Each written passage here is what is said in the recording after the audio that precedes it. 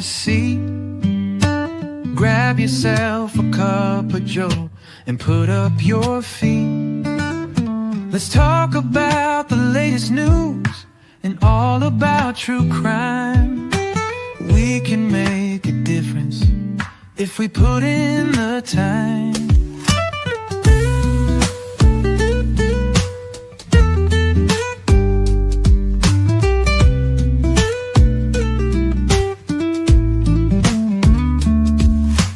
Good evening, come and find you a seat. Grab yourself a cup of Joe and put up your feet. Let's talk about the latest news and all about true crime. We can make a difference if we put in the time.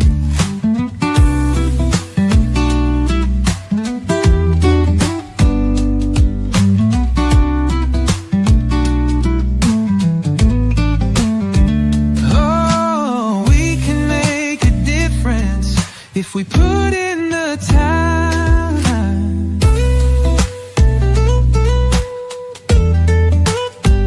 Yeah.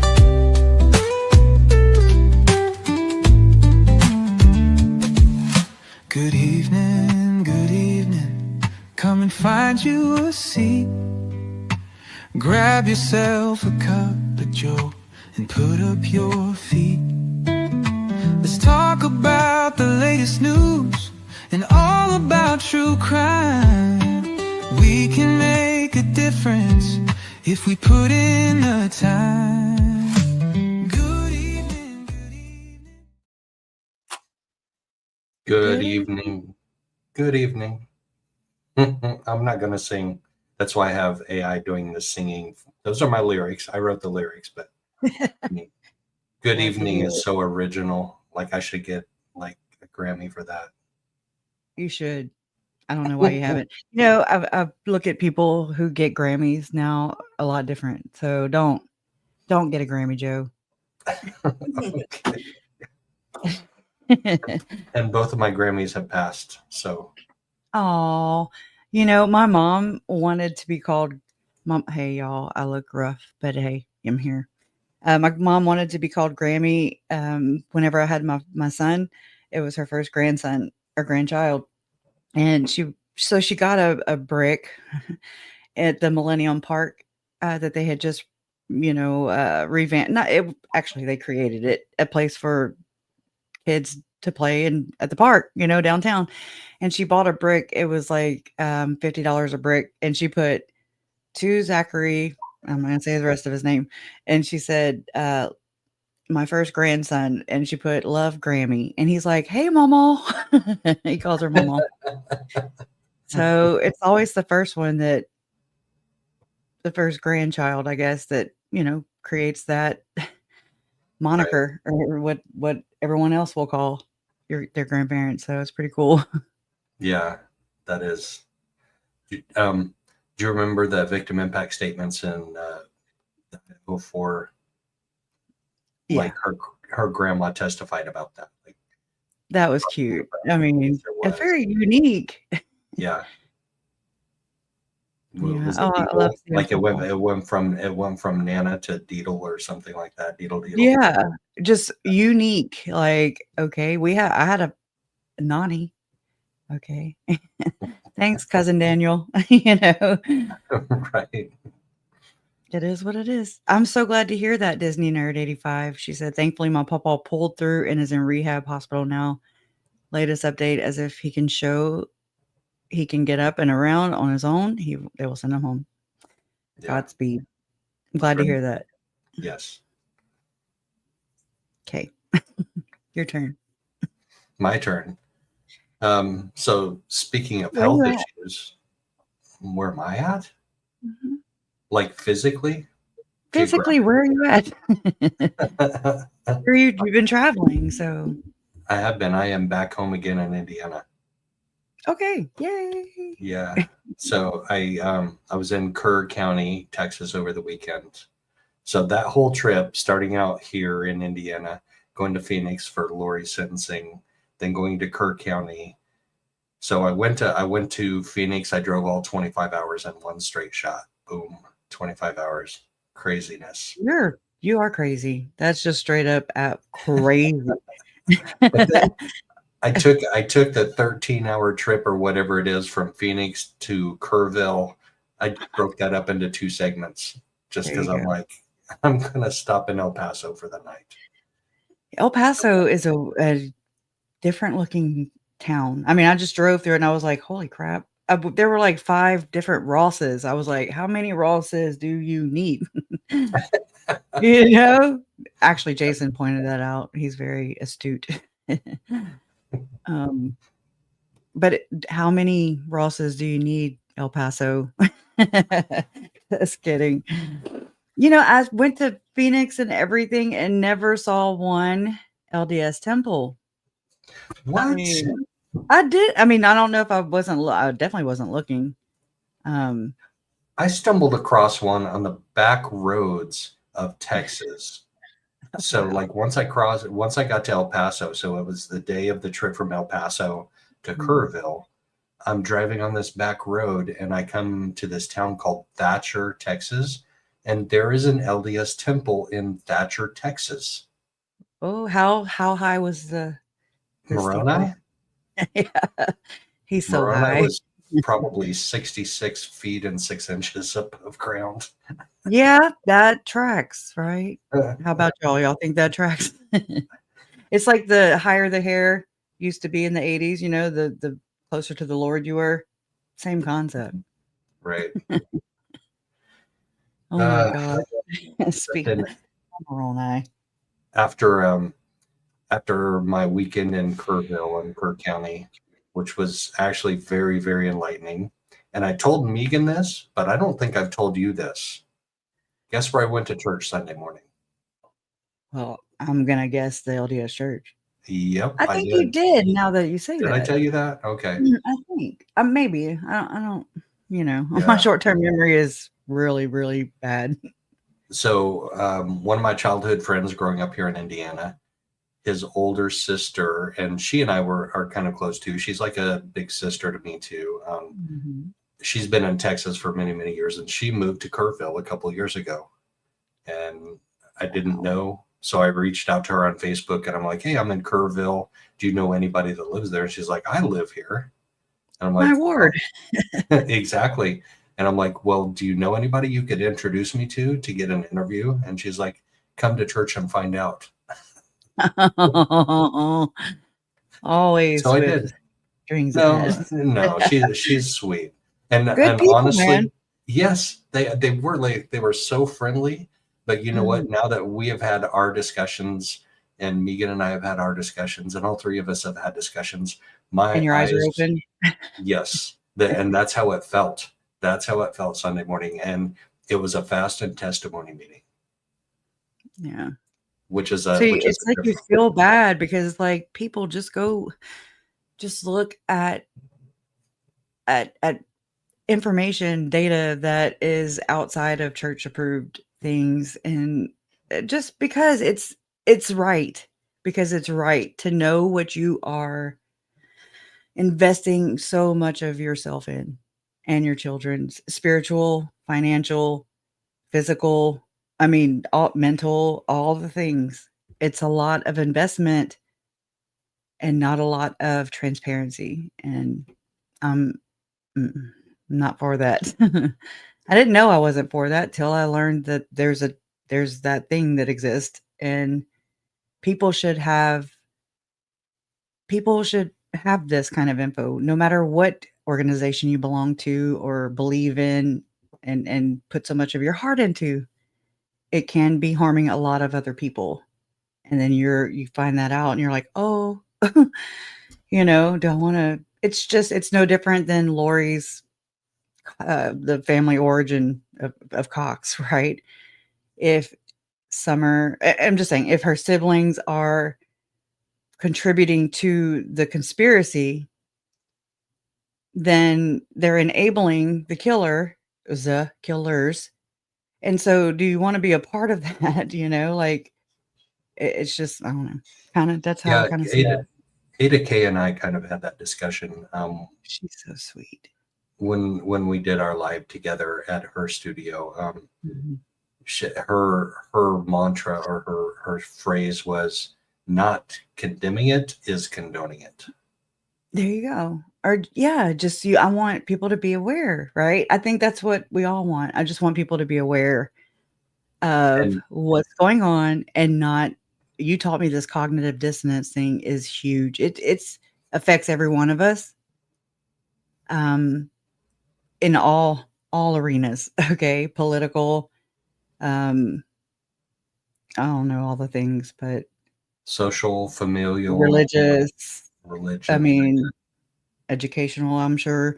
Just you kind of get this one thing set in your mind, or it's all you know, or both, and then you hear something that contradicts that, and you're like, no, and you shut it out. So you close your mind off to what's being said or what the facts are, and so it just is very that right there is just a hell of a drug. It's a hell of a drug. It's a hell of a thing.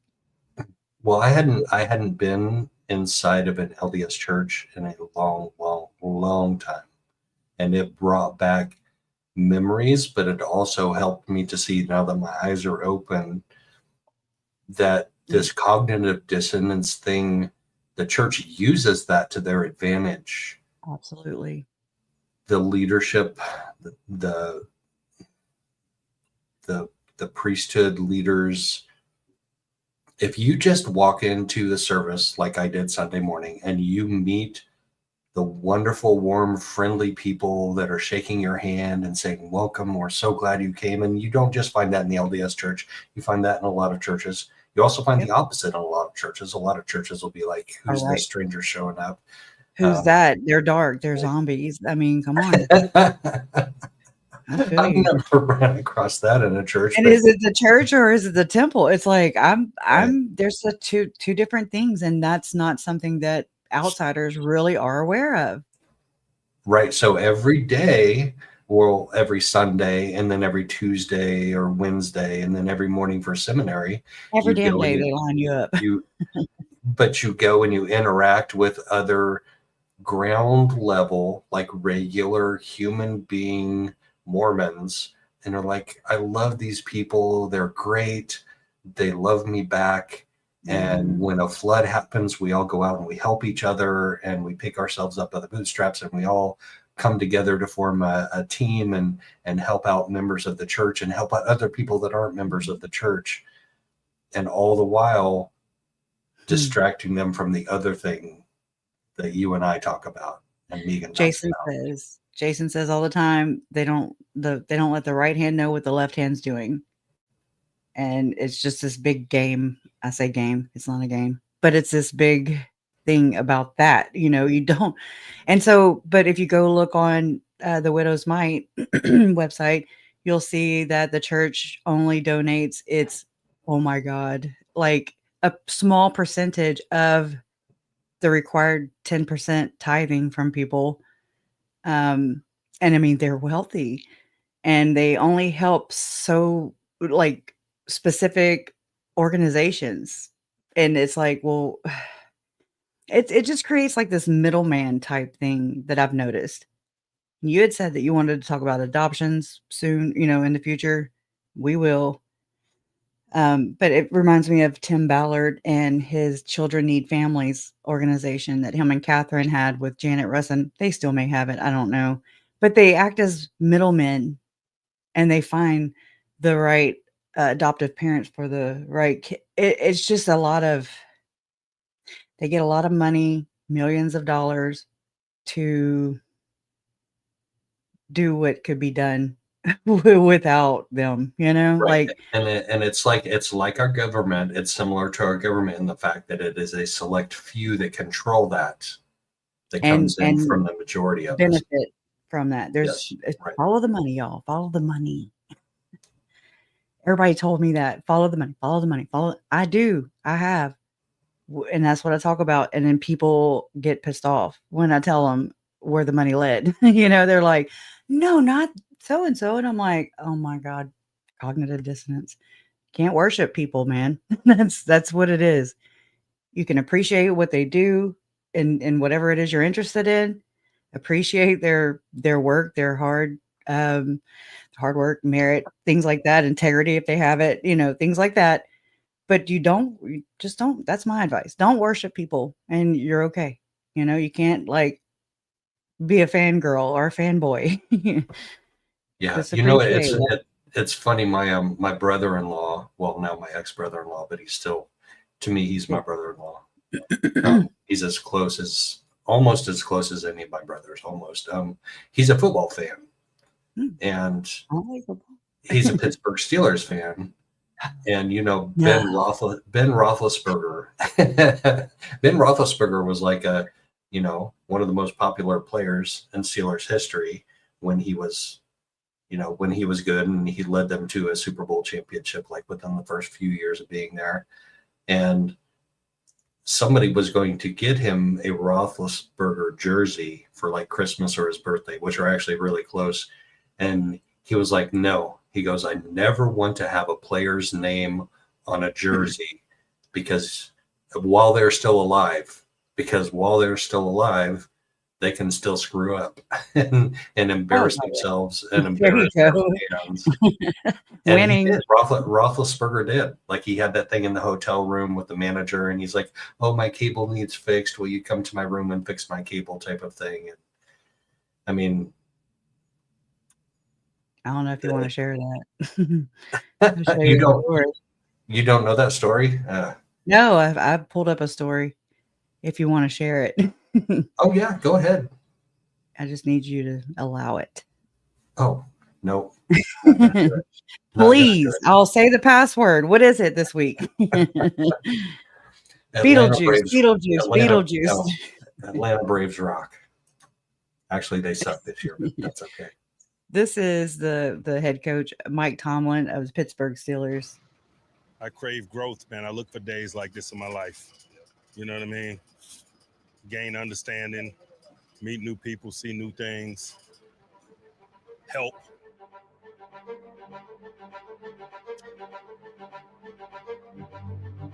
Check the stats. What we do for a living is an awesome platform to help our community and our country come together. I firmly believe that football has been great to me, man. It's opened my eyes up to things that I never would have imagined. Man, slavery worldwide is unbelievable. If we can't all come together on something like that, we tripping, aren't we? It ain't nothing divisive about rescuing young people. This isn't a football story. This is a story about a worldwide epidemic. Child slavery, an issue that's important for Steelers head coach Mike Tomlin. I've never been a sideline guy. In terms of the things I'm involved in, I got to be 10 toes in it. We spend a lot of time talking about how to utilize my passions and interests in the cause in a productive way.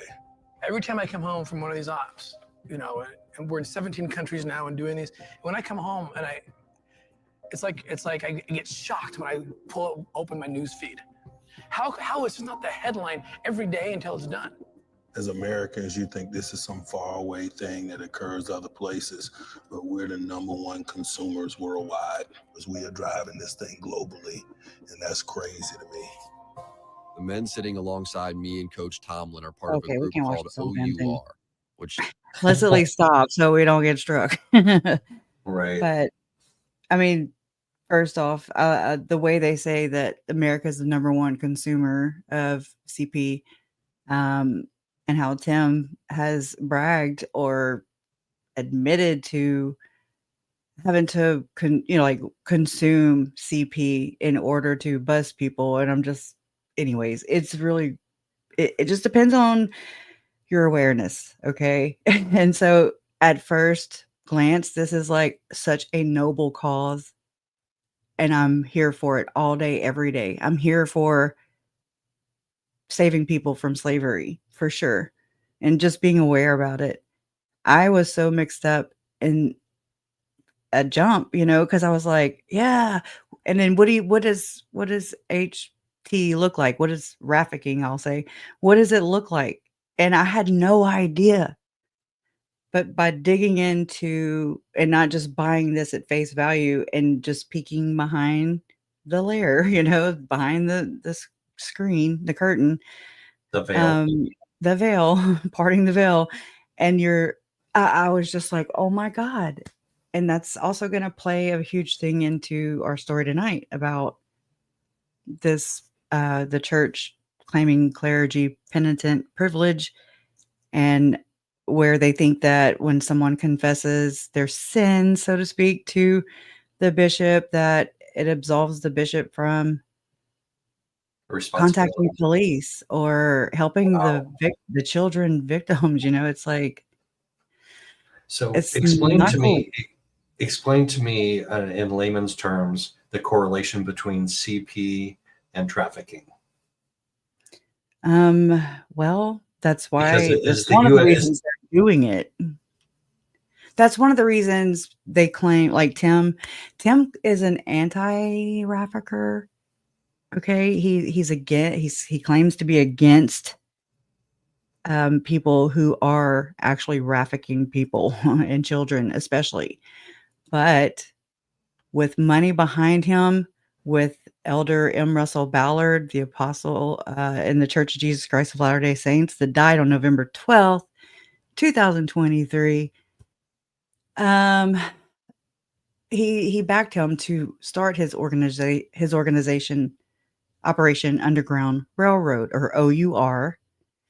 And so he teams up with Tim Ballard teams up with people and organizations of like mind, okay, who claim to be of like mind, who go and to these third world countries when it's happening right here. First off, think about that. It's happening right here in the United States.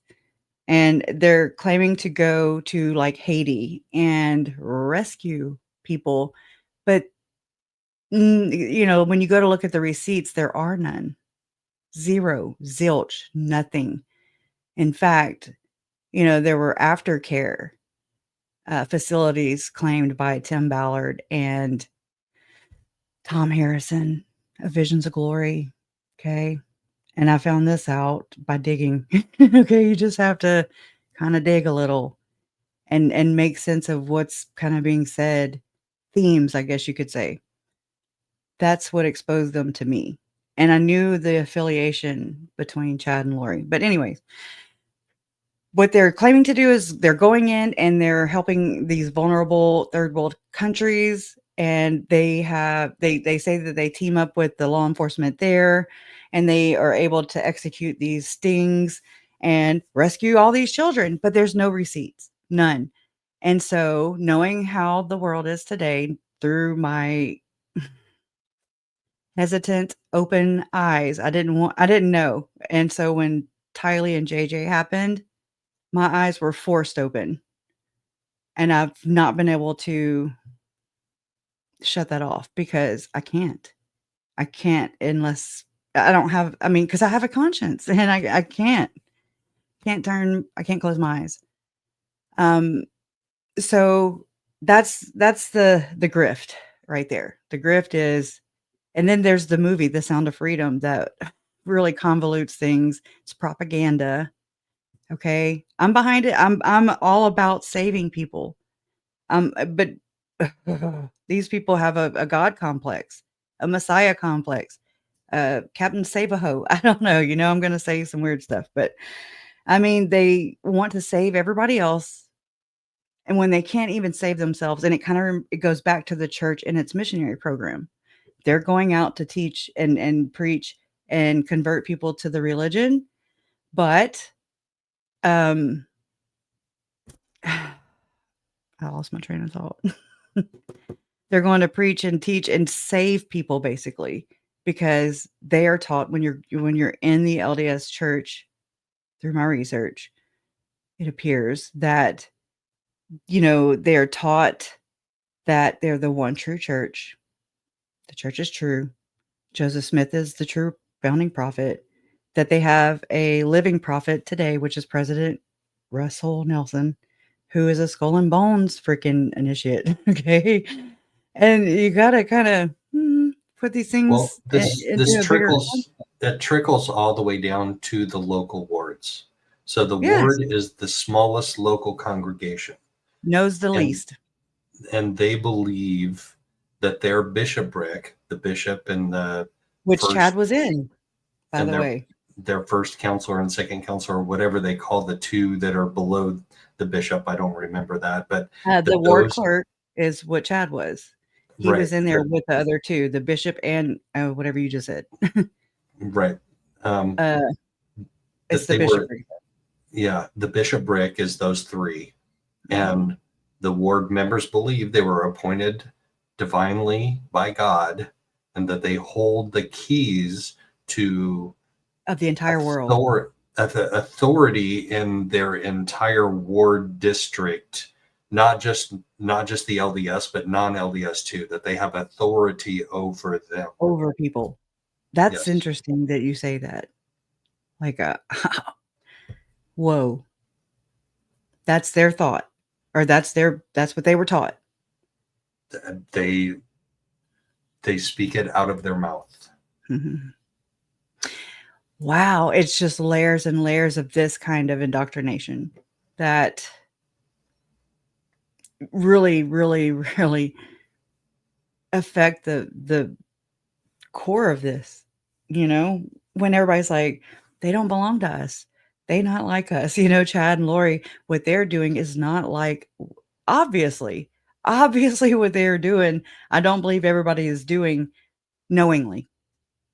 I don't believe that is what is in their heart for sure, but it's in some people's heart, but knowingly, I don't believe they're knowingly, openly doing it. I hope not. But for the most part, I don't believe it's on purpose. It's just like this deep-seated, threaded, multi-layered issue. And you can't just one-off, you can never just talk about this in a one-off. I would love to. And it has overwhelmed me for 6 years of, oh my God, there's so much deception here.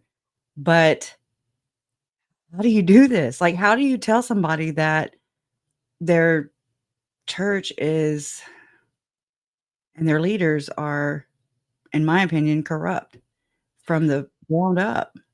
They don't like it's when they at the very grassroots level of the local congregation believe blindly that their leadership is divinely appointed and has the keys and authority over them, Mhm. then they can be corrupt and they're not going to know. And I'm not saying that they are corrupt at the ground level, but I'm just saying they could be. Oh yeah. And don't know. that opens the door for manipulation and all kinds of Bishop cover-ups, sex abuse, all the things.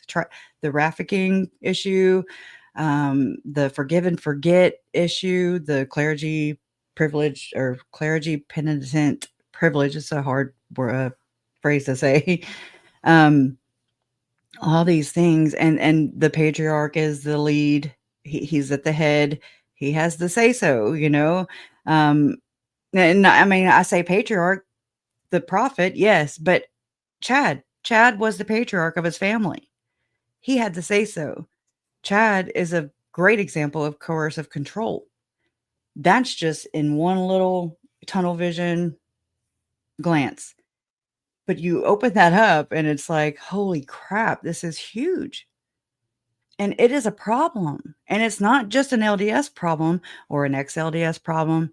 I'm in Lake Charles, Louisiana, in the heel of the boot. You're in Indiana. It is a problem that affects us all. I'm sorry, but it is. And I wonder sometimes, like, how did it flourish? How did something I believe is so evil and wrong with this, with everything, how did that flourish? And it's business. It's politicking, it's business, it's a theocratic, Utah's a theocratic state, period. End of story. And I was so worried about that right there in Idaho, Southeast Idaho, where Chad and Lori's trials were taking place in a community that was 98% of this mindset. They're 98% Mormons. Good people, but it's like they're all taught to fight the battle of the church and speak for the church. But it's double speak because it's like the church they never come out and say anything one way, right, or another. It's always just very passive aggressive. They will talk about an issue to a degree, to an extent, without actually calling Julie Rowe out or Chad Daybell out or Tim Ballard. Well, they kind of did Tim Ballard, which was very shocking and very out of normal. But there's even layers to that. There's Gordon Bowen. I'm just jumping real quick. Gordon Bowen, who designed, if you want to pull, I don't know if you have that. Gordon Bowen is named in David Hamblin's daughter's victim statements, not impact statements, but victim statements. They wrote statements, PDF long. I mean, it's 150 pages of just these crazy out of this world type of abuse, SA, cannibalism, red rum, manipulation, inversion of things. When they say Lord, Jesus, Christ, things like that, they are really talking about Satan and worshiping Satan. Okay. Not openly. It's like this covert way of never being detected. Because when Lori says that she was visited by Jesus, oh, okay. But I know it's not Jesus. Okay.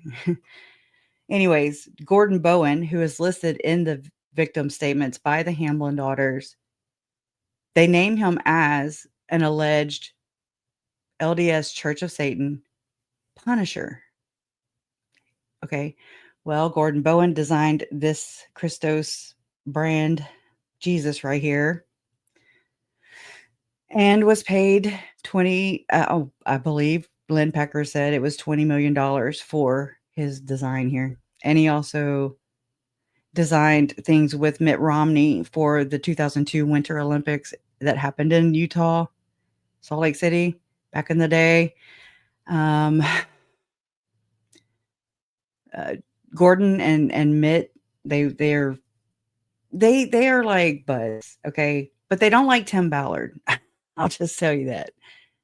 And it's interesting because Mitt, Gordon, and Tim all were mentored by the now late M. Russell Ballard.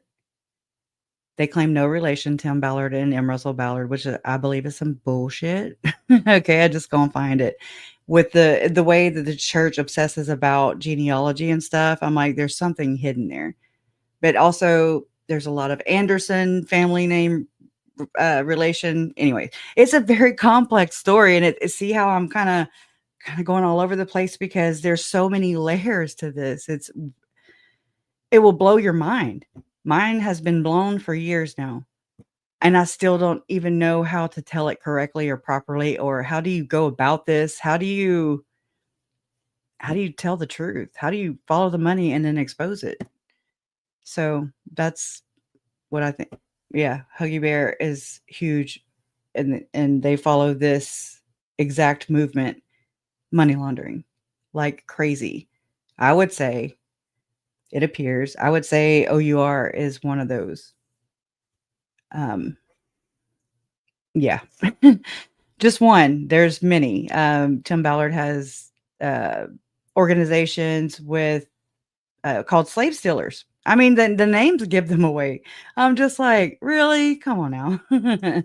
It's like it's in plain sight, and we just have to be informed when and you have educate ourselves. when you have cognitive dissonance, though, you intentionally close your eyes to what is obvious. Yeah. So, Yeah. do you remember what I told you about Probably not. what I asked you about this particular design? About the right Jesus breast nip. being The exposed. nip. Jesus's nip. He's pulling. I said in response, I was like, it reminds me of when Janet Jackson, her nipple got exposed at the Super Bowl by Justin Timberlake. Remember that shit? I do. I was I was watching like, I with my know. son, and he looked at me. He looked at me like, "Dad, did I just really see I that?" just saw boob. Right? I'm like, "Oh no, we're gonna have Lord. that talk way too You soon." had to have the talk, I was gonna say. Right. How many else had to have that talk with their children because of But that? that's like an artistic thing, like a woman's right breast being exposed in artwork is like a symbol of something. I think the original Statue of Liberty was that way. I think before the I French don't know. covered her That's up for interesting. Her origins. decency. Oh my gosh. The Statue of Liberty origins are cringe. Anyways, we Anyway, won't. That's a whole nother day. So I'm gonna look up the LDS design and see. I forgot to do that. Anyway, so Gordon Bowen is who created this. The church sought out an excommunicated member of the church who, like, in my opinion, like Jody Hildebrandt, denies the fact that they are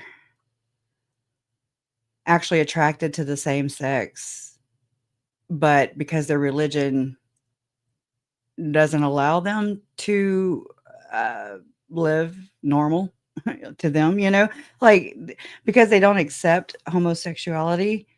They've had to live in a tiny little box and find ways to bend the rules, loopholes, if you will.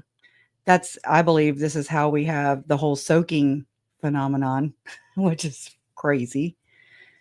It's where you can bend the rules, or at least to practicing LDS Mormons.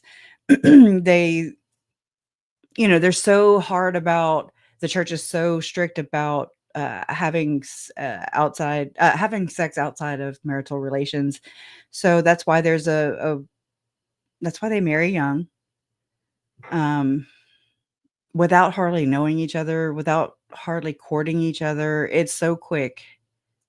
oh, And like within a week or two or a couple months, they're engaged, and then they're getting married in the temple and taking endowments that and happened marrying multiple times. That happened multiple times in Lori and Chad's story. That was Alex and Zulema, and that was Melanie and Ian. Both got married very quickly, right? David and Melanie too. Right. Mm-hmm. Yep. Okay, we have a question for you. What is it? I'm not on that screen. Soaking. Oh, you have to Google it. I challenge you. It's our Google challenge of the week. Okay. And I'm sorry, and may God have mercy on your soul. Try not to laugh too much. It's very cringe, and I'm not laughing. I mean, I am laughing because it's ridiculous. It is ridiculous, but it's because these people have been uninformed, misinformed, pressured, put into a pressure cooker without even knowing you have to be perfect. You have to look perfect. We know that they're not perfect. Okay. They don't know that, but we do.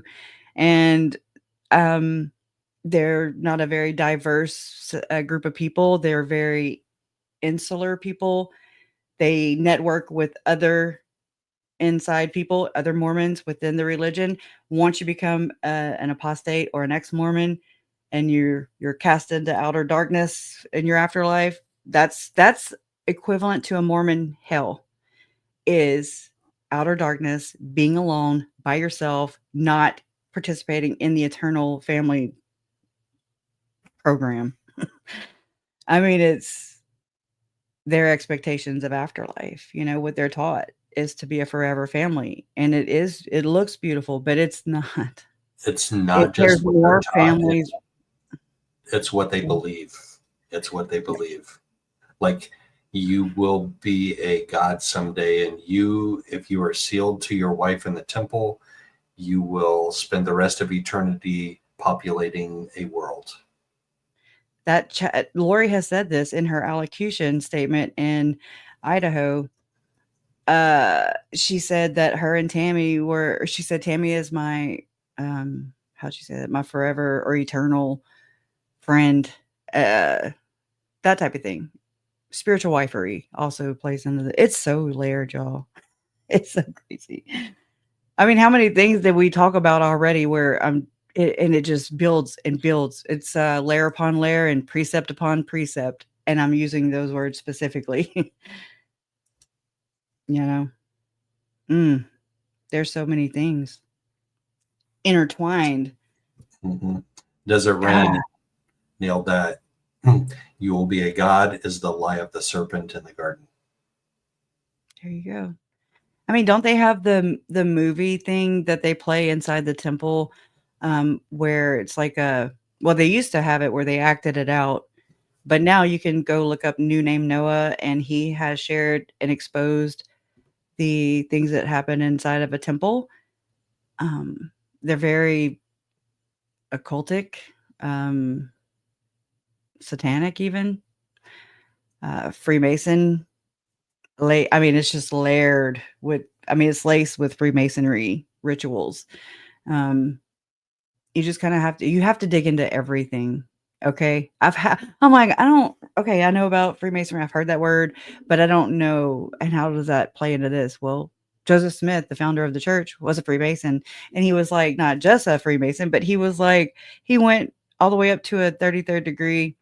33rd degree master mason in a day or two. And I'm just like, what even does that mean? Like, okay. And then he stole, allegedly, a lot of the Freemasonry lodges rituals, and he incorporated those into what Lori and Chad did in the temple today, or in 2018, 2019, and it's just like, what the F is really going on here? It's a lot.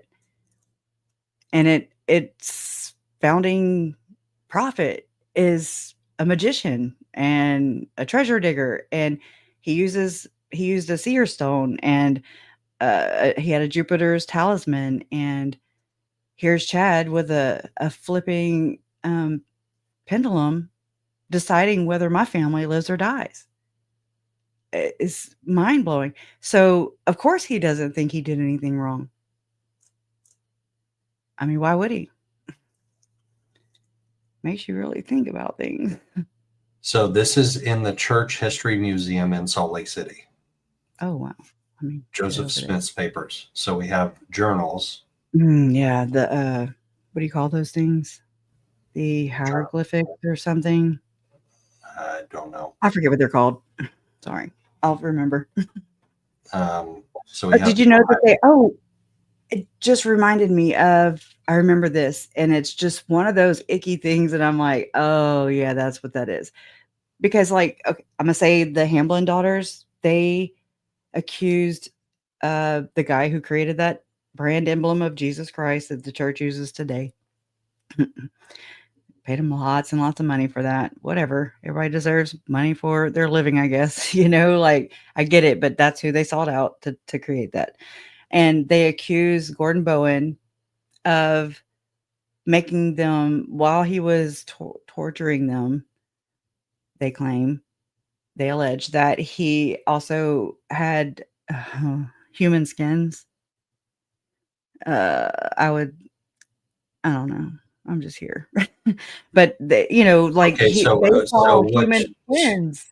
So what you're going to do right now is you're going to challenge some people's cognitive dissonance. So where did this information come from From the victim statements. From the victim statements. Okay. From Utah Grandma, like a FOIA release. Yep. I have the entire case file.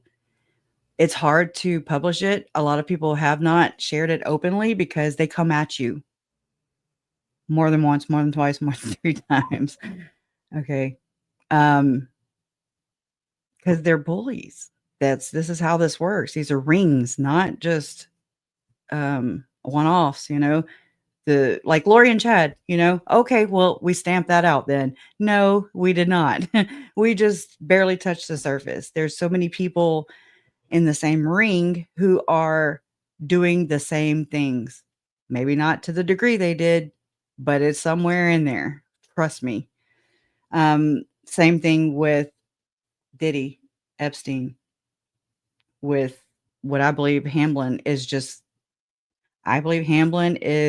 and Tim Ballard, this whole ring that my family was murdered out of is the Mormon version of P. Diddy.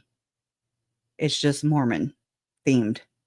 And then it's even more closed off because not everybody is a Mormon. The Mormon people that are the Mormons, they're in denial. They're not going to accept that it's happening.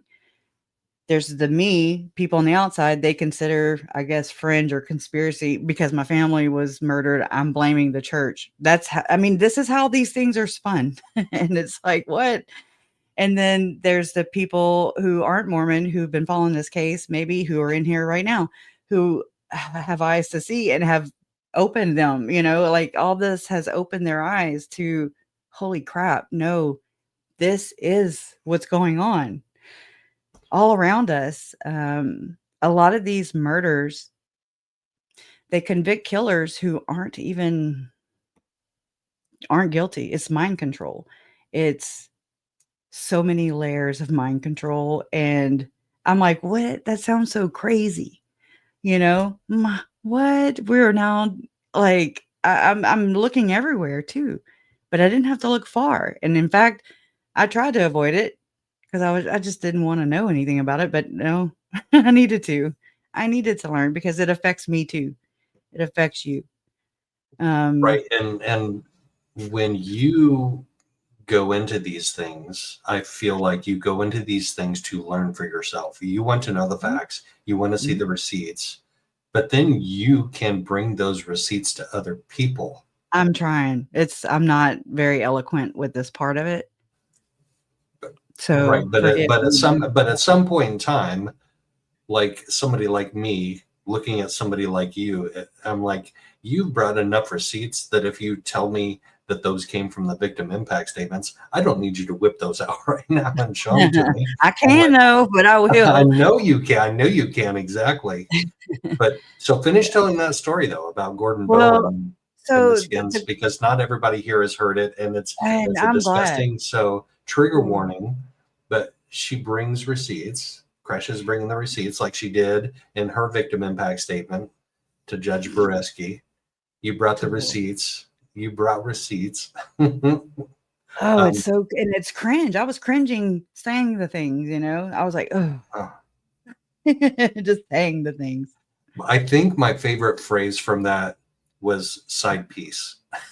That's their side piece. Somebody said that meant some people call their pew-pews that. And I was like, no. Okay, I didn't know that though. But it's her side piece. She's his concubine. He's her side piece. That cracked me up. It did, like in the moment. I was like, side piece. Chin, chin, chin, chin. That's what I think of, just all the chins. Chad comes in like 5 minutes after his chins do. Peter Griffin. Well, okay, so it all goes into this necromancy type stuff. So Gordon Bowen, the girl. Speaking of Chad and necromancy, what was Chad's profession?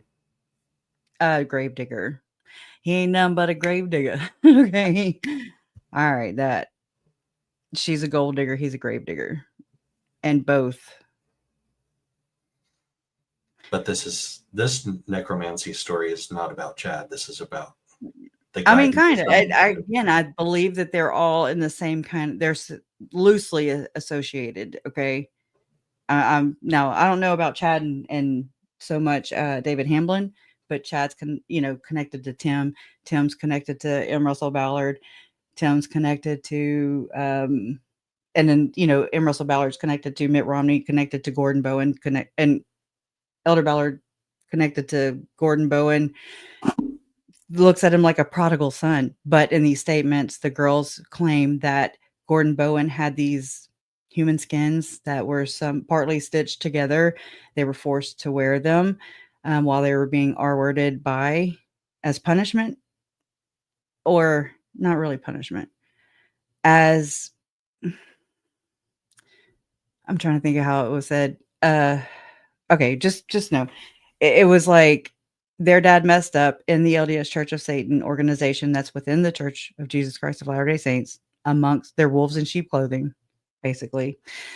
And they were forced to wear these human skins while they were being R-worded and tortured.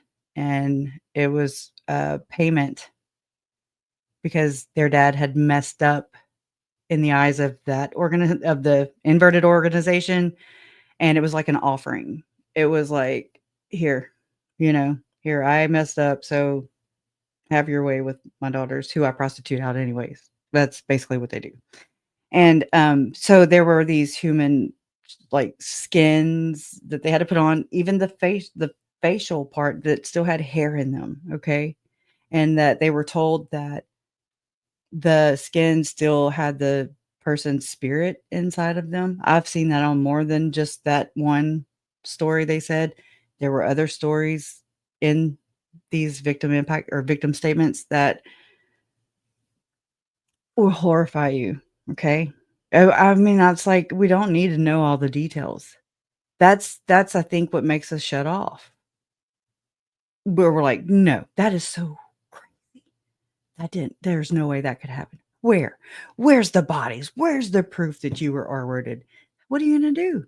You're asking somebody, a child who was raised like that. Like, I commend them for just even speaking out. Okay. And then the total failure of judicial system that continues to fail them 30 years later is disgusting. And it's just a drop in the bucket of all the other ones. Okay. It's Speaking of, what is the new one that you have to share with us? Mm-hmm. Well, just to go back on what I just said, there's President Hinckley who once had that. I don't know what it's called, maybe a scepter or something. I don't know if I'm saying that right, but it was like this walking cane, but it's made of like dead people or dead something. I remember seeing an article about that along the way. I remember seeing the Hiram Smith and Joseph Smith's faces. I forget what they call them. The dead faces, basically. It's the same thing as what the girls are claiming Gordon did, making them wear dead people's stuff, their skins, even. Okay, so it's no different, is what I'm saying. It's a way that they can parade this out in our faces, and we're like, oh wow, that is so cool. It's ancient, it's old. It's in a museum. No. That's so sadistic and so gross. I got to look it up though, like in order to show you what I'm talking about. Museum. Okay. I started to show this and I didn't finish. So it says journals that are in Salt Lake City. So you had Ohio journals, Missouri journals, Illinois journal, Nauvoo. That's Nauvoo is Illinois. Record book containing his first Nauvoo journal, second Nauvoo journal, first volume of Joseph Smith's second Nauvoo journal. I'm just like, that doesn't mean nothing to me. When I heard all that, I was like, right. The LDS are big into journal keeping, though. Big. Right. Where's Tammy's journal? Mm. Where's Tammy's journal? Narrative history, blah, blah, blah, blah, blah. Guns in possession of Joseph and Hiram Smith at Carthage Jail, 27th of June, 1844. That's interesting. Freemason. They weren't swords, they were guns. And here we go. Joseph Smith's Masonic apron. Oh yeah, the green one. Chad and Lori's favorite color, which was brought out in Lori's trial, was green. Raphael was it's like these themes. I don't quite have them figured out yet, but Tuesdays, green themes. I'm sorry, not themes. Raphael. I mean, there's 7 archangels. There's the 7 colors of the rainbow. You know, there's all the things. And so it's symbolisms of something. It means something to them. I'm just trying to figure it out. But So this apron probably has a little bit of symbology in it. maybe. yeah. I mean, if you think about it, like whenever they body cam footage revealed the black and white checkered floor where my uncle was murdered, I was just like, Oh, I mean, oh how my do you God. explain that? I also noticed in the Delphi, one of the Delphi, the fire of The that floor killed the children floor. there when they were tearing that house down, checkered floor. It's just something I don't know. My brain just kind of collects it now. And I mean, I don't know what it means in the grand scheme of things. I just know that it exists. Okay. Check out this star right here on this apron. It's not up and it's not down. It's not Mhm. upside down. It's not right side up. Not It looks inverted. like it's about 33 degrees off of Ooh, north. that's interesting. Is that a That's heart very up there right above it? A Yeah, heart? right here. Yeah. Oh man, I'm like, man, you can't have it all, you know. Can't. And So you so Tim Ballard has a book, and he claimed to have written it. It's called The American Covenant, and it had Mormonism speak in it. It had Mormon speak in it. So he was basically only appealing to a Mormon audience. Mormons claim they're Christian, and I'll let y'all have that debate. I don't think so, but then Russell Ballard was like, "Hey, let me have that, and I'm going to strip all the LDS terms out of there, all that language, all the Nephi and layman and all that stuff that people don't know about on the outside of this place." And he rewrote it. Elder Ballard, not Tim. He rewrote Tim Ballard's book, or helped him do it, and then they did it to where it would appeal to a wider audience, a wider potential missionaries. Okay, that's what M. Russell Ballard's job was to generate interest in the church, to convert, people to Mormonism. Which, if you look at it now, this is something I kind of landed in, and it's weird. I hate it, but here we are. And so I'm going to share that experience with you, or things from that experience, where I noticed that on top of the temples, there was Moroni, the angel on the top of the temple. In my uncle's body cam footage, he's talking to, I don't remember her name, but Rob, Marion Officer Rob. Rob. Yep. Yeah. And he's like, ULDS, because he's freaking out. Nobody understands what he is talking about. The officer the night before was like, man, they don't let me in there. Oh, no, that was the next day. But he was like, I'm not LDS. I don't know what you're talking about. And he's like, I know. And it's just, oh my God, that worked against him. There they are. Yeah. And so, when that's Moroni on top of the temple, she was like, oh, Moroni, top of the temple. Yeah. And now the church uses on Google Maps, they've taken the Moroni figure down, which they've used previously in Boy Scouts of America. And that whole, when they were branding, because like the Catholic Church could not put a cross on the Boy Scouts of America stuff, but the Church of Jesus Christ of Latter-day Saints could put the angel Moroni. Okay. They were cross branding, and it brought them more converts, more little boys, if you will, however you want to look at it. I don't know, but it's pretty gross how that happens. Where was I going with that? Oh, so it's weird to see that the church is pulling back on their Moroni symbolism, the symbols on Google Maps, and they preached against people in their congregation using crosses for Jesus. And I found out the other day that Jehovah's Witnesses do the same thing. And I'm like, what the hell? But Christians, they use crosses. Just know that they're going towards the swastika again. Just know that. Okay. I don't know how to explain it and get you there, but I just know that's where they're going with it. Which is like the church of the process church of the final judgment, which is Oof. So it's so deep, y'all. It's so deep. The Process Church of the Final Judgment is linked to Charles Manson. It's linked to the Son of Sam. It's linked to the Scientology Church. It's like this underbody. It's like as above, so below. But you see the Scientology Church, but over here, it's like that's what's really running it. It's crazy. At least that's my understanding. Thank you, Huggy Bear. Okay, so I've been validated. It's wild. I would love to dig in your mind, Huggy Bear. I would. You're welcome to come on anytime. It's crazy. And so they say that cults are a cover for something far, like really heinous going on. To like, here you go. And they're the fall guys, like I say the fall guys. Lori and Chad are always, and they're never not going to be responsible. They're always the reason why my family is dead, why their family is dead, while the kids, like that, they're the core persons responsible for my family's murders and for Joe, I believe, and for Tammy. Okay. However, remember the conversation between Lori and Chad, jailhouse. She was in jail. It was the day before the kids were located in his backyard. Ray Hermosillo was like, he's trying to talk her out of opening her mouth. I don't pick up on that. That's his interpretation, and he's an investigator. He knows more than I do.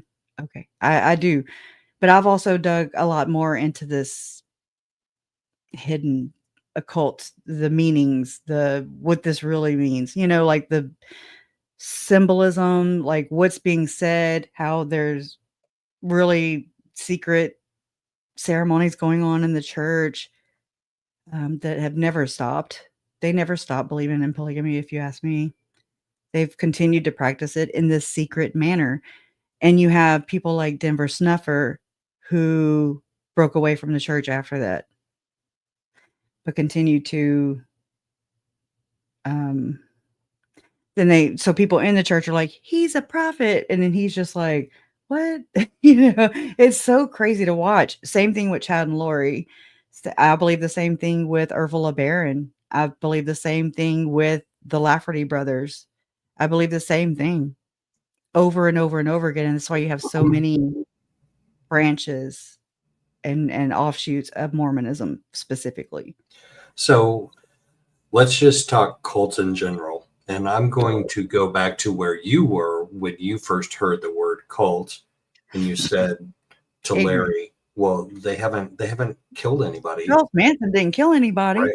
Oh my God. His eyes, if looks could slap you, they did. So let's relate like Chad and Lori to Jim Jones and the Jonestown Massacre. So that was definitely a cult, right? But nobody died until everybody died. But I don't really know much about that, to be honest. Like I know about it. I don't know the specifics of it though. I don't know that about the Heaven's Gate, but it just seems like the same theme over and over and over again. But, and it goes back to, for sure, the government bodies, like the CIA. And you have to know that like in Mormonism, the church is very, very connected to that organization. Very. Yeah, that's exactly why. And there's people like, and they're put in these specific roles to convolute, to misinform, to stop people from looking further than Chad and Lori or them, and if if Melanie Boudreaux Pulaski ends up being charged and held accountable, so be it. And in the bigger picture sense, like, so be it. Oh, well, it's like better them. It's better one man should perish than a whole nation, whatever. I'll eventually memorize it. Dwindle in unbelief. Okay. I mean, and Mike Lee, he's a U.S. senator who speaks the same shit. He drops these these dog whistles like Glenn Beck does, the Constitution's hanging by a thread. Whoa, whoa, whoa. We don't have a white horse prophecy. And they're like, we disavowed that, just like we disavowed blood atonement, just like we disavowed polygamy. It's all a ruse. Okay. Anyways, if you want to know. So my mind is just wandering down this cult trail. If you're a member of a cult and you don't know you're a member of the cult, how do you get out of the cult before you drink the Kool-Aid? I think you've already drank the Kool-Aid, first off. So just rebuke the Kool-Aid. Just find out, how do you get... now that I don't know because I've never been in, but I've seen enough where people... you even have to remove your name from the rolls of the church so they'll stop including you.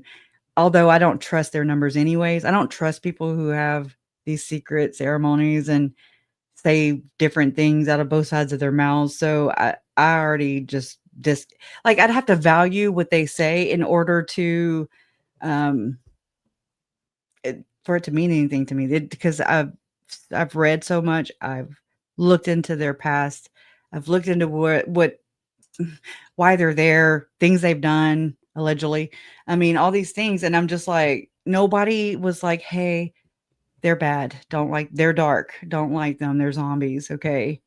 That's not what I did. I went and looked for myself because I'm like, in the beginning of this, like you said, when I said that ignorant thing, like Manson didn't kill anybody, I was like, oh my God, I have got to, this is now I need to figure out why Larry didn't receive that very well. He knows something more than I do, obviously. And I think that we all say ignorant things without even knowing what we are saying. It's just the general understanding that we grew up knowing or learning or being told, basically. Right. And that's on the outside of the cult looking in, but from the inside of the cult. So again, are you? So you have to with the Jim Jones and the Jonestown massacre, before everybody drank the Kool-Aid, literally drank the poison Kool-Aid. It's actually Flavor Aid, if you want to know. Okay, whatever it was. People don't know. They moved from their homes in the United States of America to Guyana, South America. So there is almost always an intermediate step, I would think, where there's a self-check that's like, is this... normal's not a good word because normal is relative and it's subjective. Just but I mean, going consensus, I guess, or whatever. Right. So was there a step for... I mean, Melanie Gibb in all of her interviews, she's like, well, I believed it, but I didn't believe it 100%. Is the most wishy-washy hooker I've ever seen on camera. Did she believe it enough to move to Guyana? Would she have moved to Guyana? I think she sure hell did. She was there. She was there while JJ was red rummed. She was, I believe, there when Tylee was red rummed. But that's like the things. It's like, okay, so we come to know these things, but nobody went further than that to question further than that. So the rest is up to fill in, and I can't say for sure, but it appears that she just did. Now that's another thing that goes on with this lying for the Lord thing that Joseph Smith even did. Okay. And he had his adherents do this too. Lie for the Lord. We don't practice polygamy. Okay. If they say they did, then they would not become part of the United States of America, the statehood. They would not be able to bleed the beast. That's why that expression is even used, bleed the beast, because they're taking revenge silently against the United States of America for not allowing them to practice their religion. Do you understand here? It is like this deep-seated covert war that I don't believe. I'm just looking at it as an outsider and I'm being very broad, but it looks like they are taking revenge by, look at the FLDS and how they have all their wives on welfare, bleeding the beast. That's the beast. They're bleeding our tax money and bleeding the beast. They're taking revenge for not being able to practice openly their belief in polygamy and so on. It's like a deep-seated war against its very nation that we share, that vote and have the right to vote and are also influenced to vote a certain way. It's a whole lot of influence or coercive control, and a hell of a lot of cognitive dissonance. Yeah. It's crazy. So Melanie Gibb is that odd creature to me. Yeah. That the coercive control thing existed with Chad and Lori. They used coercive control, but people, and allegedly, in my opinion, people like Melanie Gibb allowed themselves to be coercively controlled. And they also do it to everyone around them too. Remember when Melanie said, "I don't know how to manipulate people," or something. It was something along those lines. Yep. And I was like, "What? You are actually being manipulative in your speech right now. Like, you are saying words that are so manipulative. It's unreal." So she is one. She would have moved to Guyana, but Mhm. she would have said so in her police interview about moving to Guyana and following this call. She would have been like, "Yeah, I moved there, and I handed out a few glasses of Flavor Aid, a few cups of Flavor Aid, but I didn't drink it myself." Right. Not 100%. She might have just took a sip, but it didn't quite kill her. She would admit it if it did. She would. Not 100% at least, you know. You can never say wholeheartedly anything, and Melanie Gibb in the same sentence. You can't. Right. She also had dubbed her husband Dark. She used a different kind of language. She didn't call him a zombie. She didn't call him dark, but she said he had darkness in his eyes. That's according to the brother of her. That's her ex-brother-in-law who said that. So before she married the David, Yeah. whatever, Yep. the guy who had horrible nightmares. That would be JJ's murder is what was going on. He just put it into a form that can't be used against him in a court of law. Wow. It's manipulation and lies, omission, and this. They use the words of scripture, even their own scripture, especially their own scripture, and they pervert it even more than it already is. And then they never, you never see the Book of Mormon being mentioned in news articles. So yeah, they might say LDS man killed blah blah blah in the headline, but it says that they use the Bible to justify it. That's not true. That's not true. And this is where I also have a beef with East Idaho News and their storytelling. That's just me though. I'm not asking anybody to pick a side. Like, I'm just sharing what it's like to go through this and know something different than what's being said. So it's a way of whitewashing and writing the narrative. Well, That's that's not the only true way. to the victims. That's the only way to stick a fork in the blender that is cognitive dissonance. Yeah. Is Oh, it was the Bible. That's what believing Mormons are thinking. Well, she just twisted it. We don't do that, but you only use a certain King James version of the Bible anyways, that's also used in Freemasonry. And then it was translated correctly. Okay.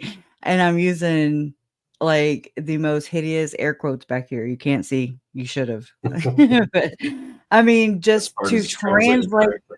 the Bible correctly, so long as it's true, whatever. That's Joseph Smith. That's a narcissist saying the Bible is not correct, which I mean, I believe, I agree. It's just prophetic dreams, okay, from people who existed allegedly a long time ago. And then Well, people have used these words to manipulate and twist and get people to do what they want. And if they don't, they damn them, they throw them out, they ostracize them. They're not cool anymore. You know, like you have to contort. oh, You have to conform. living Yeah, life. except for the Marriotts. They Right. Well, the Marriotts. Right. Marriotts. were on Epstein's list, by the way. I saw that with my own 2 eyes, and it was out a long time ago. And I'd have to. I mean, I could find it. I don't have it right on hand. I'm sure I have screenshots of it, but because that's where I found John Huntsman Jr. also. And That again. I'm Remind not the us only who one. that is again. Oh God, I'm not very good at this, but John Huntsman Jr. and the Huntsman family, they were really close with the leaders of the Church of Jesus Christ of Latter-day Saints. So was Howard Hughes, and that's so interesting. It's so interesting the connections. Like I want to try to outline live streams, where I can talk about this intelligently, educated. Right now, I'm just kind of picking from all kinds of places. Um, but it's these connections, and like you have pictures of M. Russell Ballard shaking the hands with Bill Clinton or the Pope. Okay. The Mormons were of the belief that the church, the Catholic Church was the whore Hmm. of Babylon. But now it's like the joke's on us, by the way. None of us are allowed. We're just funding them. Okay.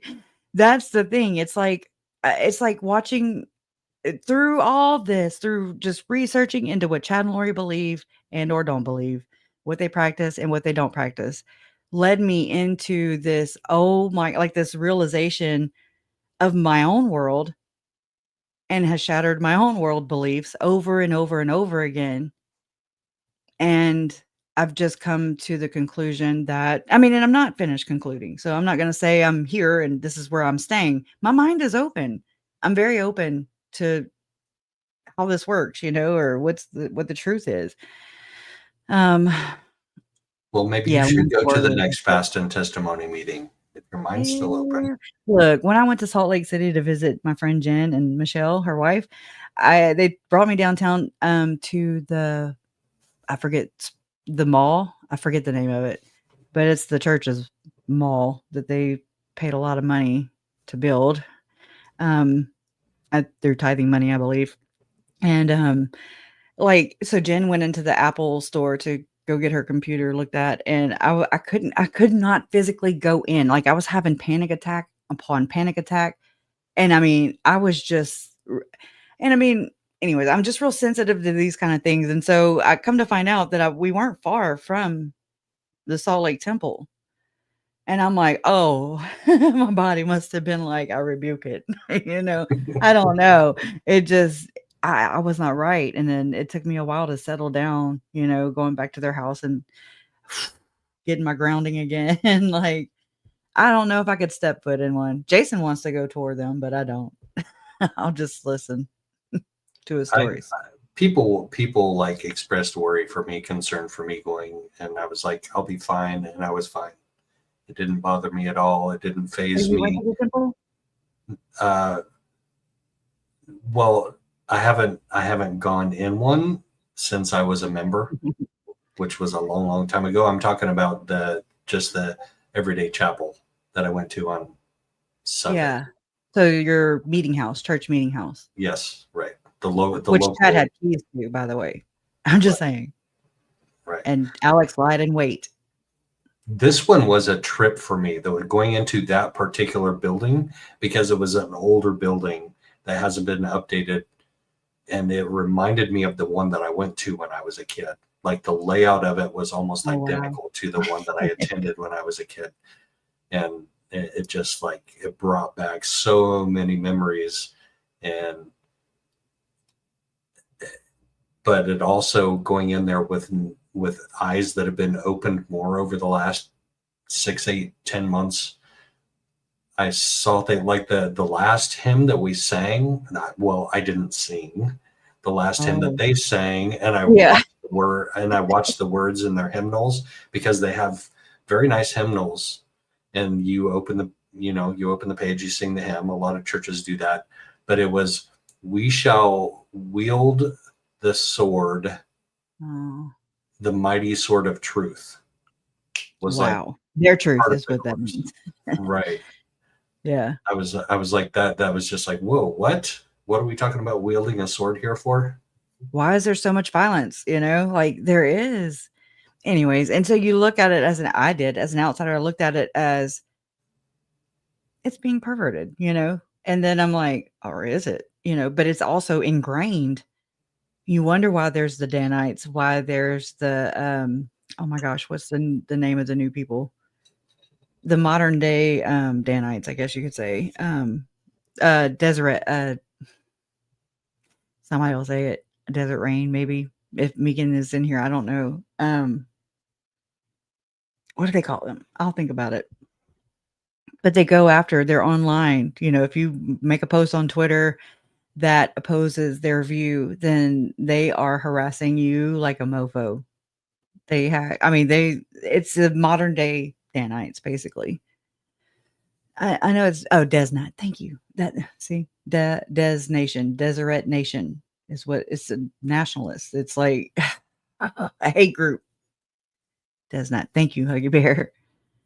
And Desiree. Yeah. I don't know. Gaddy Anton, basically. Yeah, Donna says Gaddy Anton. And because I was very interested in that because of how Chad and Lori used that to describe Brandon, that we're going to, it's in taking down the Gaddy Antons. That's what they were doing. Okay. Whether it be by zombie, same thing. It's the same effing formula, different terminology, pop culture. It's all Right. it is. And once again, to the point that I made earlier about the everyday grassroots level member of a local congregation is going to sing that hymn and not think anything of it. Nope. It's a beautiful hymn. Yeah. But then you have Jason Mao, who wrote his stories about the warrior ethos. And he had influence over Lori. He supposedly was. Go ahead. Absolutely. Well, I was going to add that, that he is sought out by people like Serena Sharp, who had him. She wrote him and she asked if he would go speak at her youth age children's ward about his warrior ethos. And there's actually a lot of schools in Arizona who are charter schools, meaning Mormon approved. Okay. To teach their kids about the Mormon ethos, which is, I would say, does not initiate, you know what I mean? Like it's an initiation into that kind of thinking. Those principles, that rhetoric, and so it reminds me of how Lori also wrote Jason Mao, asking him, I forget exactly what it said, but it's the same thing that we saw whenever Lori asked Chad. She wrote him an alibi, basically, to go speak at a youth conference in Houston, which was actually where Uncle Charles moved to get away from her ass. And then she had to go, quote unquote, get his finances in order. Okay. That's the only reason she went. And she drug her daughter there too. Just through the ringer, I swear. Anyways, but that's what they do. And you don't, like teaching Colby that he didn't have to pay bills and stuff. Just, it doesn't matter anyways. You can't take it with you. When the society crashes, doomsday happens, F it. Your credit score won't matter. Anyways. Well, yeah. It now works for the seminary where he's on the church payroll. And he was in this cult. Right. So much that they got buccal swabs from him. And he's supposedly Moroni that gave her the priesthood in the temple. No, I don't believe that. We're just assuming you don't that. believe it?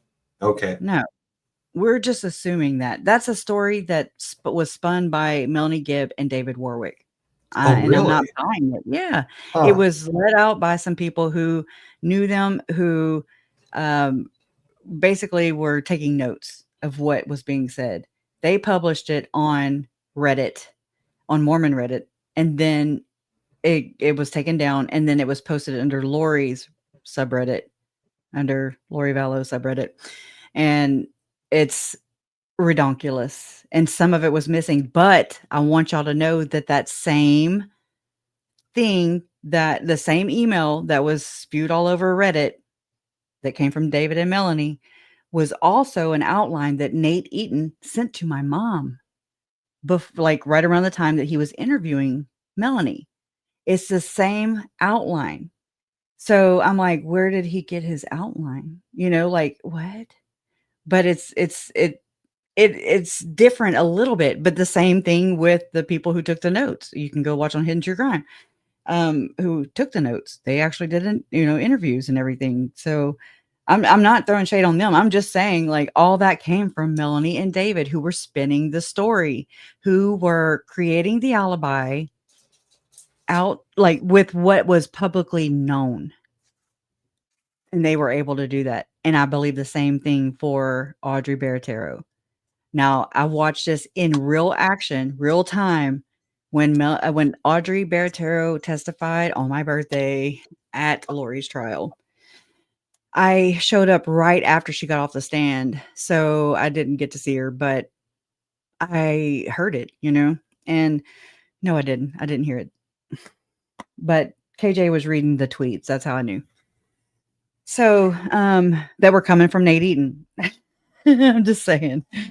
Nothing. I don't know if there's anything nefarious there. I'm just saying, like, you have to consider the sources of the information. But anyway, so I didn't believe Audrey Baratero. I think what she said made people like my mom and dad say, "Oh yeah, that's the Lori we know who murdered our grandson and her brother, my nephew and my uncle." I get it, but I also know how this, or I was learning at the time how this kind of operates. How these kind of groups operate, and how they have different roles, and how they are able to create a narrative outside of public knowledge, and they all act like they're being persecuted and nobody has done the right thing.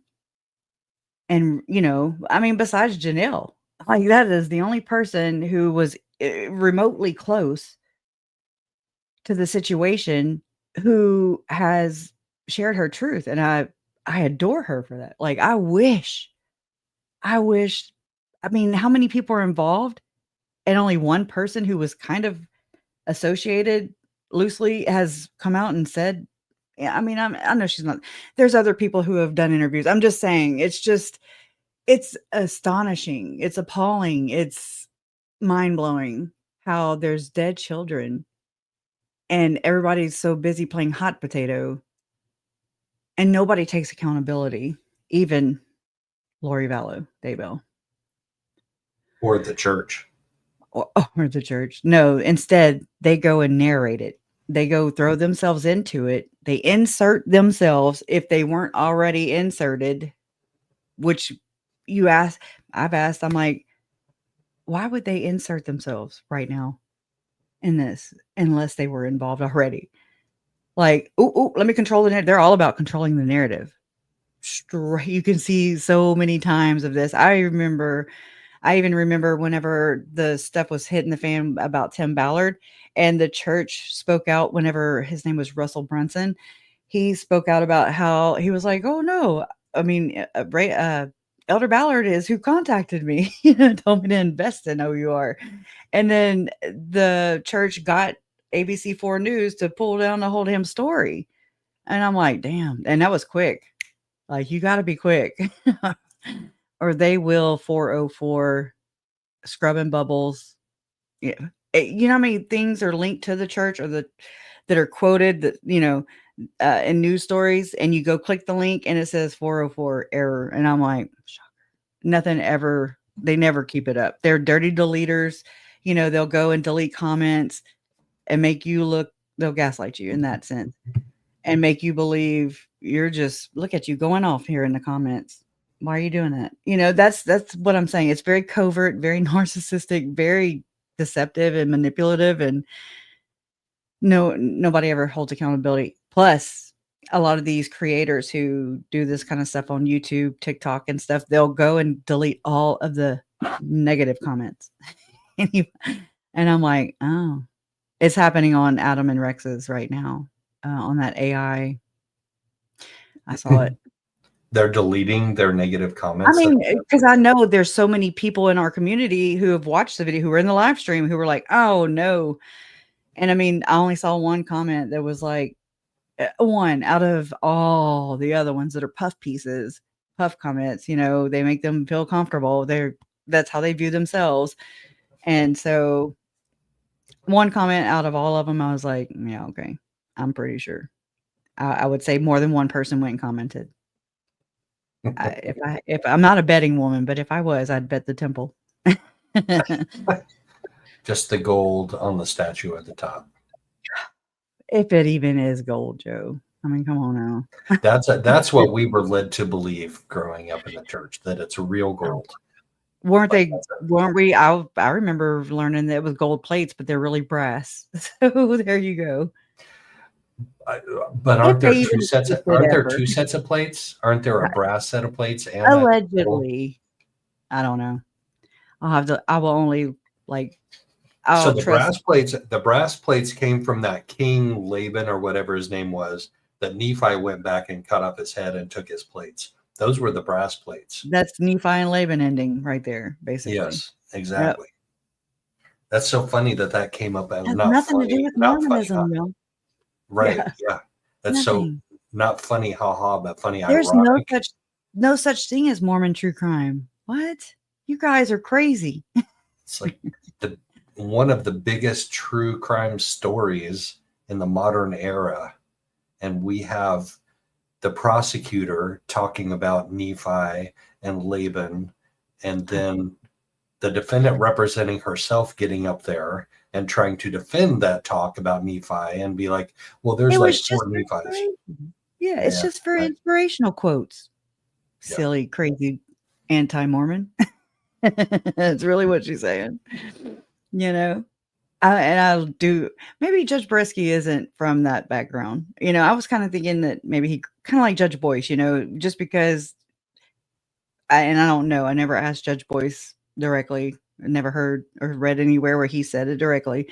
But I mean, I was like, okay, he's got to be from that, you know, because I mean, they were closed here, you know, sealed hearings. And it's weird. And I say that because I was listening to people who are experts in this who were like, you know, and so when they're starting to close out transparency, like Judge Gall, okay, and other people, I'm just like, what are you really doing? Like, to me, that just increases the questions and the conspiracy theories that people have to come to in order to make that jive in their minds, because you're shutting it down when it needs to be just busted wide open. Like, what if you have nothing to hide, let it all out, you know? Have you heard anything about Judge Gull's possible ties to Freemasonry? Like maybe yes, she said he's maybe an Eastern Star, which makes me think about Nancy James, Nancy Payne James. She was a Payne, which you'd have to go look at the 13 bloodlines, the main families, and Payne is one of them. And I'm like, oh shit. I don't know. I didn't directly trace her back, but it's just these things that pop into my mind, and I'm like, oh man, the Bundys are on there. It makes me think about Ammon Bundy, you know, and all that shit. It's crazy. Anyway, but she is part of her and her husband, Mike James. They have Latter-day Media, and I wish people who do talk about this would call it Preparing a People. That's the name of the organization that was there, that Chad and Lori were a part of, that were platformed by them, began by them, basically. That's some of their first shows, you know. Then they folded that 404B. I mean, not 404B, 404 error, you know. Swoop, they scrubbed the internet of that. But I'm sure they have the episodes. Trust me. It's behind a paywall somewhere, and it will be let out when they can capitalize on it. So Preparing a People has been rebranded, right? Well, I say rebranded, but really it was No, no, Latter-day no, Media. not It was you. Latter-day. No, I mean, but people, I'm correcting it because people say that they rebranded, but really Latter-day Media was around before then. It was under the Latter-day Media branding already. There's Okay. Umbrella, and there's So they different just companies. shifted their resources to a different Yep. arm of Yep. the same organization. Shell companies. Speaking of arms and Jason Mao and the warrior ethos, I remember when I was in seminary in high school. So our high school started at 7:35 in the morning. That's regular high school class. Yeah. So Lori did we this had to too. go to seminary before high school and then drive to the high school and be there before classes started. So we had Yeah. seminary at like 6 o'clock or 6:15 in the morning every single day for high school, for our entire high school career. Every single day we had to be there at like 6 o'clock. I was also a paper boy, so that meant I had to get my Oh, papers Lord. delivered before that. You are still bringing us the news today, Paperboy. Thank you for your I service. was. And I I would appreciate it. roll them up and put the rubber band on them before I delivered them because I was such a Oh. good paper boy.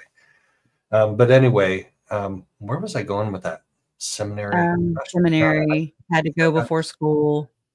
I got distracted. I mean, it's the totally same lost thing, my train Jason of Mao. thought. You were talking about Jason Mao. Oh yeah. Okay. Yeah. So 4 years of seminary. So they divided it up. So you had the Bible you studied 1 year. You had the Doctrine and Covenants and Pearl of Great Price that you studied 1 year. And then you had the Book of Mormon you studied 1 year. Come Follow Me lessons and things like that. They have like different lessons for different times of the year, right?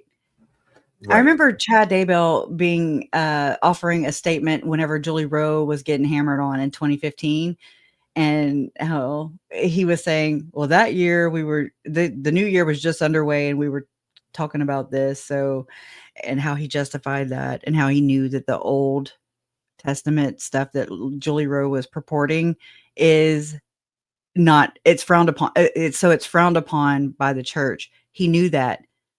And you can see his justification for that in these statements that he shared, because he was her publisher. It's just interesting to me because he knew it was wrong, but yet he was still spitting it. And it goes with, That's the difference between him and me, because when I was supposed to be a missionary and go on my mission and I spouted something out of my mouth that I knew was not right, I stopped and I did a self-check and I was like, holy crap, what am I doing here? why am I saying this? Yeah. Let me reevaluate. And I did reevaluate my entire life. Mm-hmm. Which was what we would think that Lori would do in her cell. Like when Todd was telling her, we go and reassess and go, they play over and over and over again in our minds while we're in our cell 23 hours a day. And she's affirming him.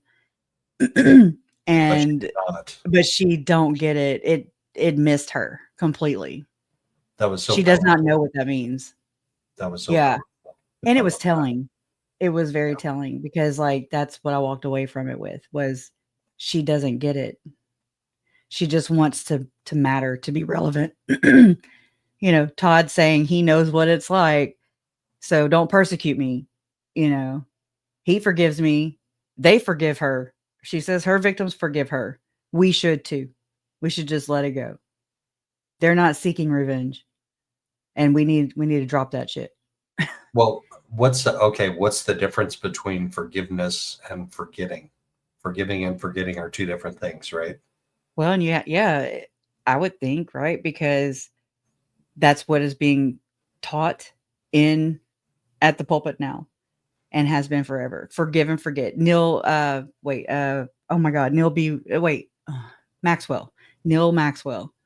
Neil Maxwell. Neil A. Maxwell. Drop the middle initials on all these prophets and whatever names, and it just makes them sound like Tom Jones. Okay. That's what I'm going to start doing. Gordon B. Hinckley, Spencer W. Kimball, Gordon Hinckley. Russell Ballard, Nelson, Russell. No, wait, Russell Nelson. Shit, I get those two mixed up. Russell Ballard. See, I'm saying it again. And Russell Nelson. They're just normal people who put their pants on the same way you and I do. They just like the Pope. He puts his pants on the same way you and I do. They all are just regular does the people. Pope wear pants? What does he wear? Well, if he did, that's what he would do. He wouldn't wear big moo-moos, okay? With freaking fish scales on his damn hat. It creeps me out because my papa went to Rome and studied there as a Catholic. And I'm like, is he Jesuit? I'm wondering. Like, I haven't dug there yet, y'all. I had the biggest dose of cognitive dissonance last night, or just realizations of my town. And we have these murders that happened in 98. I graduated high school in 1996. And this is South of Lake Charles, where I grew up. I went to school with people who were in that same school district, like it's like a ward. Anyways. And so there were these, a triple homicide at KK's Corner, which is a convenience store, but it's tied to, oh my God, like, I don't want to get murdered. I get it now. Like, when it's right here in your damn out your front door, you're like, oh, I'm like, I can't wait to dive into this. And then I'm like, Jason's like, you remember your home, and I'm like, this could be connected to my Uncle Earl's plane crash. Like, this is crazy. I was like freaking the F out last night. I had to turn it off even because it was making my heart race. And it just was making me feel all kinds of ways. I would love to toss it to you though. How do you turn your brain off? It's how do you turn your heart off, man? Yeah. That's what it really is. Cause it's like at the center of it, there's 3 dead people who have very familiar last names. And, and I'm just like, it's unsolved. Thibodeau You had and the false Boudreaux. confessions, even false confessions. What? And all kinds of shit. And I'm like, this is fascinating. How did this go on right here within like 5 miles of where I lived and grew up my entire life? And I never peeled back the first layer. And this is what's happening in Delphi. And this is what's happening all across our land where these things are happening over and over and over again. And it's real. Corruption is real. They say SRA, satanic ritual abuse, is a phenomenon. Okay. Corruption is not a phenomenon. It's real. And it's existed. And it happens. And even just the corrupt people compromise those who aren't corrupt. Like, I worry about my daughter becoming an FBI agent because of what I've learned. I'm like, oh, no. Oh my God. That before I'd have been like, oh my God, yay. She's going to be an FBI. That's so cool. And I don't want to take her aspirations away. Like, I think it's really neat, but she's pretty real like I am, and she sees through some bullshit is what I'm saying. And so I'm like, Ashlyn, can you just please don't be corrupted? Just don't let yourself be corrupted. That's all, but that story that I'm following in Oklahoma, London Valdez. Yep. We've had some new information come down today, and I can't share it yet. I'm hoping to get an interview. The offer's out there, and it's been halfway accepted. But it could involve corruption, at the very least, ineptitude on behalf of the investigator and the investigation, but possibly corruption. Oklahoma is like 90% white, which is crazy because there are so many Native American tribes and nations and reservations there. How is Oklahoma 90% white? Like, that's where one survivor, J.R. Sweet, he claims that him and his cousin went with his grandparents to Oklahoma, and he explained human hunting, being hunted by humans. in this real elite circle. Paris Hilton was there, he claims, her and her sister. And I'm just like, really, really at first, but I don't want to discount what people are saying. Like, there's truth in there. I don't care how you look at it, whether you believe them, whether you don't believe them, there's truth in everything. So I'm like, just because I don't feel comfortable with what is being said does not mean that there's not elements of truth to this. So I've had to do this gradually. I've watched stories. Wait. Say that again. I've had to do this gradually. Oh, what? No. Just because I I don't don't believe it sounds believe so shocking, and I'm like, it sounds unbelievable. doesn't mean there aren't elements of truth in it. That is the root basis to battling cognitive dissonance. Just because it sounds crazy to me doesn't mean that it can't be true. It makes me think how I've seen so many comments over the years of people saying she's just crazy. Okay, that's what you right. I mean, and then some. But there's and then there's so many things that fueled this, that feed into this, that enabled this, that allowed all these victims to slip through the cracks of Lori and Chad, and allowed them to empower them to do this in such a rapid succession in broad daylight sometimes, and then gaslight about it and say, a recognizable Jeep in broad daylight? Come on now. And they rely on this tactic alone. I mean, just it works. It works. Hand over foot, it works over and over and over again. And then you get receipts, or I get receipts, or Megan gets receipts. They're out there. Or Mike Watkins gets receipts. Yes. Somebody finds receipts and they start challenging people's conceptions. And they get canceled. And and we have algorithms we have to fight against. What words we can say and cannot be said. Why? Because people who own these companies are grading us already. If you don't think about that, they're grading us on how we will conform to their narrative by saying murder, rape, trafficking. Murder is in the law language. It says first-degree murder. Yet I can't say it. I get punished and sent to the bottom of the algorithm. I'm graded socially, okay?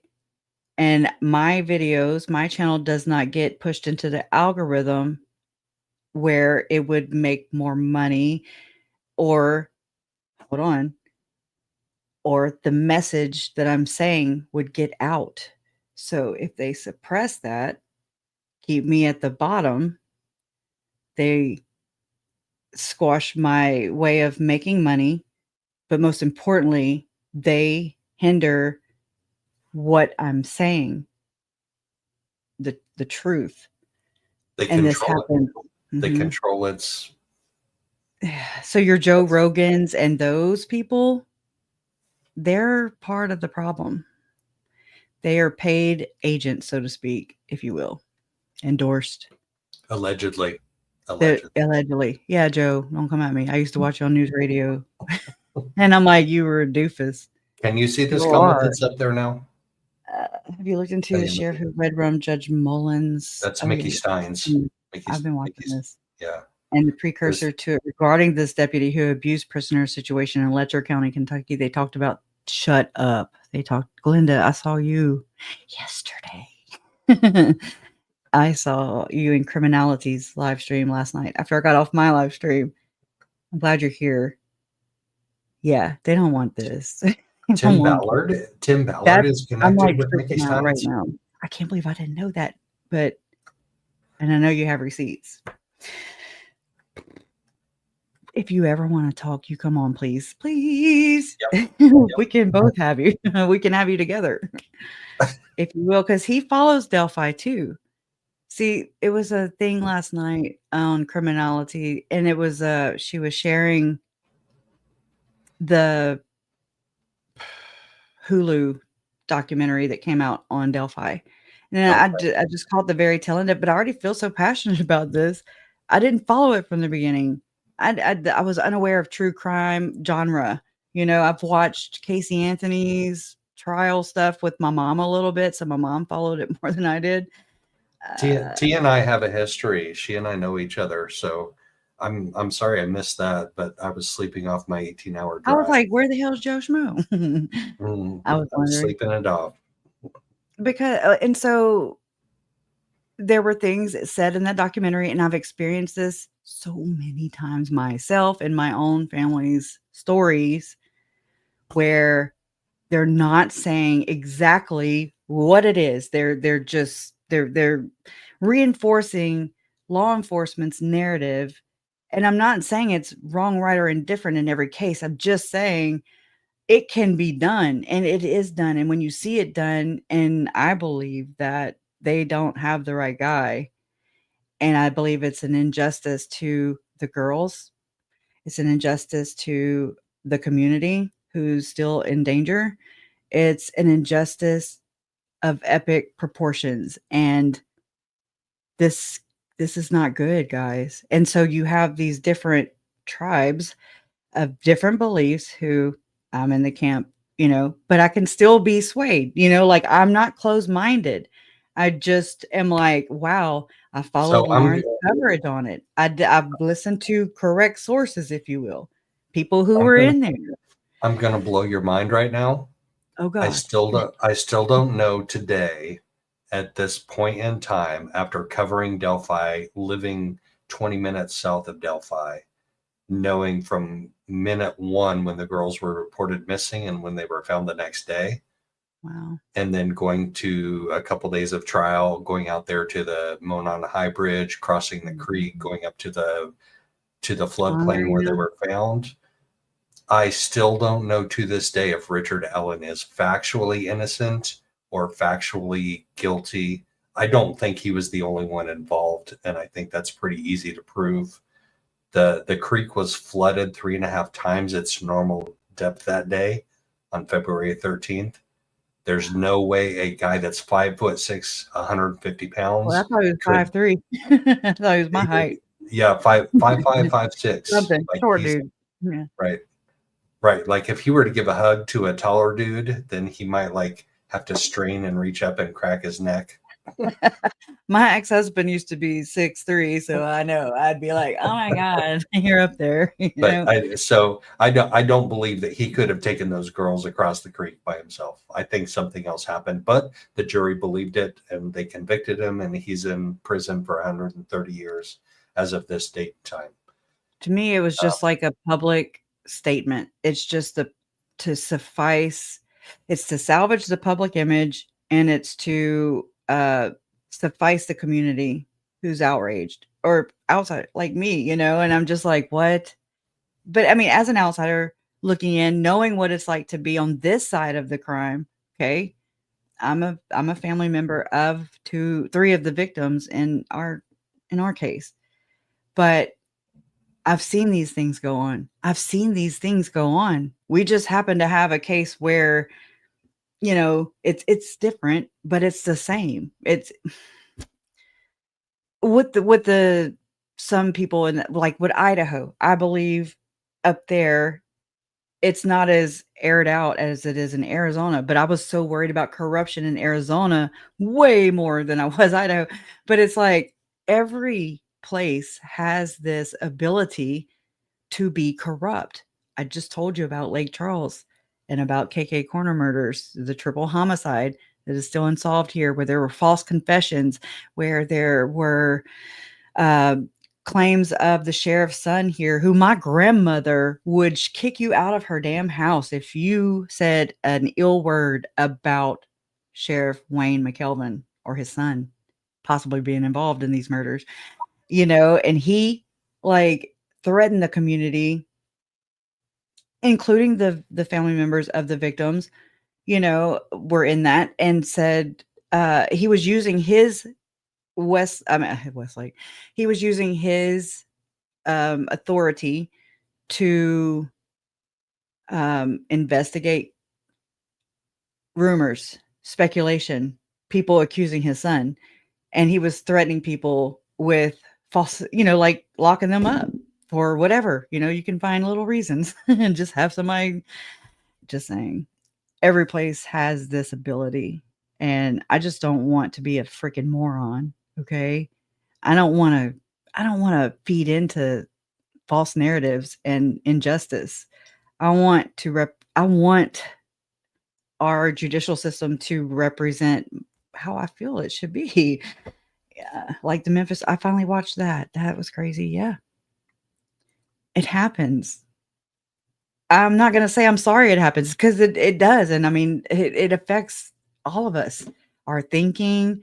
If it was Chad and Lori and it looked the way it does, I believe, for Richard Allen, if they looked like they were innocent, I would be the first one to be advocating for, I want justice, that it's very, very plain and simple. It's not complicated, but we complicated a great deal.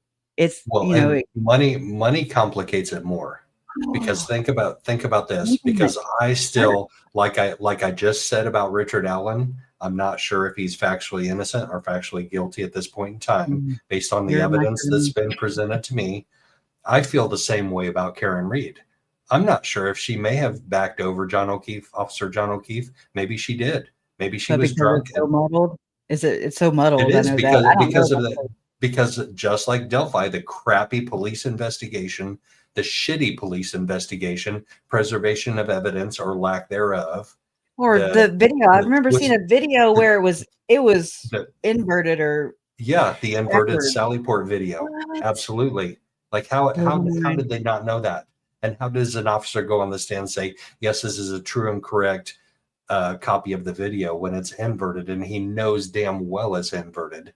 Same with Epstein and the minute was missing, and it's just like But you know what? She had the money. Follow the money. She had the money. She got the money from somebody to pay for a stellar defense legal team. And if there's a lot of people who don't. No, and Richard Allen didn't. He was appointed, quote unquote, public defenders. There is no public defender's office in Carroll County, Indiana. So there are people on a list. So Baldwin and Rosie were on that list. Wow. And eventually Jennifer Auger joined the team as well. But if he had the money that Karen Reed had, he would have had a much higher chance of being acquitted or having the jury reach a not guilty or hung status, instead of what they wound up with. And Baldwin and Rosie were actually really good defense attorneys, and they did a decent job. They admit that they made mistakes. They admit that there were things that they could have and should have done differently. That's more than I can say for the prosecution. Right.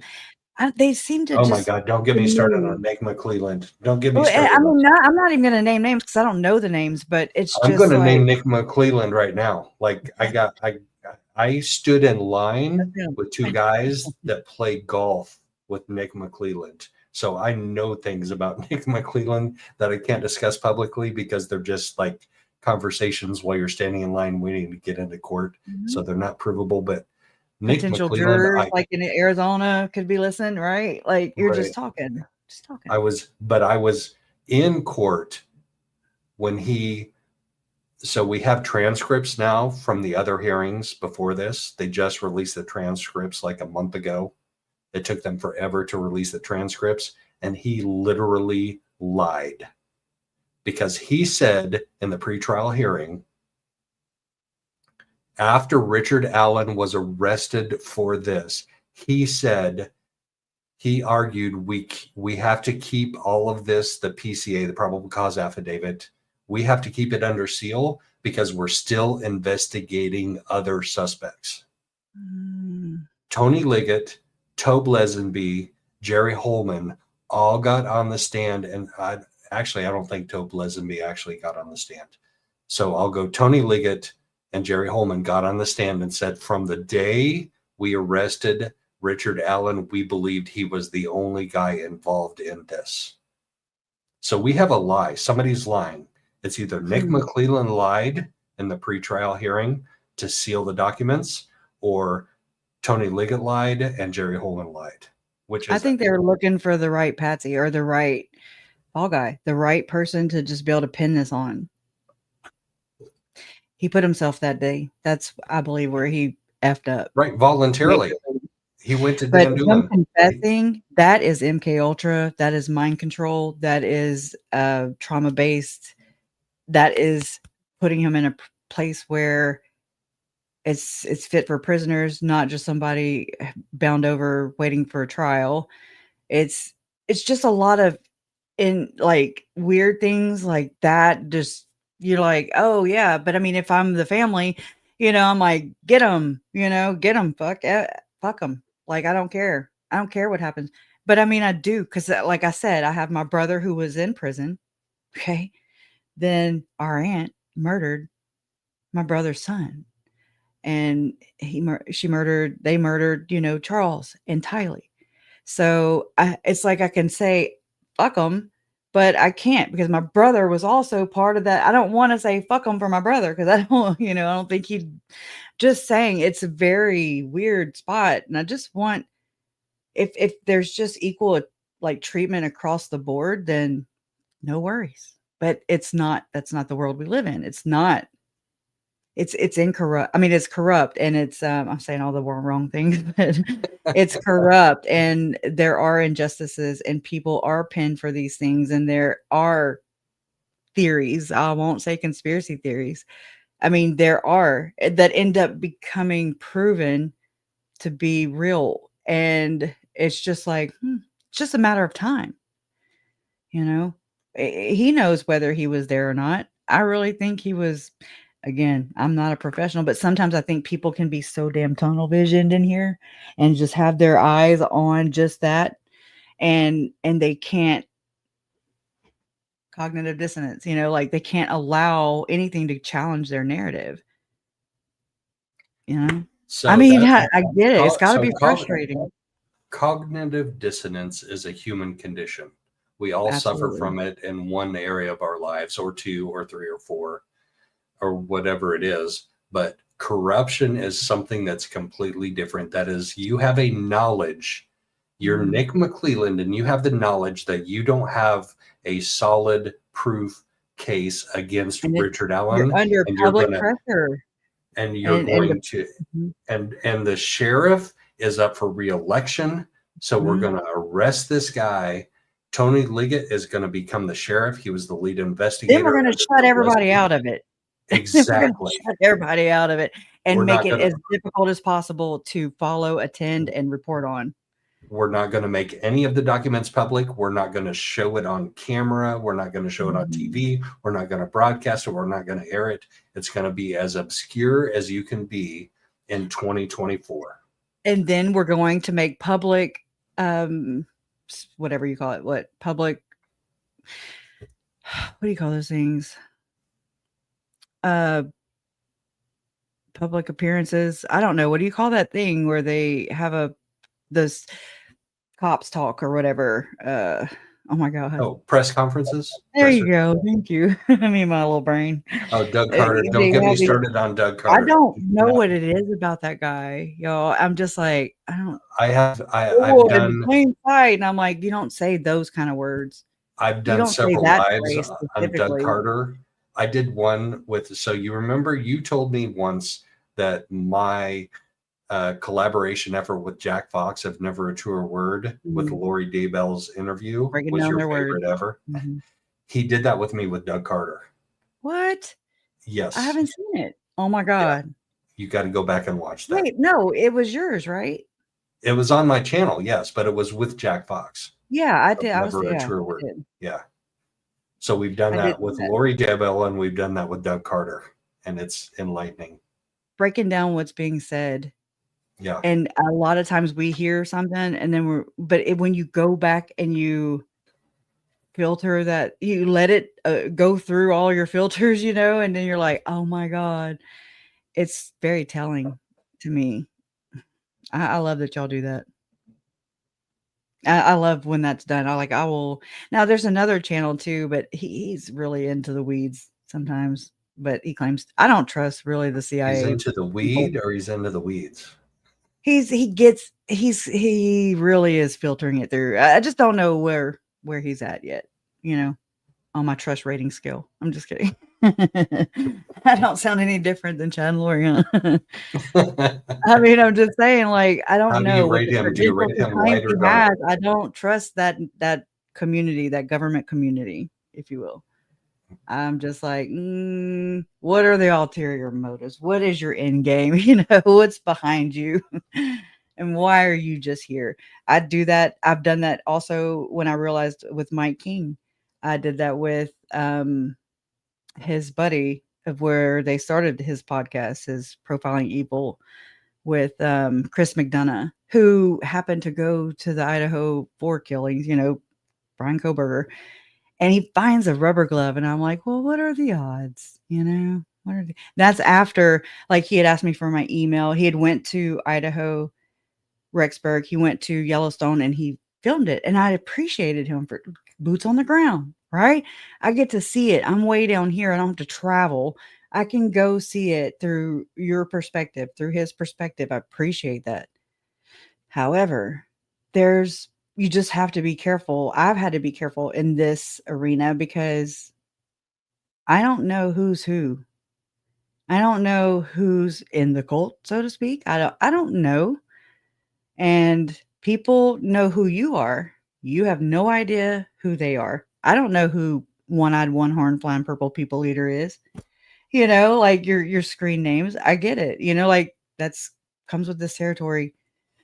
But I also he asked me for my email, and I sat on that. I'm glad I don't react immediately. I literally let things marinate. I'm like, I don't know how to feel about that, or just maybe I don't have the right words to say immediately. So I'll just kind of let things sit. And come to find out, I saw where Chris McDonough was having a future live stream, and it had OUR, and I was like, and it was about Summer Wells, and I was like, nope. I removed myself. I never emailed back. And I've just been like, I unsubscribed. I can't. I'm not. And I mean, I understand he is a cop. He is in that community.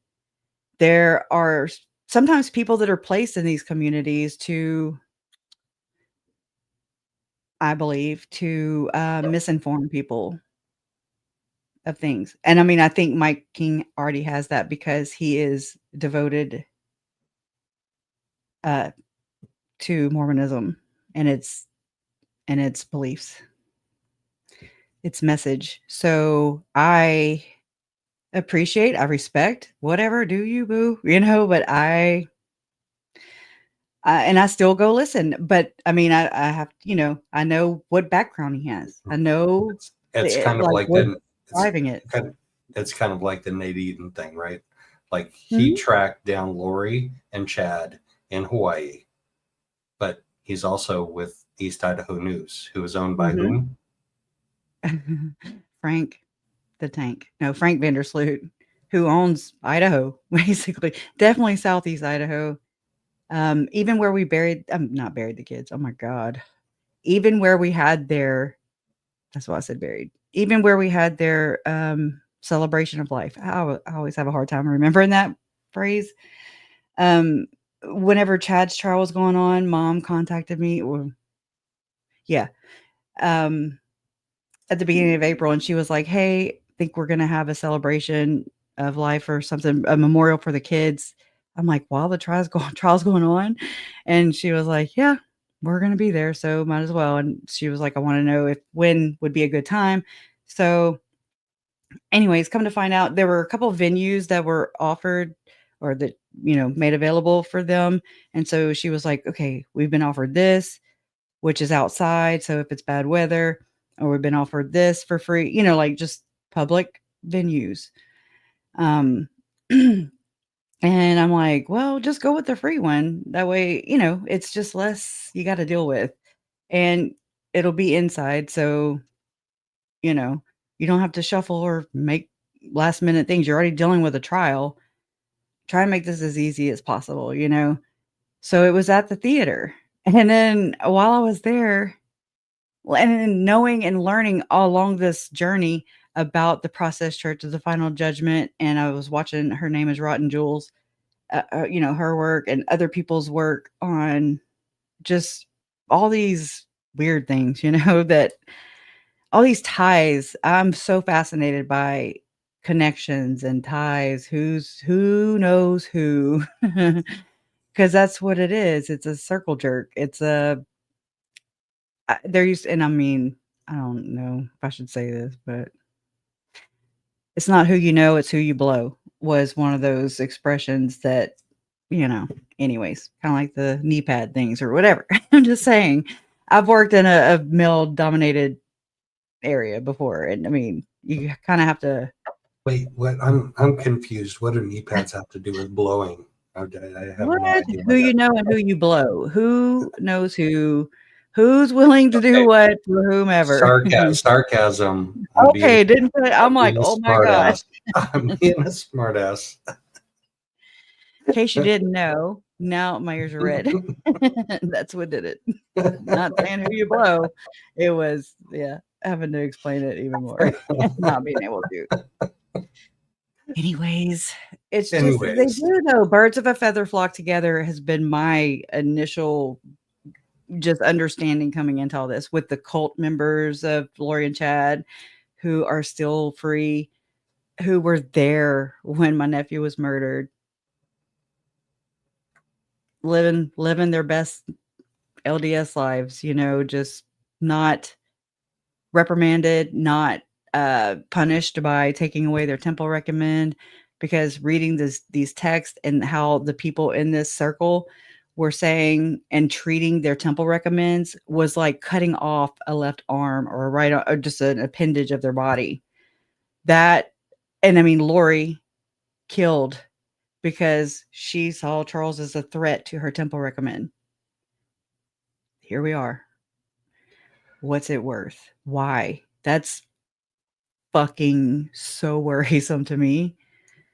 And I've seen this time and time again. People have elevated their church, which is a physical freaking building, okay, that they consider holy. That's on them.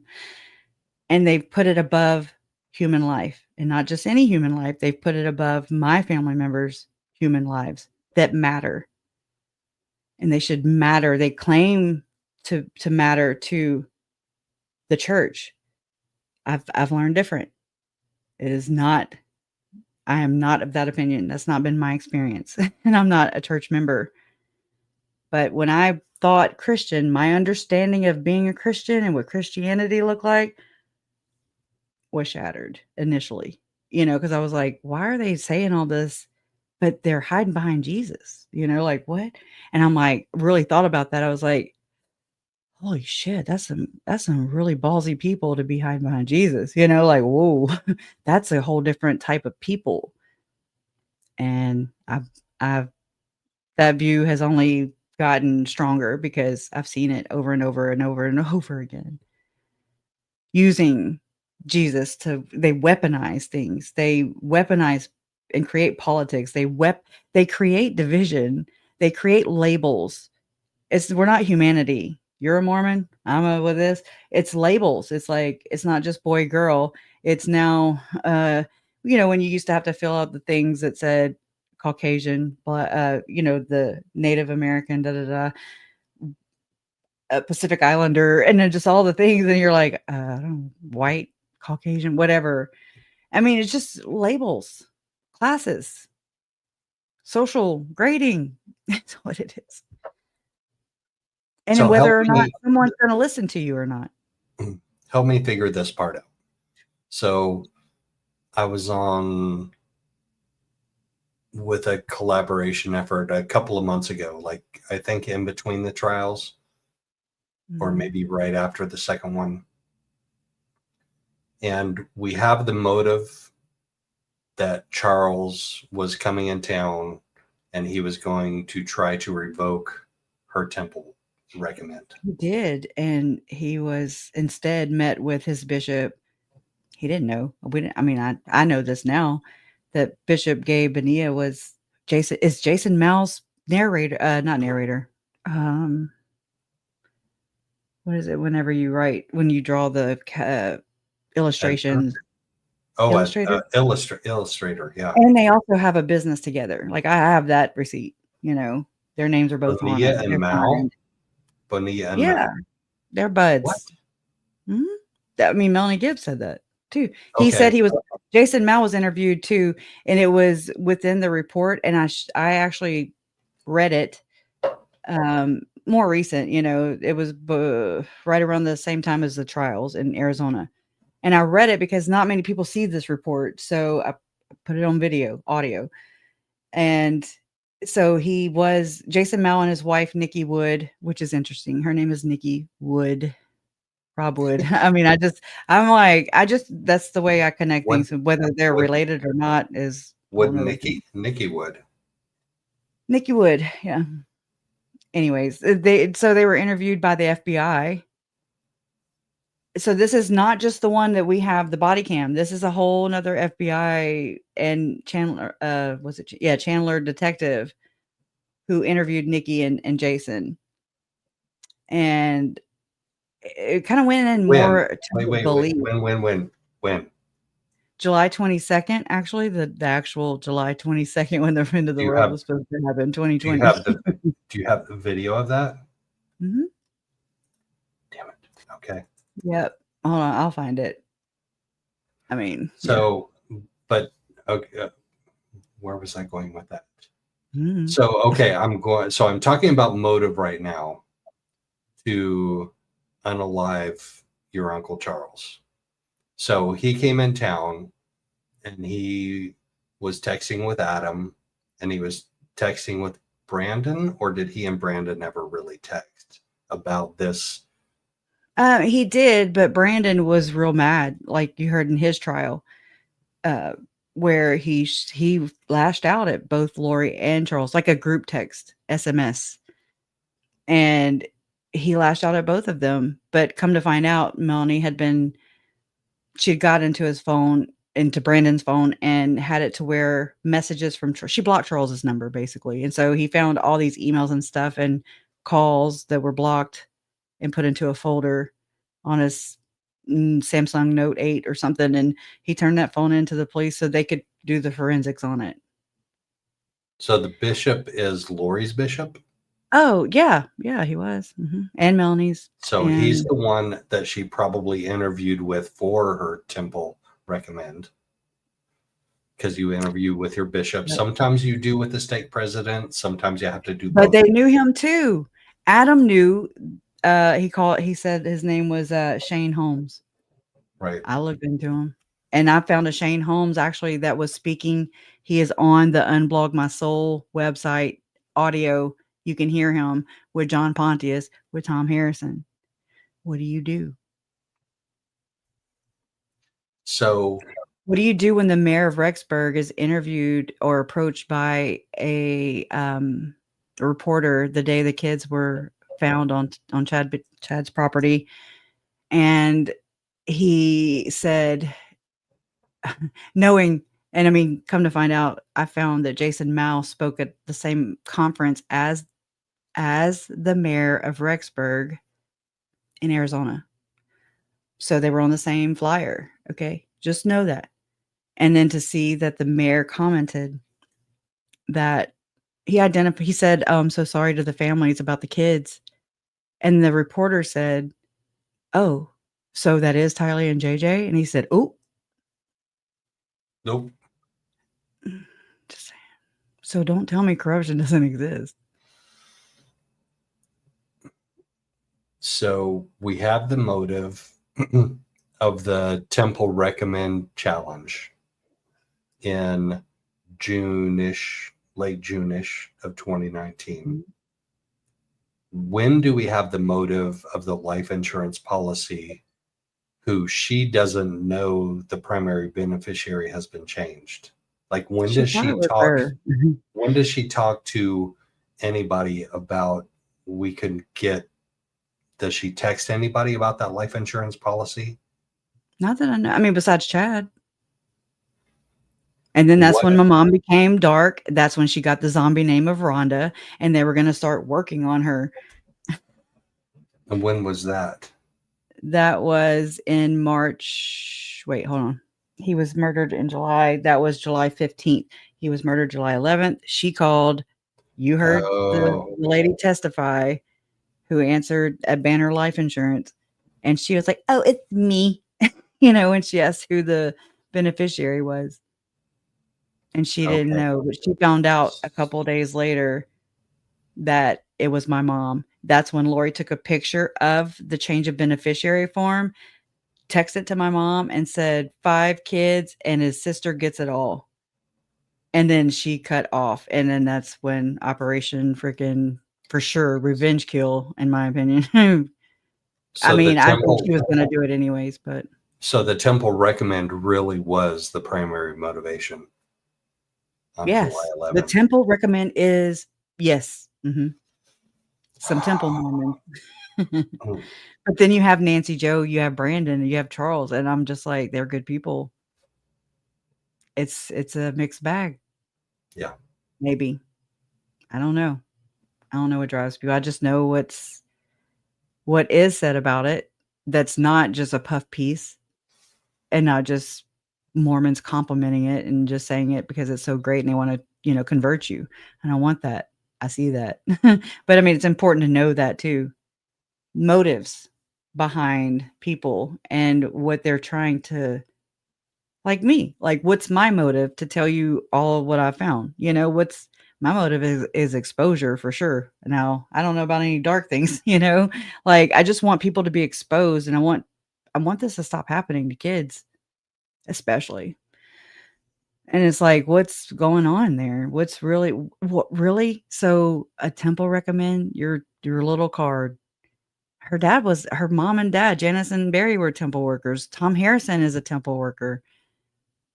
What's going on there, guys? And I don't want to go there. I'm not trying to. I can see through the I pictures kind and of the do want videos. to go there though, because why do you need to go there every day, like 5 days out Well, of? and then that was considered excessive. There were temple pictures all over the walls. Lori's, every damn. I'm like, nobody needs that many pictures of temples. What's going on? I'm telling you, Lori and Chad will always be the responsible people at the core of this. However, looking into things like mind control, and especially in Mormonism, especially in that government agency, that community, and it's so the things that she has said to my uncle himself when she said that she was a god, that she was a translated being who never had to eat, poop, go to the bathroom. None of that. She didn't have to do that anymore. She told Adam that somebody could shoot her and it would go right through her. These things when she testified to Lori testified in Melanie Gibbs recordings that she was being woke up at 3, 4, 5 o'clock in the morning by angels, okay, telling her to do temple names and shit. And I'm just like, what the hell is going on here? She talked about being at the bottom rung and she was ready to elevate. She said, elevate. She believes she's living a higher law, but that's really a thing in this David Levitt, this David Hamblin, the words that they are saying are the same, is what I'm saying. And it all equates to, the second coming of Jesus Christ. When I sat with this for years. I was like, why are they doomsdayers? Why are they preppers? Why are they writing books and going and talking about who cares? Like, what? Okay, near-death experience. All right. I'm so sorry for your almost near death. And I'm being genuine right now. That's what I'm saying. Like, but it doesn't make you holy. I mean, whatever. I'm sorry for your experience, but it's like, I'm just like, and I have a lot of anger too. So I'm like, why didn't you just die? Chad, why couldn't you whole ass even just do that? You couldn't even. So no, you're going to capitalize on that. It gives you a level up people are like, oh, well, he claims to have had near-death experiences, so I'm going to listen to the guy with experience. And then they all puff each other up. But it's this, then you have Lori, who comes out of freaking Nowhereville, and she claims to have a near-death experience. And again, like with Kit on Wordwise, how she's, and I mean, I remember this before she said it, but she reminded me of it, how Tom Harrison said when his spirit came out of his body and went down. Lori's spirit also, she claims, went down. There's something to that, because I don't know. I'm not a buff or anything on near-death experiences. Okay. I think So it you does don't. somewhat with trauma too. So They don't just puff each other up. And I'm not just talking about near-death this was the first experiences. thing. I'm also talking about like the leadership in the church. They don't just puff each other up. They create A they network. create a circle. They create a circle of people that are in and people that are not so far out and Benefit. people that are further out. And Mhm. they have the keys and the authority of the people that are not Yes. over the people that are not in their circle. So they have the circle, whether it's the I'm calling it bishopric. a network because that's the language used today in trafficking cases and like what I'm trying to create with the RICO. Right. That's why I'm So, using my language. yeah. Yeah, whatever it is, a network, a circle, they have the keys and authority over the people that are not in their near tight circle. But they're exploiting. Group. Yeah, because they also give them obviously use credibility. You know, because they're just like, oh, Dave, have you gotten Julie Rose's new book? And then so then they're gifting them out. Have you gotten Visions of Glory? Lori gave out Visions of Glory. Lori gave out Denver Snuffer's Second Comforter book, you know, about having a meeting with Jesus in the flesh. Lori is not crazy. She just is saying Mormon things, Temple Mormon things. Okay. Because and I listened to this yesterday before going live. Zalema was on the stand. There was audio from Lori's trial. And I had read this in the text messages already that are in the report from the FOIA dump. And it was Zalema asking Chad Daybell how will she know when the call out happens? Okay. So this is the answer to everybody's myth about this call out. Okay. This is Zalema asking, and she doesn't know that we're going to be reading these texts in the future. Okay. So she doesn't know that they're going to be spilled out and exposed. So what I'm saying is she's asking Chad, you know, when has she made her calling and election made sure? Have I made this endowment, basically? Have I made it to this level? In the temple, okay? And so basically a calling and election made sure, and a second comforter. A first comforter is like knowing Jesus, inviting him into your life, supposedly. And then the second comforter is seeing Jesus, okay? And then it's just weird. But so when there's different ceremonies that correlate this, though. Having one's calling an election made sure, I'll have to pull up my Bill Reel and Radio Free Mormon clip, but I don't have it right here on hand.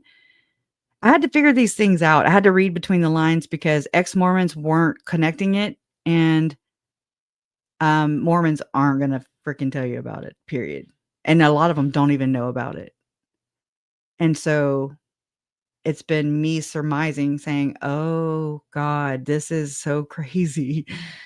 It's like an underground inside the church or the secret practice of polygamy. Jesus isn't secret. So that's my thing.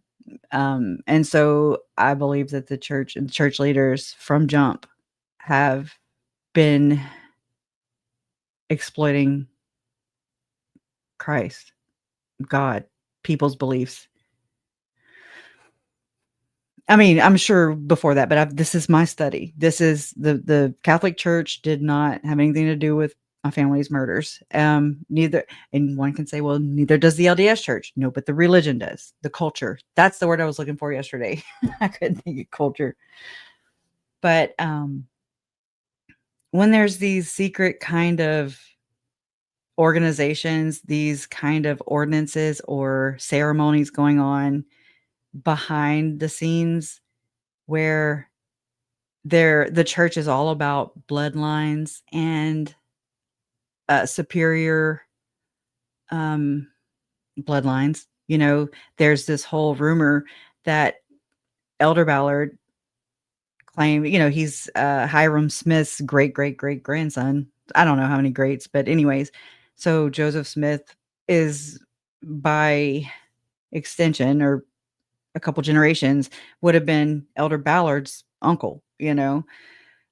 So he says that, or the rumor is that they believe that they are, like Elder Ballard believed he was related to Christ himself. Like it is the bloodline. Okay. But I mean, the way it looks, I believe that's inverted. And so then it becomes like this blood of Cain, you know. I don't know. It's weird. It's weird. I don't know enough to speak intelligently about it, but it's just the vibes, you know. Oh, and Jean Marie says those rumors have been circulating since I was in elementary school. Wow. That's crazy, but thank you for saying that because not many people talk about this part, you know? Like you get accused of trying to take the church down and, you know, Chad and Lori have nothing to do with this, with their church, their belief system. That's distancing. Somebody literally said that in the live that I did the other day with Ada K. They were like, the church has nothing to do with Lori and Chad. And I was like, Okay.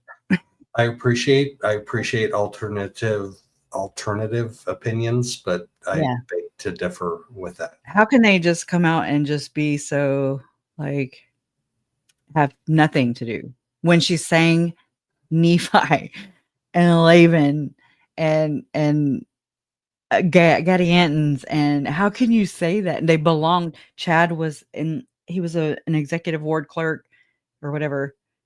He had keys to the building. Heather Daybell testified to the fact that she saw Chad's vehicle there after hours and times when no service was going on at that church. But then I hear rumors also way before all this, but way before I even realized, you know, that Chad's working in the same office with the bishopric of that ward of that church or whatever. And then I hear, you know, I'd heard rumors of a cat being sacrificed by Ian and Chad. And I'm like, well, how did Chad know Ian? First off, you know, did this rumor become airborne? How did it take off and land in my ear? Whatever, things happen, but you know, there's a shred of truth to everything. And Ian Pulowski worked for Melaleuca, the wellness company, which is owned by Frank Vandersloot. It makes you fucking question everything. And I think it's healthy to do. There you go. Thank you, Debbie. It's like the perfect response to cognitive dissonance, though. Mm-hmm. Like if you can finally crack that coconut, then people are like, oh my, I didn't think that had anything to do with that until I realized I could open my mind and accept an alternative reality. I like that too, because it also doesn't dismiss Tylee and JJ, Charles, Tammy, and so, you know, maybe Joe's deaths. It doesn't make their deaths in vain, is what I'm saying. It's not just denying that there's a lot of elements from the church, from the core beliefs that have been practiced by Chad and Lori, and that resulted in murders because of how the church does things and how they grew up that's the common denominator here is the church. It's not Girl Scouts, it's not Boy Scouts. You know, that factors into Chad's I'm just saying it's like the core belief, the core organization that both believed in. Lori went to seminary class before school. She lives by the scriptures, is what she told Melanie Gibb in that recorded call. She also justifies murder and twist things, but it can be interpreted that way too. And it's not based off the Bible; it's based off of the Book of Mormon. So, which is based off the Bible, as like it's like it's a whole lot of layers of deception and twisting. And I think that's, in my opinion, that's how Satan works. If you believe in heaven and hell, if you believe in God or Satan or both, like if you believe and even just good and bad, like morally good, morally bad. It's immoral. It's a very subtle Mm-hmm.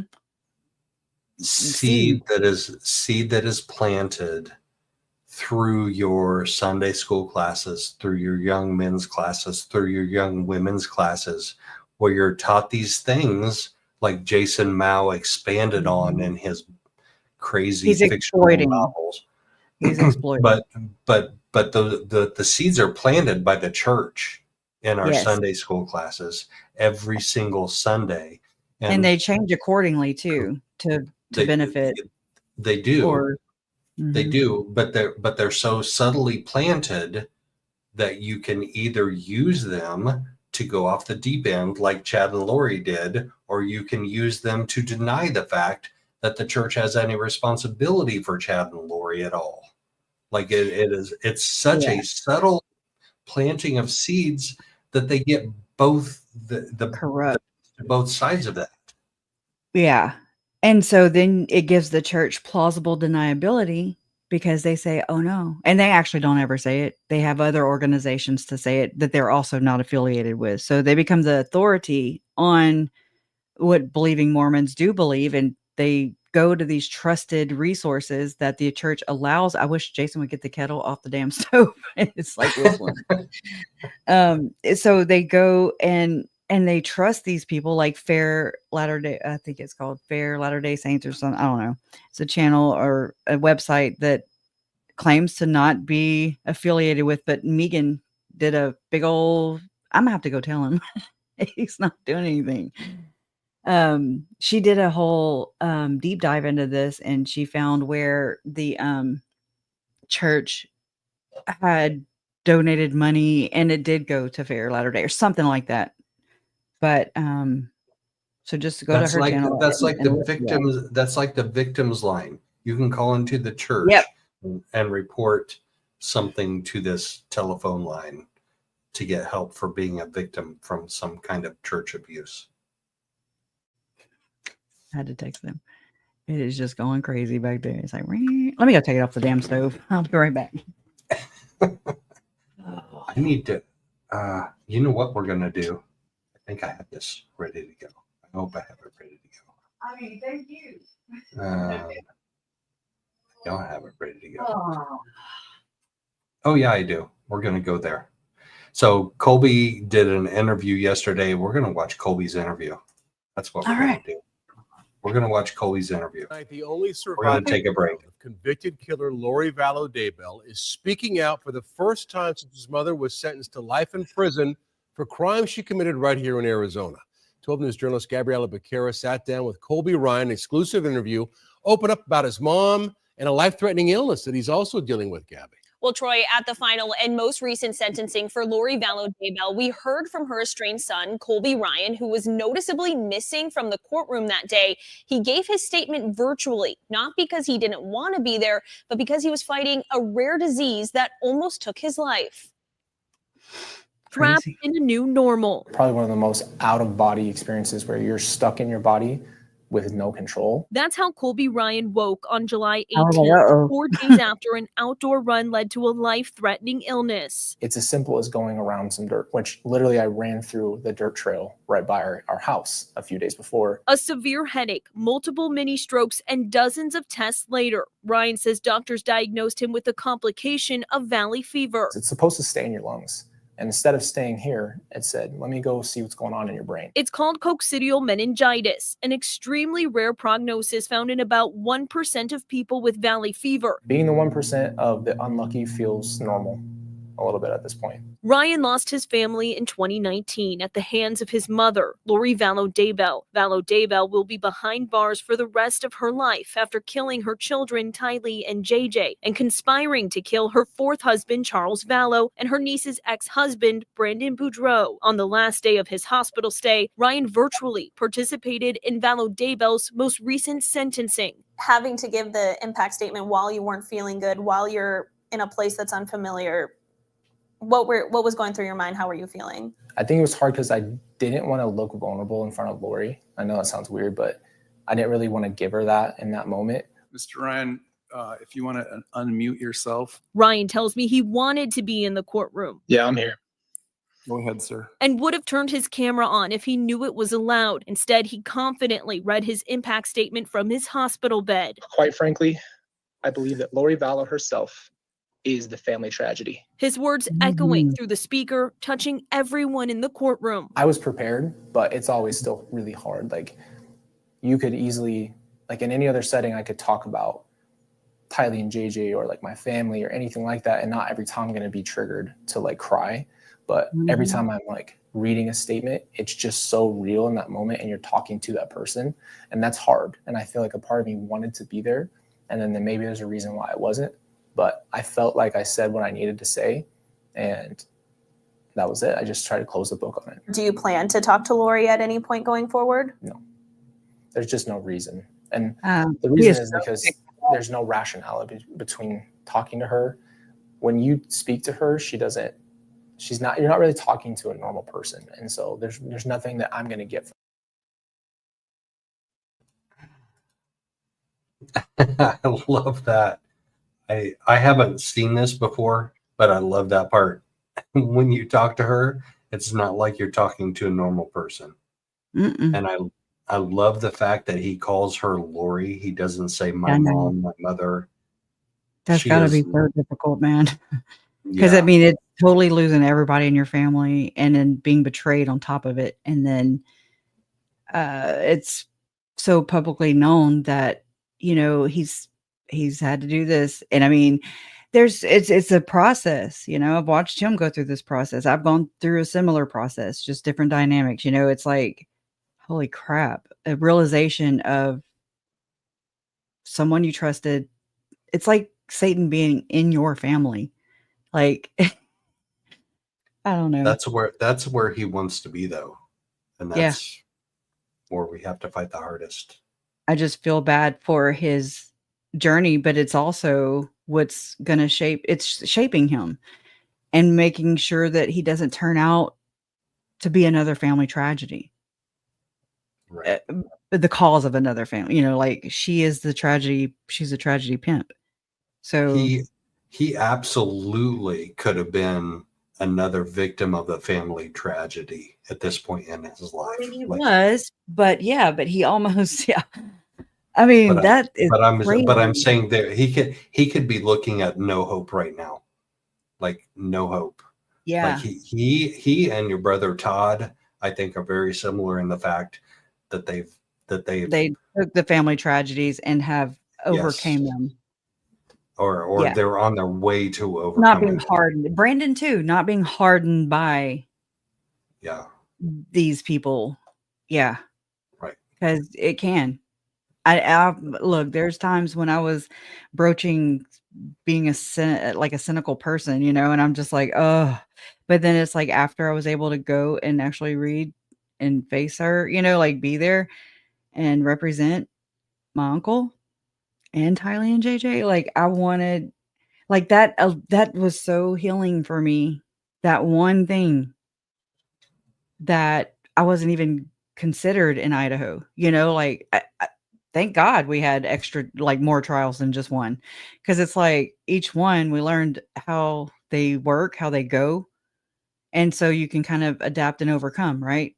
And try to not foresee, but try to know about what's going to take place. You know, you kind of know the rhythm. It's crazy because it's like you're acclimating at the same time. Because I mean, like myself, like I never followed trials or true. I watched Dateline on Friday night sometimes. I watched the first 48. I watched you know, things like that. But my ex mother-in-law, oh my God, she watched all kinds of true crime stuff, you know. She's popped up in my chat many times. And it's really, you know, we were like, oh Lord, you know, her husband's gonna end up murdered, you know, just kind of joking back in the day, but she didn't. So just know That's that. funny. Are you here in chat tonight? Are you here in chat? Yeah, they know better than to murder because they know their asses are gonna get found out. That's the difference. Okay. And people who follow true crime, y'all know. You know Y'all what? know. They're like, they always go to Walmart. Why? Brian Koberger knew too, but then he screwed up still. Yeah, I know. He's the perfect example of trying to commit the perfect murder and not getting away with it.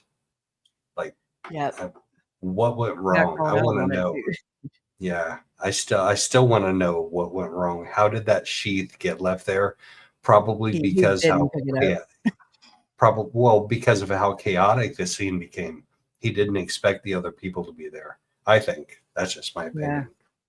That's another story. But then, I remember hearing about that dog, you know, being yes. And so see, even though I unsubscribed from Chris McDonough, it showed up in my algorithm and I was like, oh, well, I want to know about that. And it was the report from that, you know, the BK stuff. Well, I mean, they didn't release it though, while like the police said that it was not connected to Koberger, but yet they didn't release it to them until after they released the Koberger stuff. So if it wasn't released, why was it not released at the same time? Right. And then why didn't they release it before?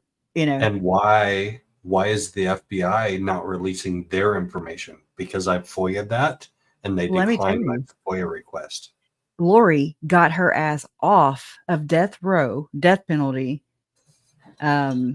because the prosecution, who is on top of everything in our case, in Lori's case, in Chad's case, in prosecuting them, the Idaho team, you know, Lindsay Blake, Rob Wood, Rachel Smith, and yet they're on top of everything. There's 3 prosecutors, okay, 3, whereas there's just Trina, and I'm just kind of noting some differences here.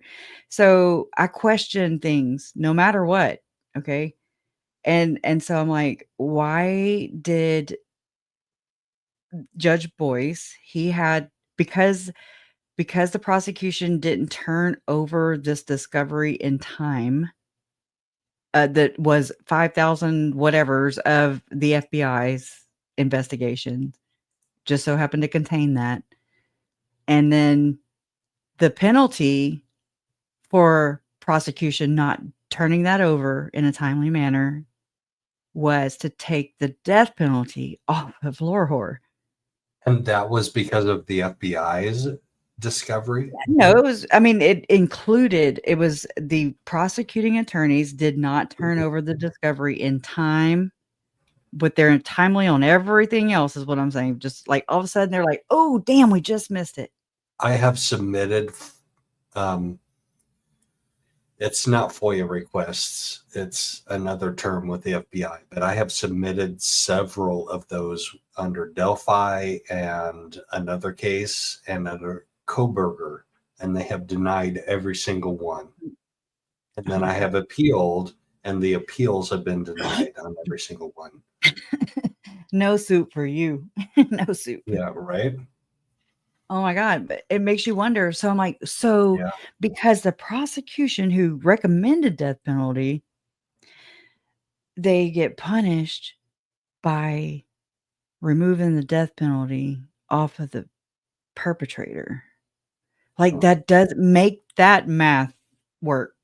And that's where I'm like, I don't know what this is and I don't like it. I understand Judge Boyce had to do whatever he had to do, but it just seemed so, the logic behind it doesn't seem right. I'm like, oh, wow. Why didn't you just take some money out their checks or dock them a couple of days? Or, aren't there other ways to punish them or reprimand or whatever? That's weird to me. I'm not in law and, I'm not a law student or anything. I'm not a law expert. I'm just here trying to make sense of logical or of things that should be logical. I'm like, anyways. Lori, at any point going forward? No, there's just no reason. And the reason is because there's no rationality between talking to her. When you speak to her, you're not really talking to a normal person. And so there's nothing that I'm going to get from her, even if there was an apology. There would be nothing that's satisfying or like, okay, I'm good. Like, I just learned to move on without needing that. As Ryan moves on from this chapter, the hardest part about it is that you feel some relief that you don't have to keep reliving it, but it doesn't change anything. And that, yes, justice does change, but you don't get anything back. he's also navigating new challenges. Right now, I'm just taking it day by day. Ryan says doctors don't yet know how long the fungus will stay in his brain. I want to just go right back to normal. I just don't feel normal. Like I told you, the brain fog, like I'm just like missing a step right now. So I've been trying to figure that out. I want to take my recovery really seriously because I know if I rush out of it, who knows what's going to happen. He may be battling the illness for the rest of his life, but it's a battle he's taking on with one of the darkest periods of his life now over. It's not going to keep coming up and reopening every one of those wounds. You can actually move past it. So that's the best part about it for me. I'm so proud of him. Ryan tells me he's headed back to the doctor this week where he'll learn more about the next steps in his recovery. Reporting in studio, Gabriella Becerra, 12 News. You know, he has his own children now, Gabby. I can't imagine the trauma of knowing that your mother committed these heinous acts, you know, killing your own siblings or step-siblings. He has 3 kids, and I think he's just trying to move forward, closing the book on what's been a long few years of these court cases and just trying to move on. Yeah, take. All right. I'm proud of him. Yep. He did good. He's doing good. Like at first, you know, I was worried because he was like, I forgive her, you know, publicly. Like it was so quick. And I mean, again, everybody's grief process is their own, you know, like own it. And that's fine. It just was kind of worrisome at first because I was like, I don't know if these are just words being said and not the actual work being done. You know, like I just kind of questioned whether or not he had actually fully processed it. Cause I know I haven't, you know, just based off of mine, I'm like, oh, this is horrible, you know, but that's been my experience. Everybody is not the same. And we all chose different routes. But what I've learned is like, we've all have the same goal. We just have different ways of going about it. And that forms a route. We rally around the victims here. As long as they're kept center and focused, then that's how I kind of try to keep myself balanced. You know, like, am I doing this because of hatred or being cynical or really have it out with them? You know, like I don't want it to be vengeful. I just want their lives to count. I want their stories to be told correctly, like as proper as I can get them, because that is the justice for them on earth to me, is telling their story correctly and not excusing the church. You know how many creators have said, oh, Chad and Lori's beliefs, they had nothing to do with latter. You know how many times this happens? Over and over and over again, without doing research, without even knowing any different. They're just copying and pasting. And that becomes problematic.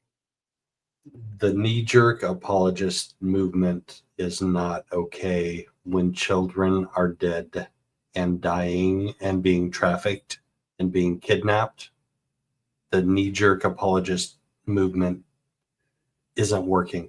You can't do that. So this who is are I'm getting speaking paid by the church I'm on the down low. speaking to my friends and family who are LDS and who are good LDS and who would never do anything as heinous as Lori and Chad did. Yeah. You have to look at not just denying that they had anything to do with the church. You have to look at the fact that lives were taken in a really horrible way. Children's lives were taken off of this earth in a really horrible way. And the church hasn't said anything about it ever. Mm-mm. They haven't ever come out against Chad and Lori. They never put out a missing poster or announcement or bulletin or news report about JJ and Tylee being missing ever. They never did. They just post articles saying on Fair Mormon or whatever, saying about Nephi, and that's why John Dehlin does that's I believe the success behind like ex-Mormons like John Dehlin, who create change perhaps by exposing things publicly, and then it's like, oh, all of a sudden the church has like a revelation and shit gets changed, and it's like, oh, but you excommunicated people who were advocating for that, you know. So whatever, there's ways that you have to do things, and in this culture this seems to be the way. It's not ever direct. It's passive aggressive is what it is. And it's Because then you never can drawing a try and line. control it. Yeah. The narrative it's got to be the public image, the narrative, how the public sees them. That's what's important to that church, in my opinion. For sure. Well, that's an extension of trying to be viewed as just another Christian church.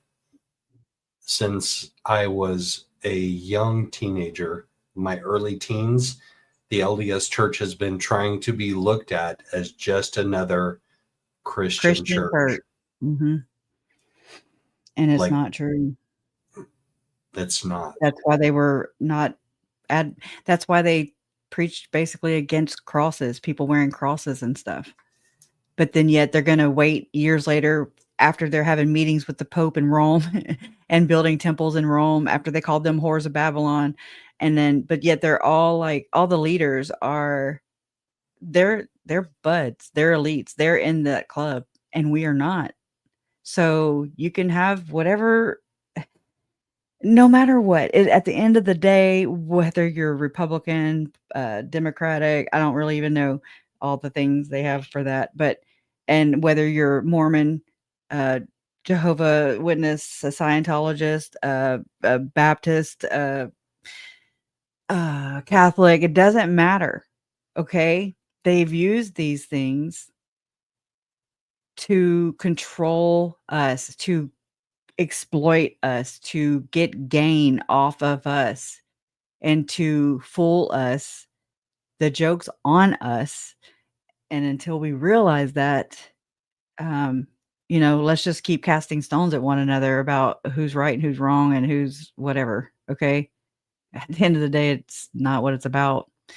It's about building the new Zion, so to speak,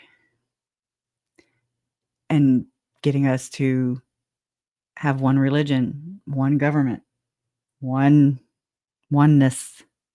One God. Like I've read somewhere before that to the point where we will own nothing.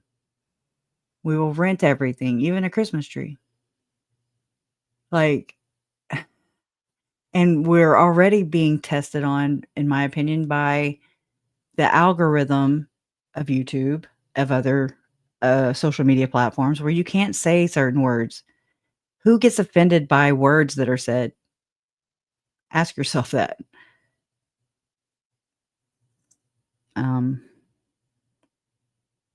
and why they got to be like they're proper words, like they're proper terms.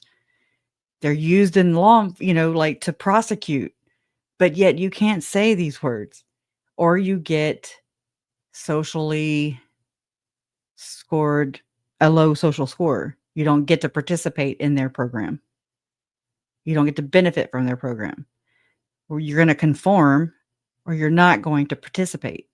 It's a social grading system already being rolled out and practiced on us.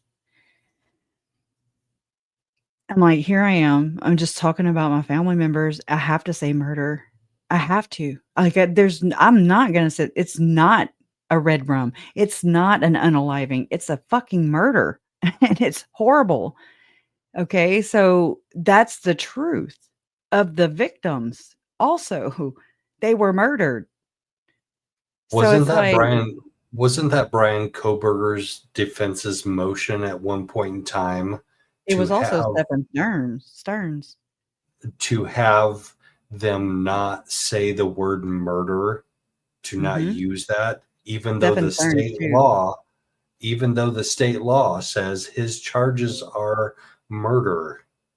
The defense attorneys say we can't use that in court. We shouldn't be able to use that in court. Yeah, you can't call me what I'm accused of doing, the act I'm actually accused of doing. Right. That's what I'm saying. It's like, what? Okay.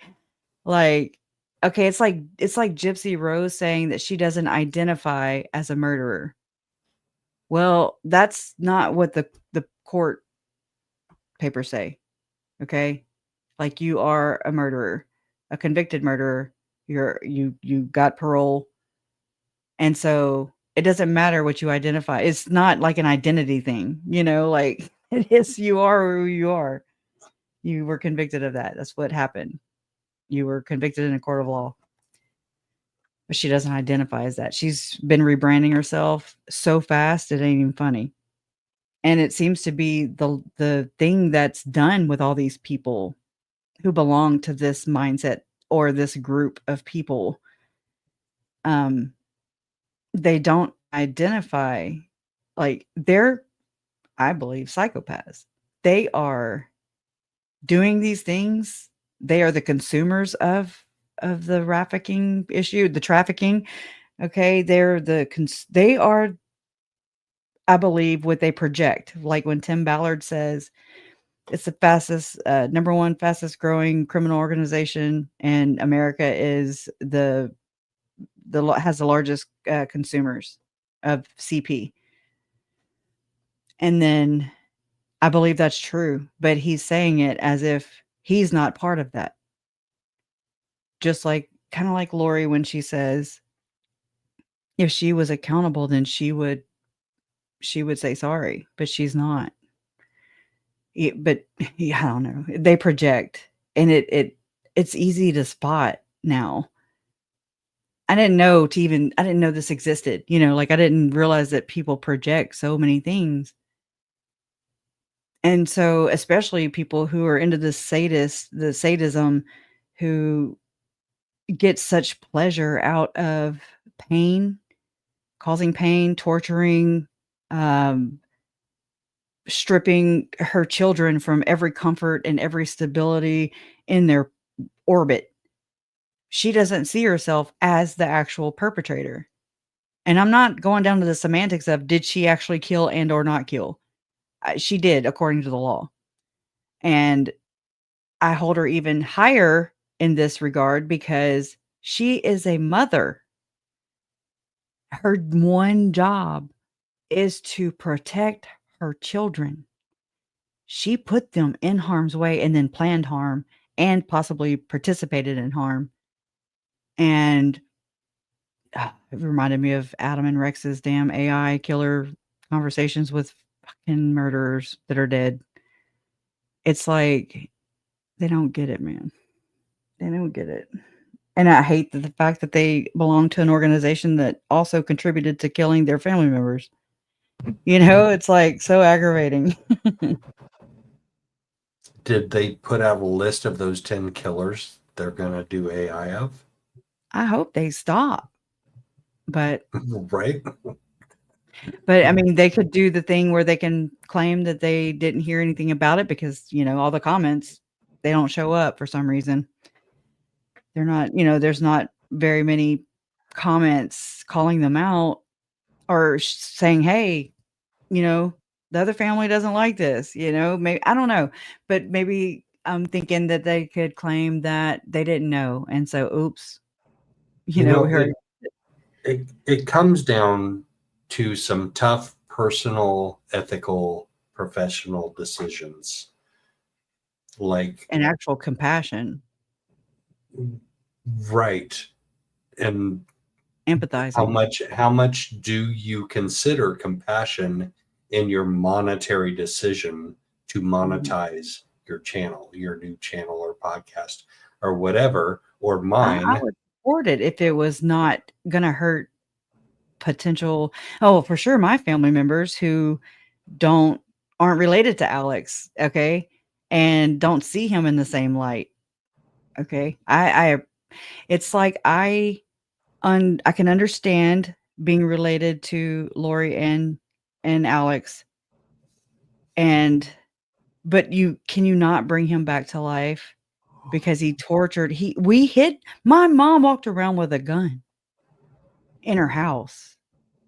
And I mean, turns out, those were not just made up fears, it was legit fears because Chad and Lori were going to work on Rhonda, and bringing down the Gadianton, so to speak. So this happened in our real life. And over there, we didn't have the luxury of having, oh, well, she's not hurting anybody. We didn't have that luxury. It was just, oh shit, our family's under attack. Oh my God, where are the kids? Oh shit, they're dead. Oh my God. Oh shit. It's just been a whole lot of, oh my God, a war waged without your knowledge. Right. So if you look at it from the perspective of Adam and Rex, and I have to relate to that somehow because I'm a content creator and I've been covering Lori's trials, and I've been at every single day of the trials, and my subscribership has grown like 300 times. So I went from like less than 1,000 to over 3,000 during our trials. Yeah. But also, on the other hand, I cover other cases like London Valdez, like Holly Dasso, like Patricia Wu. And when I do a video on one of those way lesser known cases, I get like 150 to 200 views. But when I do a trial video on Lori, I get 3,000, 4,000, 5,000, 10,000 views. And hashtag that using hashtags, then you kind of target your audience a little bit. It helps the algorithm, sort that out Right, to who's watching what. And then if you say hashtag Charles Ballo, he's a victim, hashtag Tylee and JJ, you don't get as much response from that either. You actually have to praise the killer. You have to put them on your thumbnail. You're not going to get it. And I mean, I'm not doing this for shits and giggles, like I'm not, it needs to be heard, I believe. And if I do that, if I put those hashtags in my comments before you and I do a live together, then I can get 4,000 viewers instead of 3,000 or 5,000 instead of 3,000. But that gives me more subscribers that will also get to see the next piece that I do on the Kerrville hill country flooding that I'm going to do and it tomorrow. will not get as much attention. It won't, but there will be more will be more people there if I hadn't have done anything on Lori ever. If I hadn't have done anything on Lori ever, I'd probably still be sitting at like 600 subscribers. And it's crazy. It is. It's an oxymoron that I can't figure out.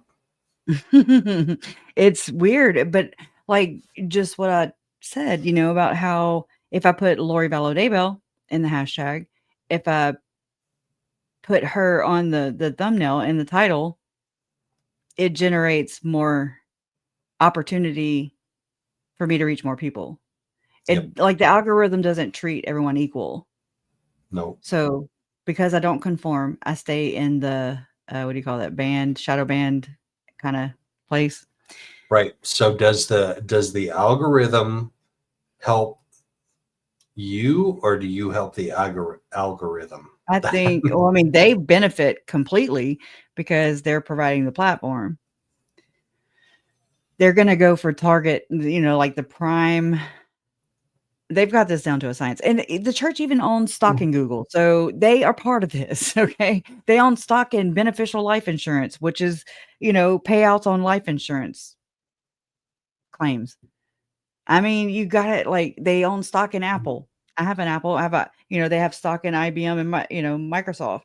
It's like, they have real estate portfolios and shit. And it's like, what? It starts to be really crazy, when you start putting these things into perspective, into your everyday life. I bought a bra. My bra broke, right? When I went to your Airbnb to visit you and Trace and Caitlin, and my bra broke. And I was I'm like, a personal witness, but I'm not a personal witness. Yeah, I didn't see, but he saw, the act. Because I was like, oh my God, or my reaction. And it's uncomfortable. I saw okay? the circumstantial. I saw Yeah. the circumstantial evidence, not the direct evidence. Oh my God. And so I was like, I just know to go to Victoria's Secret. Well, come to find out, that's Lex Wax, whatever his name is. I just messed it up. Lexner, whatever. Epstein. That's Epstein shit. He owns this company. So I'm not gonna spend money. This is my last Victoria's Secret bra. And they break anyways, just like they make iPhones with screens that crack. Okay. You just like crushed they me. make Now bras that shouldn't snap. I'm giving up all of my Victoria's Secret bras and panties too, just for the record. I'm giving them all up right now. Look, I was trying to exhale my smoke there, I couldn't because I didn't want it to hurt. But I was like, oh my God. Anyways, this is how you impact those big people. Okay. You don't give them your subscription. You don't give them your alliance. You don't endorse them. You don't fluff them. You don't empower them. You hit them in the pocket. The bra snap. That was heard around the world. That's what State of Confusion said. It was definitely felt. I'll tell you that. That hurts, man. It really does. If you know, you know. That's why I don't wear underwear. I will never wear underwear again. I wish. I wish. I've got permanent indentions, Anyways. Yeah, Victoria's Secret is owned by, is it Les Wexner? That's maybe the name. Or Lex. He's the one that bankrolled, oh my God, Epstein. He owns Victoria's Secret. Abercrombie and Fitch dude, I never remember his name, that was busted for trafficking. He kind of played out. They're old. I know the secret, but it's one of those things that has been politicized and like discredited so many times that people are like, what? I mean, myself included. But again, I'm just like, it makes sense. It explains why Chad would benefit off of killing Melanie Boudreaux's kids, potentially. It's like the driving factor. It's like the unspoken motive, and people aren't ready for it because it's weird, but it's really not. Your intentions are pure, clear. Thanks for your commitment, integrity, consistency. You are not warped and capitalizing like some people. I appreciate you and have for years. Oh, I love you, humanimal. Appreciate you too. I've always seen you in the comments, and you speak truth. You do. Like sometimes it's hard to understand in just a small 200, however many characters or less. But in conversations, you get to know people and their personalities, like Bewitched, Trace on the Case, On My Way to 808, Divergent, Sherry Dunn, Just Call Me Kim. Like, we all have different personalities. We have our presence, you know. I see you guys across multiple platforms, multiple channels, you know, and I love seeing you guys digging in like different perspectives. You're not just, oh, that's the know all be all, that's the authoritative voice there, I'm only going to go here and get my news from here. I'm all about that too, but it's like I listen to them and then I listen to them and then I listen to everybody, because there's so many ways to look at these things and our minds are so different, and things hit us and we're like, oh crap, I never thought about it that way. And it opens your mind, right? It's not closed down to the talking heads that Judge Bareski talked about. So there you go. I'm just saying, I don't know. Just corruption is wrong, but thank you, you know. Thank you. She really is pure intentions, I believe. Huggy Bear, you too. Boy, I'm telling you, I wish you would come on, because I would love to pick your brain, not in a gross way, but I just want to thump you over and take all, like, look at all the information and just be like, oh my God. I wish y'all could do that to me too. Is there a gross way to pick your brain? I don't know. Yeah, sadistic. I mean, think about people. There's cannibalism out there. Just saying. I remember a long time ago. Do y'all remember Faces of the Dead or something? It was a show. Like, I don't know. I was a kid. I was like, oh Lord. I remember that was a little above what I should have seen, you know. Like, I shouldn't have seen that. But you know, kind of R-rated, not ready for the child's mind. But Like, if you ever if you remember satellite dishes, my aunt and uncle had a satellite dish, and I would go over to their house on a Saturday night and watch the movies that you could watch on a satellite dish. Oh. Yeah. Faces of Death, yeah. Okay, so they had these people that were sitting around a table. This is just from memory. I haven't seen it since. But they also had the guy in the electric chair, and they showed that. Then they showed some people sitting around a monkey and whose head was hanging out of a table, and they were like going to actually eat his brains. I mean, this whatever. Okay, I wasn't there. I don't know. But it's just like, whoa. That's pretty bad. Bad Mormon. The church actually sued Heather Gay for using Bad Mormon. And it's like they don't want to be called Mormon. They say it's a victory for Satan, yet they don't want anybody else to profit off of it or to, you know, to use it. So they sue her.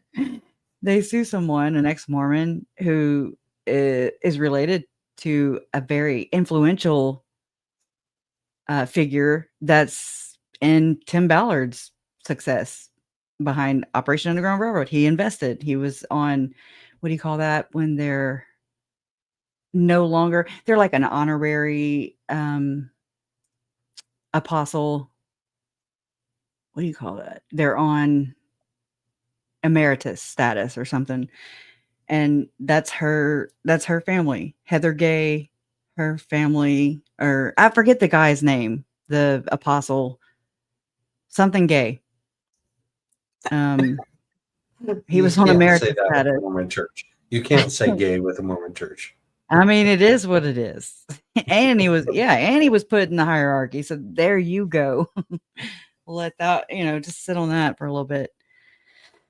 Emeritus is what I was thinking. Yeah, Divergent. Tylee was missing parts. Lori's done that sadistic shit. And so it brings me back to,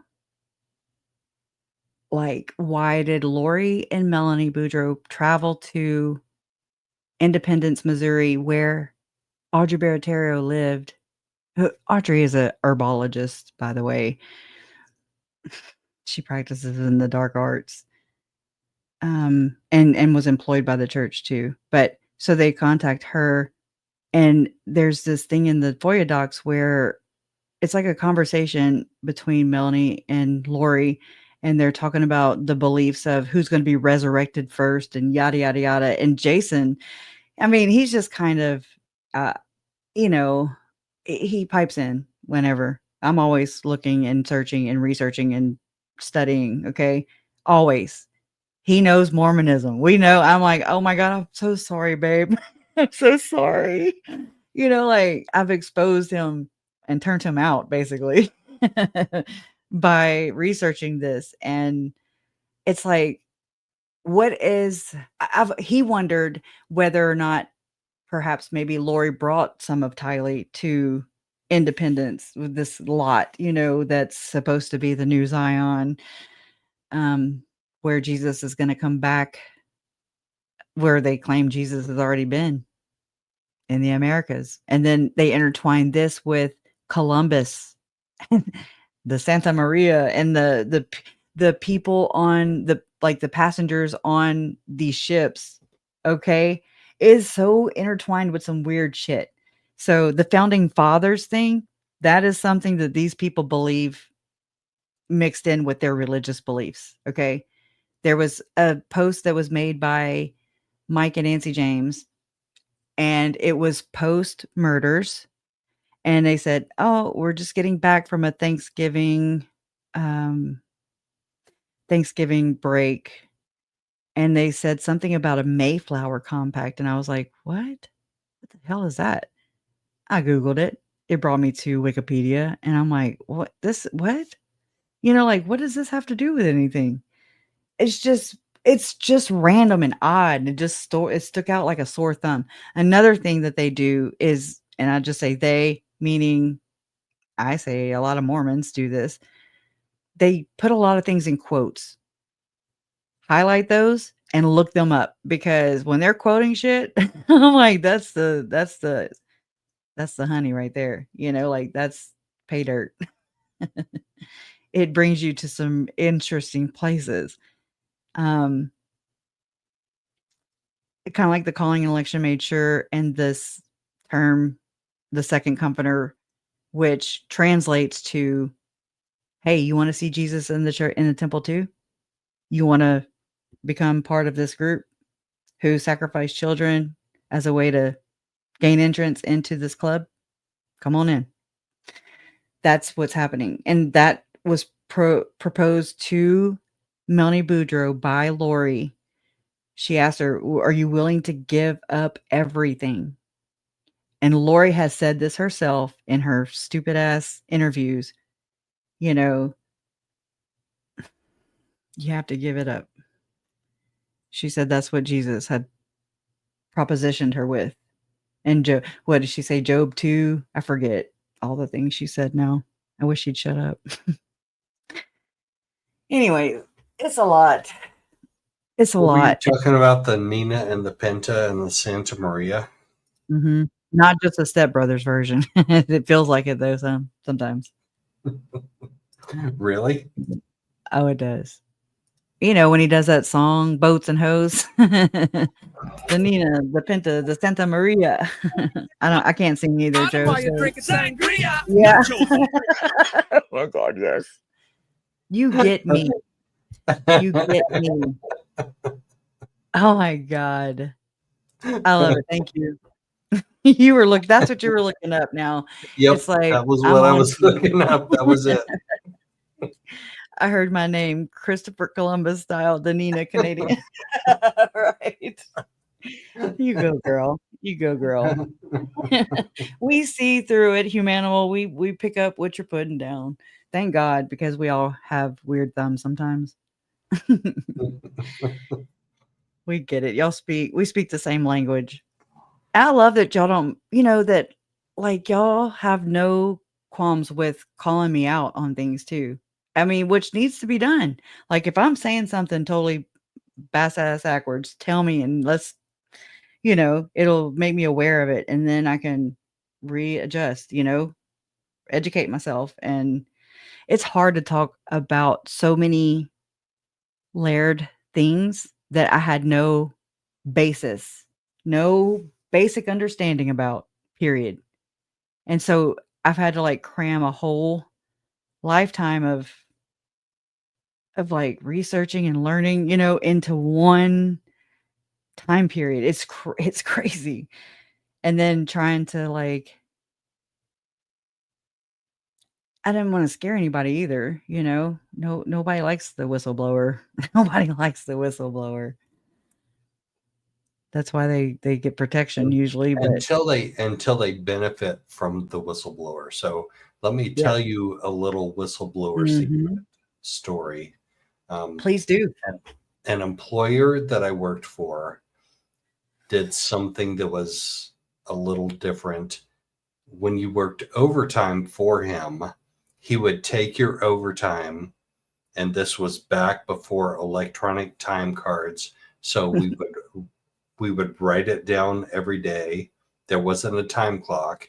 You wrote down what time you came in and what time you left. And if you worked more than 8 hours in a day, he would take your overtime and he would bank it. So Like, on a one-to-one basis, you would get to take that time off sometime later in the year or the next year or the next year. like But when you work, accumulating. yes, right. Okay. But when you work overtime, it's not a one-to-one basis. It's 1.5 to 1. So when he fired somebody and that person didn't like being fired, they reported him to the State Department of Wages and Labor. And he had to go back and compensate every single employee that he had shorted. And I was one of those. I got like $5,000 or something. Oh, hell yeah. So nobody likes a whistleblower unless you get $5,000 in your checking account. Yeah, like an oversight, and the IRS all of a sudden owes Barry Cox, I'm just saying. Joking. That was a bad joke. Just joking. That was distasteful. I can't believe you did that. I know. I'm so sadistic, I guess. I don't know. So are you going to share this new lawsuit with us or not? Like, it's actually just a ruling that came down. Hold on, I'm putting this in the title. I mean, I'm putting this in the chat too, because I do want people to dig into this. I just don't know if I should. So this is KK's Corner Investigation Part 2, the confessions that I put earlier, the Part 1, the killings. And this is from KPLC News. That's our local news here. They've even covered the trial of Lori. They've interviewed my parents. I mean, I'm just saying, it's this hometown local triple homicide that happened here, and there's corruption galore. And it's making me it made me so uncomfortable last night, because my mind, I started remembering things that I hadn't thought of in I don't know how many years. And I mean, my memory's been bad since, I say bad, I mean, I've been cramming it full of all this Mormon stuff and Lori and Chad's crimes and all this dark shit, and I'm just like, oh my God, here's some murder, a triple murder that happened in my hometown, within 5 miles of my house where I grew up. My grandma, she would literally kick people out of her house if they brought up, the sheriff's name, Wayne McKelvin, and it was contrary to her cognitive dissonance. Okay. Just basically. And I remember that, but it didn't make sense to me then. I didn't understand the world that I live in, and how I didn't understand corruption existed. I didn't understand. I was not aware. And it's like, holy crap, I'm wondering now, and I've kind of wondered this before running across this triple murder again last night, that, my uncle's plane crashed in 2001. He was allegedly a DEA agent. He was also allegedly worked for AT&T and, anyways, Bell South. And he also had a trucking company. So did my dad, my real dad, my stepdad, Todd's dad. And anyways, it's successful, Ash Management was the name of that. And anyway, so his plane crashed in 2001. He was helping his friend who was a city council member. His name was JJ Johnson. and him and his wife at the time, they were estranged, going through separation or whatever. And but he loved his stepkids, and so she had like a 6-year-old daughter. Anyways, they were in Joplin, Missouri, his wife and her daughter. And the way it was told, the family story, so to speak, was, when I found out my Uncle Earl died in the plane crash, it's like we found out that the reason they went was because the wife did a SOS, told her husband that, who they were estranged at the time. She told him that the little girl had gotten into a diving board incident, and so she was in critical condition. So my Uncle Earl had 2 planes. He had just bought this other plane, hadn't had it fully inspected yet. So he got on it. The pilot was on it, and so was his friend J.J. Johnson, who was a city councilman. He was doing a favor. My uncle was doing a favor, basically. And but he had also made some really big business deals right before that. So it's like I'm very uncomfortable. I'm like, oh my God, I know there's something there. I don't know what it is. I don't know where it's gonna lead me, and it's uncomfortable. I'm just being real with you. So it turns out the little girl showed up at my uncle's house the next day with her mom, when we're making funeral plans and everything, and she just had a Band-Aid on her chin. So it was an elaborated story meant for, look at me, maybe a desperate attempt to hold her husband, stop the divorce, I guess. And well, anyways, so in total, this woman who cried wolf, basically, okay, and 7 people died because of this, because they responded to her cries. Her daughter, she had 2 daughters that also died on that plane, in that plane crash. She had a son-in-law that died on that plane crash. And so the son-in-law and daughter also had a son that the woman ended up having to raise too. He had no parents anymore, it just was a bunch of, and she lost her ex-husband, her soon-to-be ex-husband. So it's like, yeah, Carolina. Yeah, Carolina actually, she checked me. I'm so glad. Because I talked about the plane crash before, and she went and looked it up. And I'm like, wow, yeah.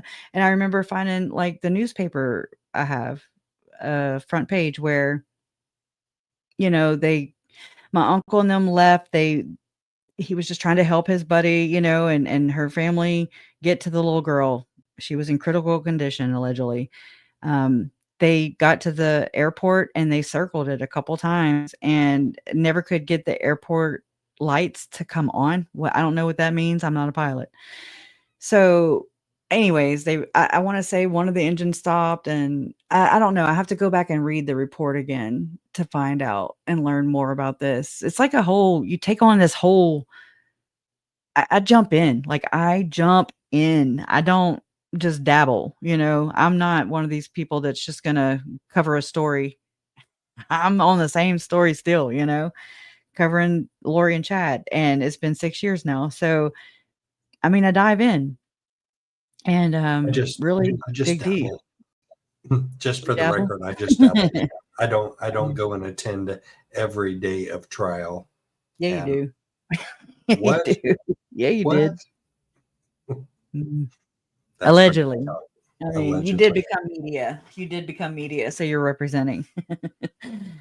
Representing Mm-hmm. I But appreciate people media- like you, Joe. media. Why'd you go down? That was Oh, the that was camera. funny. That was the Okay. off spot. Okay. I'm like, it looked like you just let the thing down on your chair and it came back up. You did the elevator on me, is what you just did. Right? Yeah. I did Anyway, the so media yeah, elevator. this story, y'all, is making me, I'm like, oh my God, I feel like there's some nefariousness going on. Or I don't know. You never know. Corruption exists for sure here in this town. And I think it would behoove people to just kind of look locally.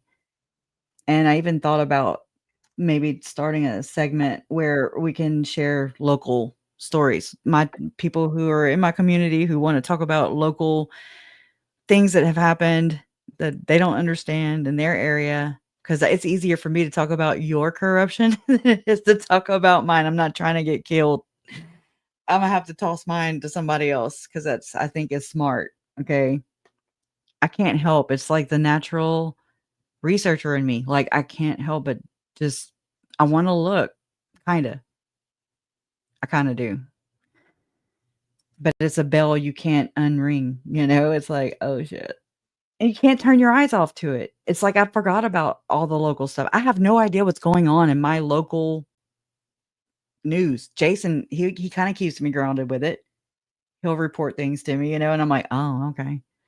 I remember when I found out that the lodge here in Lake Charles was rededicating their lodge, and I was like, what? We have a lodge? What? It's been there? Yeah, we also have the Order of the Jesters here too. They actually have a place here in Lake Charles. There's not a whole bunch, but they're definitely in my town. You might want to look that up. It's crazy. Just to be aware. I just want to be aware. I want to know who I'm endorsing. I don't want to have to call my mom and say, are we Republican or Democratic? I mean, isn't that a choice I'm supposed to make? I don't know because I was just not versed in this. I was not educated on this. I hated civics. Hated it. I was actually forced to sit next to my teacher. Like I had to pull my desk up next to his. I was a troublemaker. But anyway, so if anybody wants to dip into those, just it's crazy. So do you want to hear what Mike Watkis and Yes. Tom Evans had to say to me? Yes. You talked This to them? was How's Tom's grandson? Hmm? How's Tom's grandson? I haven't got an update. Okay. I do not have an update. All right. We'll have to Um, find out. Was yeah. he on drugs? I don't look, he was a DEA agent. So I know that I remember hearing a story one time that my uncle had like PTSD because he had gone on some kind of sting in South America. And okay, look, I don't know if this is true, so don't hold me to this. Okay. This was the family story that I remember. And so my uncle had to kill the drug lord's son or something, and it was the same age as his son, and that he was being haunted. You know, like he would see the boy when he was trying to PTSD. Okay, like it troubled him that went down, and he had to allegedly kill him. I don't know. I don't know if there's any. I don't know if I'm remembering it right. It was so long ago, and I don't know. I just feel like there's some weird stuff that maybe happened in on the trans side of my family. And I'm not trying to bring shade. I just want the truth. This is it affected my life. It affected Todd's life. It affected my childhood. It affected my family, whether they're step or not. You know, like it shaped who I am today. So it's like, and we know it's generational. So it's like, I just want to know. I remember my mom all telling me a long time ago that I would not do this if she was still alive, by the way. But she used to tell me that, or I'd hear her say that we're the Cajun Mafia. And I'm just like, oh, yeah, I thought it was funny. Okay. Ha ha ha. And then I'm like, oh, I mean, I don't know. There's some questionable things. I don't represent any kind of mafia. I'm just saying, like, not for it. I'm against it. I'm not, I ain't into that, but it's crazy how these very things are possibly what's going on in Delphi. Without even knowing, like, unless you're going to reflect and say, wait a minute, I have done deep dives into that in Delphi. And One day I went to drive up from Lafayette to Fort Wayne because Fort Wayne is where We Allen have County Lafayette, is. by the way. Y'all say Lafayette. We have Lafayette. Lafayette. You have to say Indiana. Lafayette. That's how you know if it's north or south. Right, exactly. Foyer, But foyer.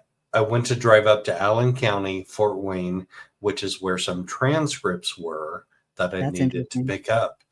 And there's a highway that runs between Lafayette and Fort Wayne, and it's called the Hoosier Heartland Corridor, State Road 25. As soon as I got on that highway, a motorcycle passed me, and he had on a motorcyclist vest. Oh, my ex-fiance used to be in a motorcycle club. And I'm like, oh my God. It was a Vinlanders vest. Mm-hmm. Vinlanders, Odinists, whatever you want to call them. Mm-hmm. Oh, okay. I see. Those are the third-party suspects in that case that were never allowed in by Judge Fran Gull. She never allowed those in to the trial. Which I remember this when Rob Wood said ritualistic. I'm sorry. He said that was part of the motive. It was done. How do you say that? Due to their religious beliefs. He included that in the effing indictments. And I was like, oh, there it is. All right. Now time to go, just I had already done some digging. Yes, there's some very deeply disturbing religious beliefs at the core of this. Okay. But then how can you say that and then not really address it? And then you got to realize that the prosecutor's job is just to convict. They're not there to tell the story. They are in rules of evidence. Okay. They have to play by the rules.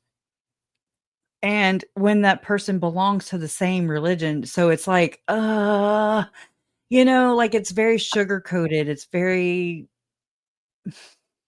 it was never intended to expose that religion. It was to expose what Lori and Chad did to their religion. And I can see it that way too. But it's also like, I don't understand the things, it just, because it's deep. It's deep, and it's no attack on Rob or anybody else for that matter. It's just I question these things, and then I get punished for asking things, Right. Well, that's just like Delphi, because I was there. I was there in the courtroom on August 1st, 2024. So almost exactly a year ago, a little over a year ago. And they were doing the third-party conspiracy hearing. And Amber Holder, who was Brad Holder's wife, now ex-wife at the time of the hearing, was an Odinist, but she said there's no such thing as an Odinist. We follow the lesser Norse gods, she said. And if you follow the lesser Norse gods or any of them that are a subsect under Odin, we would never harm a child or a woman because Odin protects children and women. The way that's being purported by that person, their practice of it. Just saying. Right. But like when you... Lori and Chad, exactly like Lori and Chad. She still follows the prophet, y'all. Okay. If you're a Mormon, you would never harm a woman or a child. That's what most Mormons would tell you today. If you're a Mormon, you would never unalive somebody like Lori and Chad and Alex did. It's so similar. There are so many similarities. It's, yeah. Just call me Kim. I didn't know Woods was LDS, so I wrote, but I forgot to tag you. Rob Wood was a bishop in that area. You would think sometimes it might be a conflict of interest, is what I'm saying. But there's 98% Mormon residents. BYUI is there. It's steeped with this same religious belief. So, But then you find out by digging and just listening to people, Mormons, ex-Mormons alike, and you hear the same language, you hear the same things, and you hear how, they believe in multiple probations, which is reincarnation, a form of it, but then they deny it. The official church denies it, but that's not what you're getting from the community that belong to it. You're not getting the same stories. It's not ever black and white, is what I'm saying. It's a scale. It's a sliding scale for sure. It's an umbrella. It goes from one end to the other. And I mean, publicly, some people know what to say and what not to say. Some people know it'll get their temple recommend taken away, or it'll get them, I don't know. Humanimal, the Vinlanders or Odinists weren't proved there. I was on the highway headed to Delphi behind a motorcycle rider with a vest that said Vinlanders on the back. That proves it for me. That's all I need to know, that the Vinlanders are there in the area.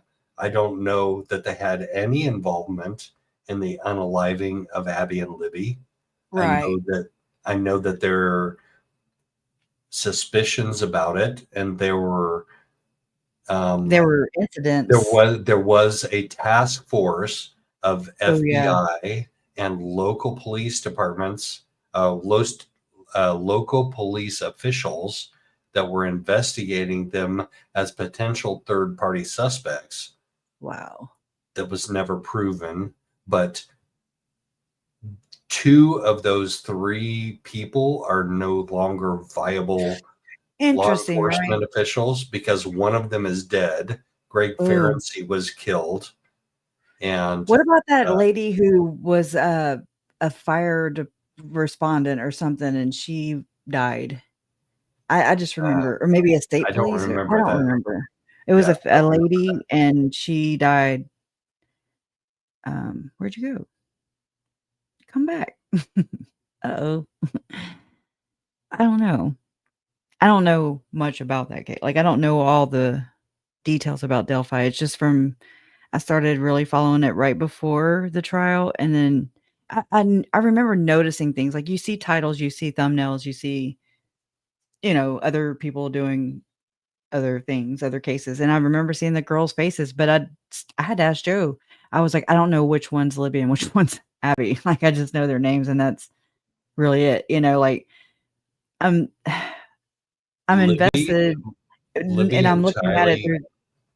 Libby and Tylee were very similar personalities. That's something I remember noting too. Anyways, I just kind of looked at it as I was going through Tylee and JJ and Charles and this whole thing, and learning what I was learning in this organization, in this, what do you call it? Structure, this, oh my God, I hate when I lose my words. This system. Okay. But then it's like, I can look at other systems, even my governmental system, and I can note a lot of similarities in the tactics or the way they respond to things, the way they deal with things, the things they say, and how they're not often stuck to. I mean, I don't know. It's just weird. So I look at it from that. And I mean, my thing was like learning that like Trump had, and I mean, Larry loved Trump. I was so fearful of telling Larry that Tim Ballard is connected to Trump heavily, and Lynn Packer had reported that Tim Ballard used, and this is all allegations. Okay. These are all alleged. And that way I don't have to say it every other 2 words. So it was alleged by Lynn Packer that Tim Ballard was in Venezuela, I think, and Haiti It was women from those two areas, I believe. And he used, Tim Ballard used Tony Robbins' jet. Tony Robbins owns his own island, by the way, too. I mean, just for anybody wanting to know. And so Tim Ballard allegedly used this jet with these women on it who were, quote unquote, they were alleged rescues, basically. Okay. But anyways, it gets down to some nitty gritty stuff. But so it was alleged that he used Tony Robbins' plane or jet to bring these women into our country without visas, without any kind of documentation, and that they went on a midnight tour through the White House. Okay, whatever. I don't give a shit. Just telling you what Lynn Packer said, what he reported on. And he brings receipts. So, and then he also did a fake graduation for these women in Utah at the University of Utah. Okay, where they did this whole fake graduation, handed out diplomas, certificates of these illegal, people they trafficked in here, allegedly. And so Lynn Packer tried to get FOIA request or whatever from UVU, University of Utah, and they sent it to him and everything was redacted. Okay. Do you see I'm just saying, like, this is it. And you have to do with what you will with it. I have no loyalty to anybody, I don't. I'm open. I just feel like those in those kind of positions are put there and get there for a reason. There's a lot of things at play here. I just Money. want to let you know I'm hurt. Why?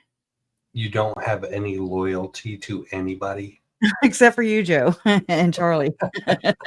Okay.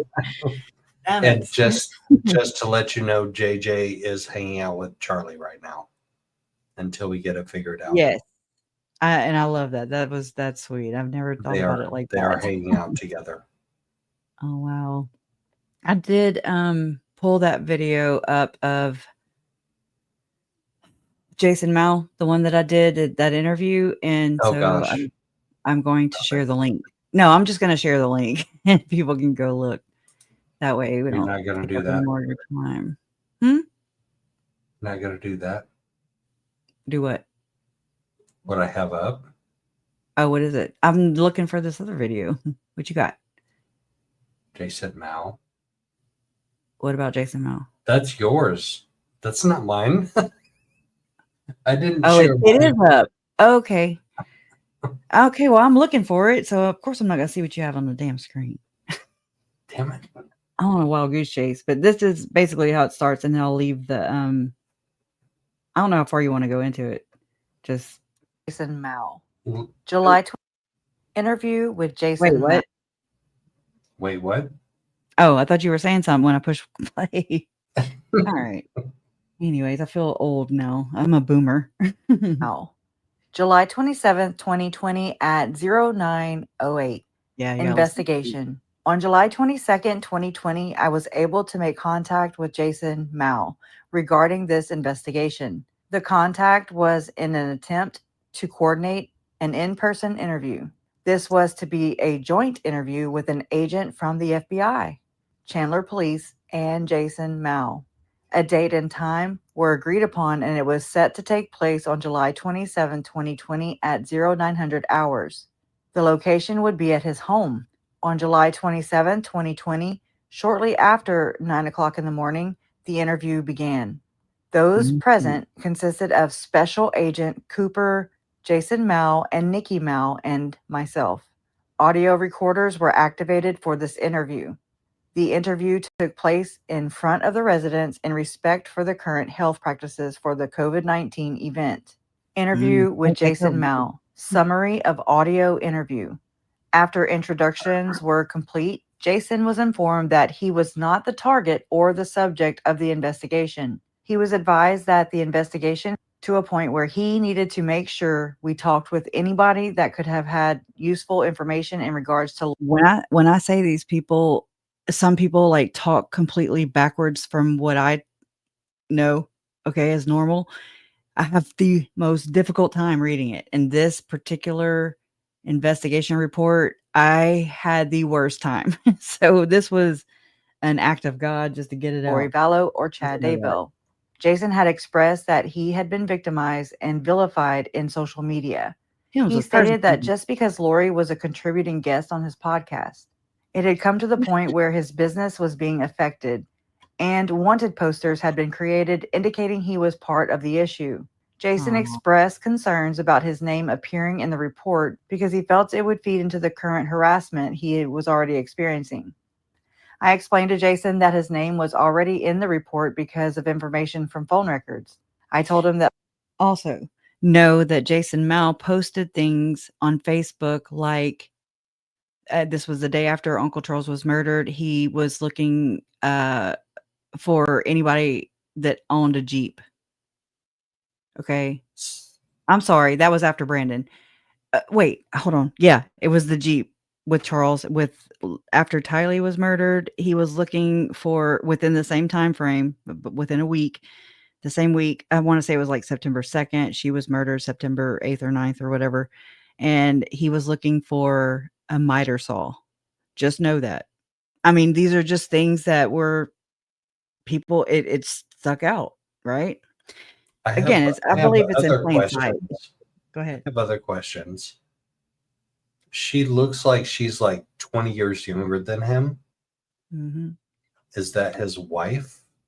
Yeah, I would love to speak to his ex-wife. I mean, I have pictures of him with Tim Ballard. I have pictures of him with his two kids with McCain. What's his name? I don't know the first. I can't think of it. He's a senator or something. He was Senator McCain. His head is like 30% bigger than hers. And he's short. He's so short. Right? Like and he went and preached this time to warrior up at Tammy's school. Yeah. To the youth. And people are okay with him teaching the youth, writing children's books after all the murders happened. He came out with a continuing to do so. a children's book. Yes, on church payroll. I'm just saying he was swabbed for his DNA. And it's like, I want to say in this report, this detective knew Jason Mao from working with him, but he made it known. I want to say it was this one. If not, it's somewhere else in that FOIA that report. One of the detectives knew of Jason Mao. Well, if his DNA was swabbed and it didn't match, then it's Did they run it? But they didn't run it. I mean, they didn't. Same thing with, like with Chad. I don't care whether they ran it or not. I don't want him teaching my children's seminary. It's no different than Emma Daybell and Garth Daybell, still teaching. Joe Murray still teaching. It's like, oh my God. And if you think about it, they have to report child abuse. They're mandatory reporters, by the way. But they would have to actually claim to know them or know of them. I also was watching Bill Schnoblin or whatever. He was on Sean Atwood's channel today or yesterday. I watched it today. And I've watched him before, Bill Schnoblin. I've read some of the books and everything because he exposes the Freemasonry and the witchcraft, the satanic shit that goes on inside the temple. I mean, he was part of it, and so he's been exposing people like Mitt Romney. And anyways, the church has done a real great job of discrediting exposers, whistleblowers. They get the congregation to not even pay any mind to them because they're just anti-Mormons. And then everybody else, it's like you have to dig for these things, because they're buried in the algorithm thing.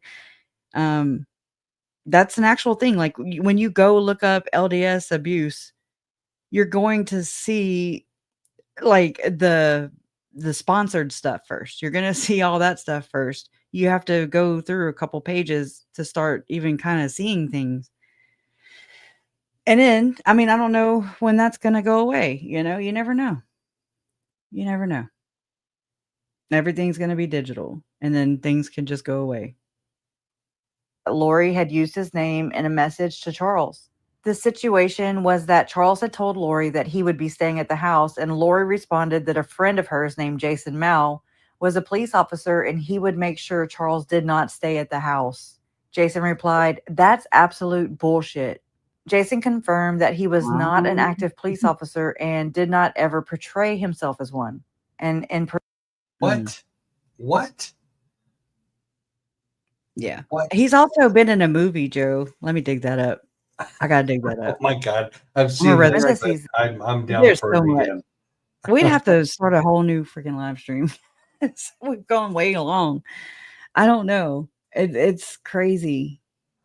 I mean, just when you start peeling back the layers and the associations and replaying things that were testified to in the show, which I've never really had an opportunity to do, because this case, we've had to move along with, like, there was always the next hearing, the next hearing, the next trial, the next trial, the next trial, the next hearing, the next hearing. It was always at this pace, So you have to kind of keep up with what everybody's interested in, which is the current events, which is what's taking place right now, because everybody's interested, right? I get it. But it's like two different things I need to do. It's like I need to do that too, but I also want to filter all the information that we've already learned in a court of law and then go back and apply it to the interviews, to other things, other correlations that were made as we were in these Facebook groups and we were looking for the children and things that were found out, and just kind of look at it with that kind of lens, with a more, knowledge with And court testimonies and shit. he had that knowledge and he had that lens when he was taken up to Rexburg, Idaho from Phoenix, No, Arizona. he was in Arizona. He was in Arizona. They came to here. They came to there. I mean, whatever. But it was Rexburg PD that interviewed him, wherever it was. It wasn't Phoenix PD that interviewed him. Right here. He knew that. He knew that. Yep. And actually, he was in Billings, Montana, the weekend that JJ was murdered. And he was, again, I believe that these, like Preparing a People and Time to Warrior Up and Pathway to Zion, all these different kind of platforms that were platforming Chad, Lori, in the same circle, like Rod Meldrum, Mike and Nancy James, all these other people. We have Jody Stoddard, we have Hannah Stoddard, the Joseph Smith Foundation. That's who they belong to. Tim Ballard, Operation Railroad. What I would call those are fringe groups. So you call them fringe, I call them front. Okay. I call them front.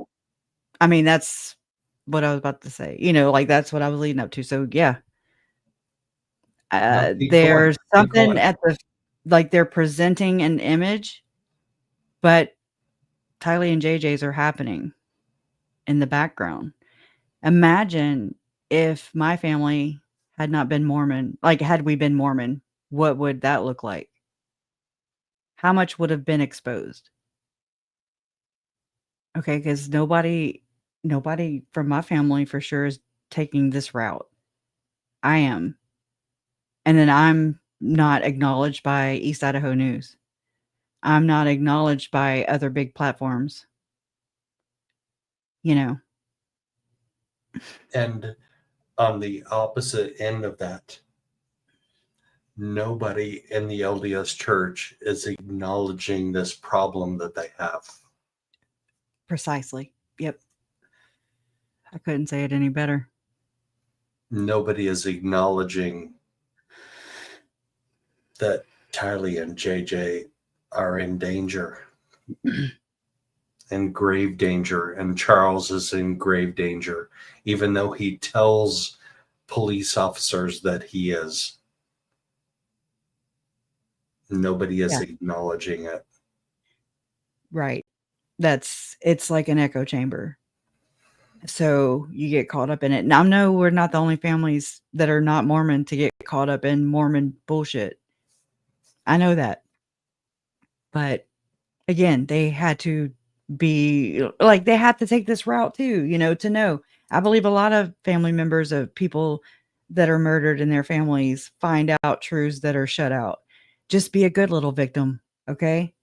Just be a good little victim. So we can exploit your pain. It sells, okay?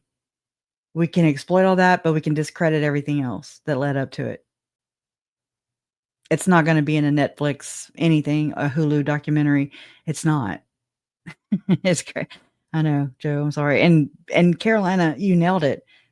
Bingo. They took his buccal swabs. Oh, there it went. Hold on. They took his buccal swabs, but failed to enter his DNA, just like they failed to test the blonde hair to Gibb. Yeah. Yeah, and you got to think how Jason Mao and the bishop Gabe Bonilla, who Lori was trying to subpoena, by the way, who dodged being subpoenaed. He avoided her, allegedly, and he's in business with Jason Mao. What do you do? Basically, what do you do when your bishop and perhaps a stake president who issue out temple recommends? What do you do when they are in the same club as you?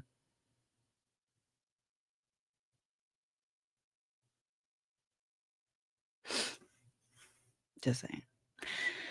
Anyways, and the police that showed up to help Charles, you mean to respond to his cries for help, would be Gilbert. But Chandler had his case once he was murdered, because it happened in Chandler.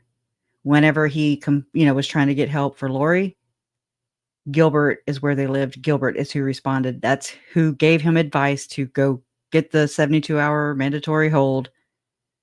He followed their advice. Then they played keep away, just like what Lori did with his phone. They were like, oh, I don't know where that order might have expired. You don't look like a danger to your kids. Okay, asshole. You're not fucking qualified to make that kind of shot. That kind of call. Shot call. That's what I meant to say. Anyways, it's very aggravating because they fell through the cracks. And there's so many, I can almost guarantee that this happens over and over and over and over again. And people get railroaded by this church and the belief system. And actually the money and the influence that it does.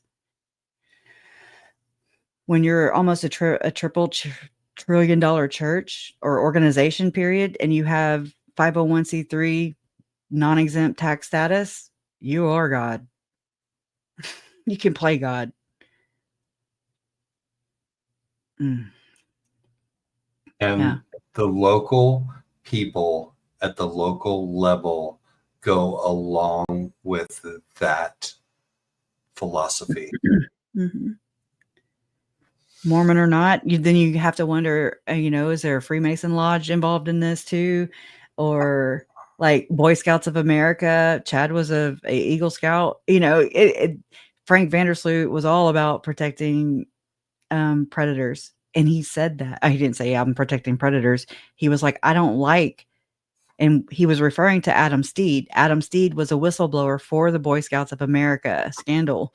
Okay. His family was changing the laws. His family ended up being ex-Mormons because the church shut him out, because they didn't want their kids to be diddled anymore. And they're speaking against it because that's what the church claims to be doing.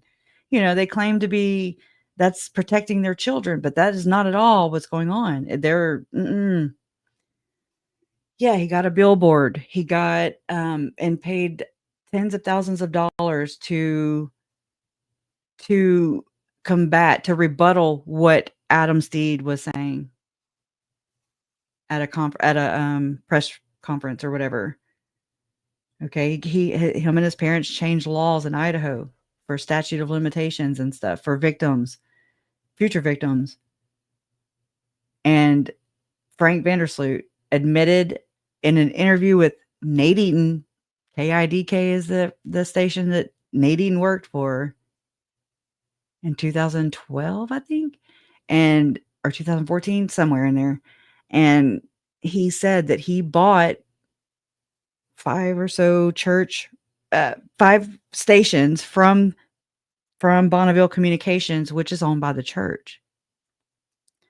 So you know him so well that Bonneville Communications is where Gordon Bowen worked. I mean, so you just have to kind of like figure these things out. And like, I'm just waiting to see where Frank Vandersloot is connected to Gordon Bowen. Waiting. Haven't found it yet, but it's there. I don't know where it is. But and then that Gordon Bowen is who contacted Vice News and shared that Tim Ballard was not affiliated with them, with Elder Ballard.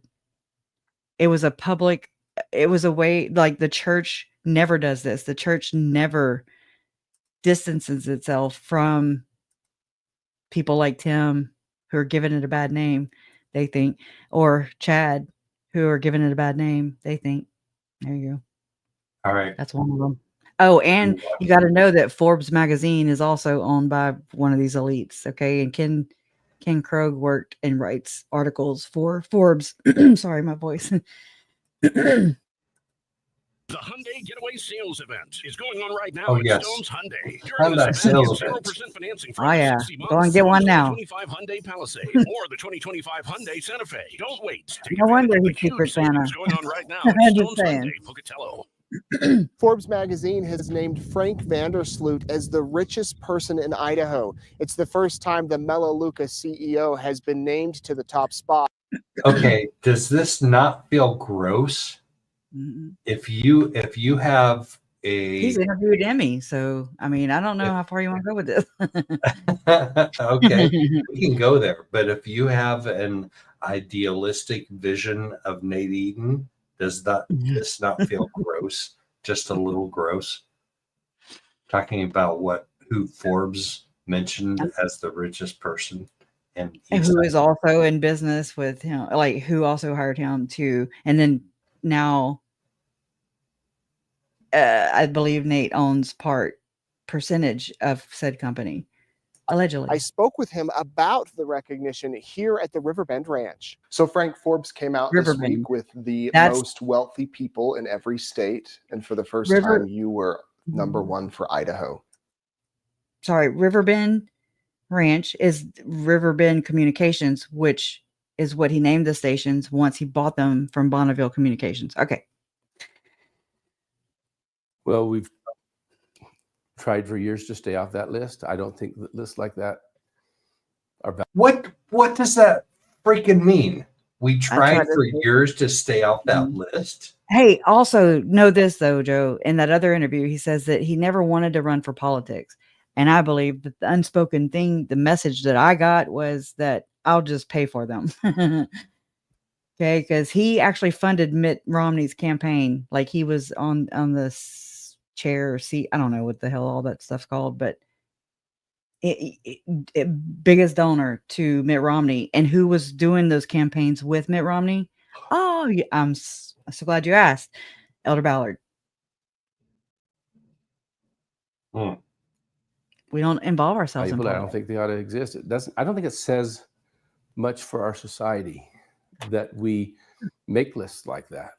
I visited Kenya a few times and these little African safaris, and it was So what that tells me is I visited like with Tim Ballard or people like that, and if you know what I'm saying. Maybe there were some trafficking victims. I didn't say it. I'm just kind of throwing that down because that's what's going on. I know. It's crazy talk. That's Oprah, all those people that say that they're not here for the views and the clicks and the notoriety are actually here for the views, clicks, and notoriety. It's all about the public image. In my opinion. Favorite trips I've ever done with my family, and you learn things from some of these cultures. These people. You learn things from some of these cultures. The slave trade has been going on for hundreds of years. Have you ever heard about Frazzle Drip? Nope. Okay. I ran across a video one time and I can't believe I saw that. But anyways, after this, I got to show you this other little clip that has OUR branding on something Thank that says you. that. I'm still waiting for you to introduce OUR to us. Just saying. I did. Saying. Out there in the Kenya plains, they raise cattle. And that's what it's all about. It's all about cattle. And really how you would measure a man's wealth in that society would be how many cows do you have? But it's really, really inappropriate to ask somebody that. In fact, they will warn you, don't ask. Are you telling us not to ask? Exactly. Don't ask. How many little girls you have stashed on that Epstein plane? It sounds like Trump saying, y'all are still wanting to know about that Epstein tape or the list or whatever. And I'm just like, yeah, asshole, you're the one that volunteered the freaking to expose it. You know, like nobody asked you to do that. You did that. So now you can't. Of course, we're still talking about it, and they're going to continue talking about it until they know otherwise, until they learn that you don't need a list. You don't need them to validate anything that you already know. Okay. You already know in your body, in your soul, you know, you're being lied to. So it's like you have to value what that person is saying in order for it to factor into your belief system. I don't value what the hell they say. He knows in his eyes. Look at his eyes right now. Huggy Bear says, so I went in and bought all the cattle. Sloot. Yeah. So I went in and bought radio stations or, stations so I could control the narrative. I went in and did this. I don't do, politics. I don't, what did he just say earlier that we're made us think about? They don't ask. Or you don't ask people, what was it he said? I forget. Like it's the first time I've seen this. Don't I ask don't know. how many cows that somebody has, and ask how many cows that somebody has. And no chieftain or nobody would say, I got 17 cows or I got 32 cows, because that would be offensive. That's not how you would measure the stature of a person. You don't measure the stature of a person by the truth. What do you By measure? offending them by asking questions. You don't offend them by asking questions. Or speaking the truth, apparently. Is by what their asset base is. Our society is different. I get it. But see his hands too? See both their hands? Just saying. Oh no, you didn't. I got other pictures where they're doing it too, where Frank is doing it. Those same principles hold here, that somebody wouldn't say how much stuff I got. I'm only on this list for one reason. That's because I'm a key shareholder in Melaleuca. I am really proud that Forbes magazine, one of the most credible sources of measuring those kinds of things, has placed the value of apparently over $4 billion on Melaleuca, which our team built. I'm proud of the men and women who have joined me over the years and who have built that. I didn't build that, but a lot of people. I'm about done with this bullshit. He's just getting started. It's just a time for another day, That way you can go in with a fresh mind. Because I'll pull those other things together too. That's Frank. And that's Frank. Frank. See his hands? Who is Frank? Are you okay? Who is Frank? Frank the Tank. Oh, Frank. Vandersloot. Who are you talking about? So we gotta watch. Yeah. Okay. I have a thing about Frank. Not a thing for Frank, a thing about Frank. just to be Frank's clear. memo. We should give value to things that have more merit. There was a time when Vandersloot did not have much money. His attitude toward wealth hasn't changed much since then. Here is a Melaleuca corporate video of Vandersloot from 25 years ago. Oh, Joe. Hey, Joe. Wait, before he even talks about Melaleuca and the business model, just know Frank says that it is not an MLM. Okay. Now know that. Somehow I totally believe that. I totally believe that. There's also stories of some people that are accused. There are 144 people accused in the Hamblin daughters victim statements. Okay. They accuse 144 higher up people in Mormonism. Okay. So just know that two of those people, Joy and what's his name? Gary Lundberg. It's a couple who talk about sex therapy and health, sexual things. And East Idaho News also did like oh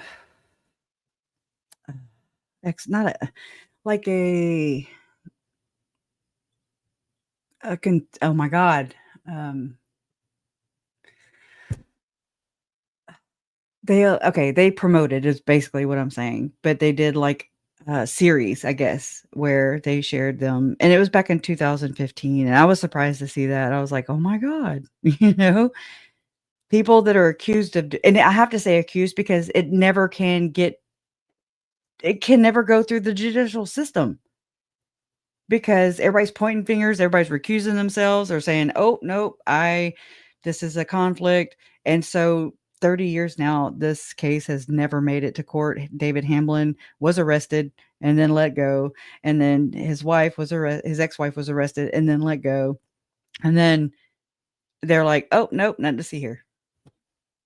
And then they come at you in your comment section or in your Facebook messages. I mean, I had this happen already and I'm like, I ain't really get into it yet. I haven't really given it the effort that I'd love to, I mean, I would love to tell all these stories and stuff to somebody who can put this shit together into a media form that makes sense, that people would their jaws would be removed. Okay. Like you wouldn't even have one anymore because it would be so far removed. Okay. Because it would drop so far. And then it would make you, it would at least fill in the Mormon pillar of this bigger worldwide mind, this like mind belief, okay, that's going into, that's Diddy, that's Epstein, that's Trump, that's of this big worldwide takeover. Mind F. And then to see how Chad Daybell, Julie Rowe, Tom Harrison are just a drop in the bucket of people who benefit and profit off of exploiting information that they know because they're in the club, that they will never tell you because they're in the club, that Lori sacrificed her kids to gain entrance into this club and had proposed this to Melanie Boudreaux so she could be in the club too. And that's why Julie Rowe was preaching about the earthquakes and the Wasatch wake up and all this shit, and they profit off of the fear-based trauma. They know the plan. You don't. Higher law. I know, Humel. Good. I don't think they would do it though, because they own the network. So that's my thing. I'll tell anybody who'll listen. Right. And if they can put it into an actual format where you don't have to hear me going, what's that word? Those things. I mean, I can't do it all. I've done the research. I'll continue doing the research and I have an open mind, but this is, and I mean, I make of it what you will. Like I don't ever, because I can't say this is what happened.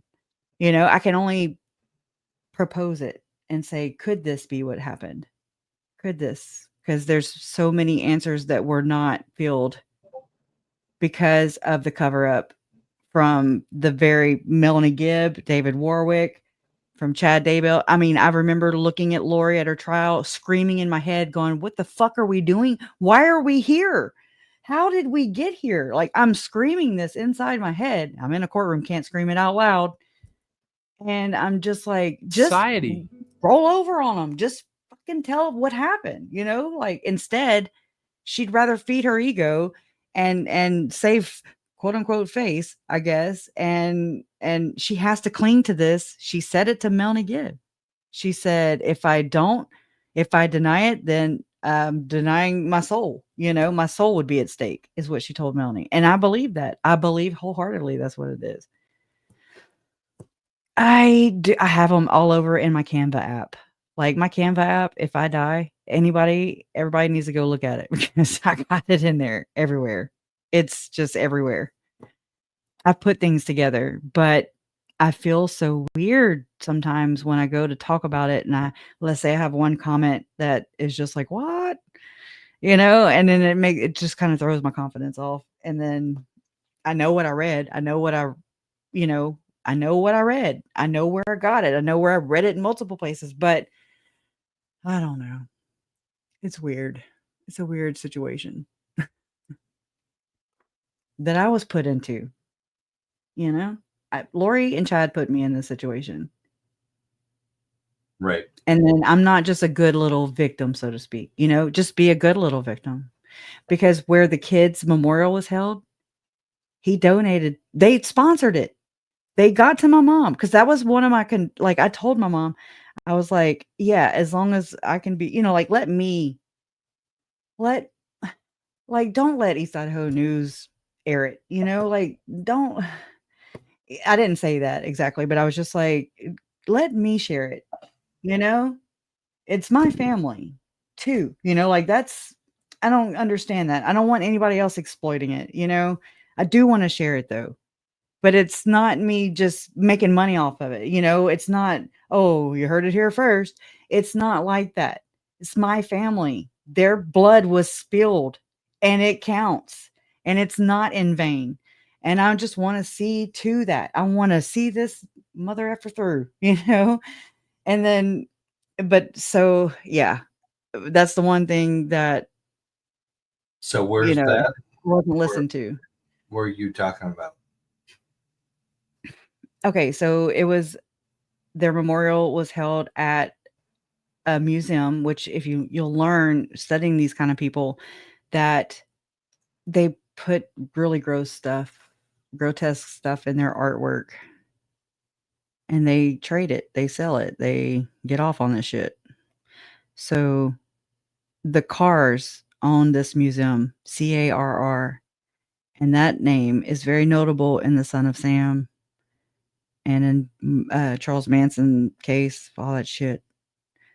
And even John Benet Ramsey, somebody named Carr was like, I did it, you know, and they arrested him or was going to arrest. I don't even know. And I'm just like, oh my God, they're all just muddling the water, like mudding the waters. That's what they're doing. And it's part of the cover up. It happens over and over and over again. Corruption is the cover up and it covers up all the entire group, the entire underworld, their organization, the occult, whether they be Odinists, whether they be damn Lori and Chad. Okay. They're part of the underbelly of this. And that gets covered up and never gets exposed even for like just the basic human being to be like, to even consider it. Instead, you have like a lynch mob going after people because they're framed as a killer. Or it's so gross. It's the grossest thing. But anyways, just know that the building where that was offered to my family to have Tylee and JJ's services was a theater. And I looked into the theater. It was in Idaho Falls. I can't remember it off the top of my top of my head right now, but I've shared it before. I just don't know when. It was around the time of the memorials during Chad Daybell's trial. And I realized when I went outside to smoke a cigarette that the strip mall where this theater was, where my family was offered this venue, and then I go look on the website and I see East Idaho News is a sponsor of said venue, of said museum, of said theater, and I'm like, oh, okay, just I don't know, I just kind of collectively put these things in my mind. Okay, they just kind of stand out. I make a note. And then I went outside to smoke a cigarette and I looked on the front window, and who remodeled it, who paid for the remodeling of this entire strip mall or whatever it is, was Lockheed Martin. And I was just like, oh God, like it's just layer upon layer upon layer. And a victim gets exploited from the moment that they're murdered, they're killed, for sure. And it goes even before that too. Okay, because then they just get groomed and then whatever, indoctrinated and put into situations like that.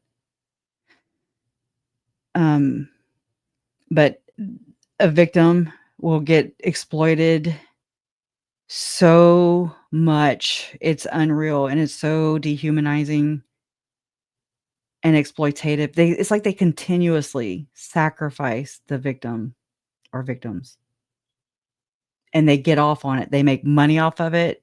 They are tragedy pimps. They are opportunists. They own the networks. They own they own this platform. They own other platforms where you can say things and you can't say things. Colonial theater sounds right. Huggy Bear, it does. But when I dug in, I had already learned some things from the Process Church of the Final Judgment stuff, because of the interconnectedness of Elder Ballard, how he had invested in the e-meter, okay, back in the day. He had invested in e-meter, and that's what Scientologists use to determine whether or not a member has body thetans or whatever, whether they're dark or light. Okay, I'll just tell you that. Anyways, they use it for that.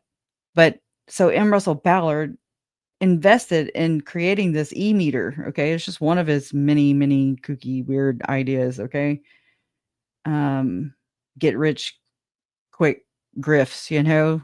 The P-scope e-meter. P-scope. So, but then if you think about what the e-meter stands for and what it was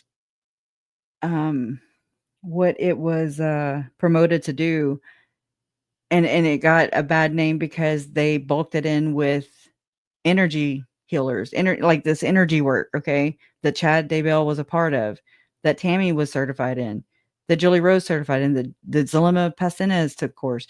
And so that's Dr. Bradley Nelson. He's a chiropractor who just got a word from God of whatever, a warm, fuzzy feeling from God. And then he's like, okay, I must create the body code, the emotion code. But then you find out that Tony Robbins wrote a long ass forward in this book. Tony Robbins, like, he's not Mormon. Like, what the hell? How's he know Dr. Bradley Nelson, this Arizona chiropractor? What? Who taught Zalima, Julie, Chad, Tammy to practice energy healing? The church speaks against it, so to speak. Not really, not directly, not ever directly, but indirectly speak out about it and warn people, when somebody's trying to sell you something. Basically what they're doing is how I look at it. It's like very, I always forget that word. Hypocrite. Very hypocritical to tell people and warn your congregation against buying into people who try to, to do what they're doing, basically. Like only they can exploit you, not everybody else. Okay. but it also benefits them too. They go one, and that's why the church never speaks out about it, because they benefit from it. They're backing it. These are the fronts, they're the back. Do you understand? They're funding these things. Anyways, I don't know how else to explain it. It's very deep. But that's why. It's not because they're going to lose membership. Maybe so. Maybe so. That's logical, but when you think about it in the grand scheme of things, it's because they're benefiting from it, and they need a constant flow of victims. You don't see perpetrators who are pedophiles at a bank. You see them at a school. Okay. You don't see them at a bank. You see them at a school. They go where the supply is there. Supply on demand. And then they just continuously indoctrinate and groom potential victims. Like, these are just future victims of America. FVOA. There you go. I just made that up. It's gross. So, and they use things like the Boy Scouts of America. They use things. I used to be in Girl Scouts. I was a brownie, straight up, in 5th grade. I'm glad I don't do that anymore. And I don't want my children to be in any of that. When Silas approached me, or me and his dad, he was like, "I don't want to go to Boy Scouts." I was like, "Nope." And I was like, "Okay, simmer down, simmer down, simmer down. Like, you can't come out strong like that, Like, I know I'm going to be hated, and I'll take it. Like, I will be known as that evil stepmama bitch that didn't let me go to Boy Scouts." Okay. Cause I'm not there. And so I can't watch what's being done. What I've learned about, past behavior is a good indicator of the future. Anyways, Scouts Honor. Right. Yeah. Adam Seed was on Scouts Honor. We need to talk about that next week. The next episode. You're muted, I think. What? I'm muted? Yeah, we couldn't hear you chew. It's okay. I'm hungry too. Oh my gosh.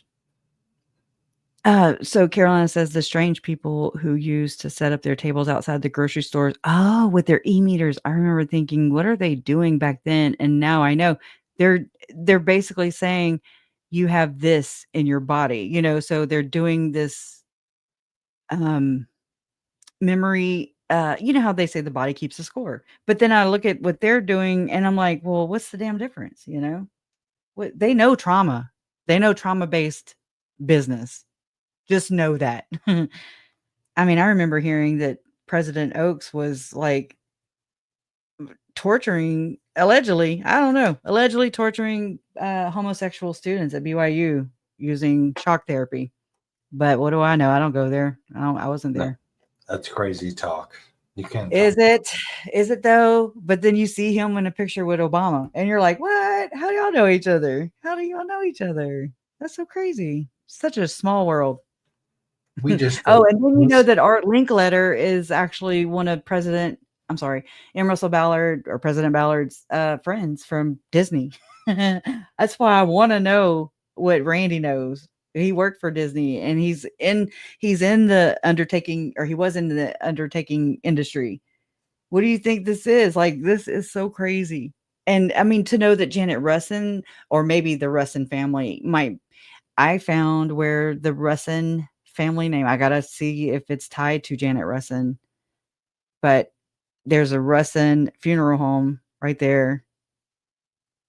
Just like there's Levitt funeral homes, just like there's Chad Daybell, and apparently his dad was also a sexton. I mean, Rod Meldrum too. Like, there's a Meldrum crematorium as well. So I don't know. I'm just throwing these things out there. And I mean, if y'all know, please share, because this needs to be connected, because it's huge. How do you go from digging graves? Sorry. I'm putting you to sleep.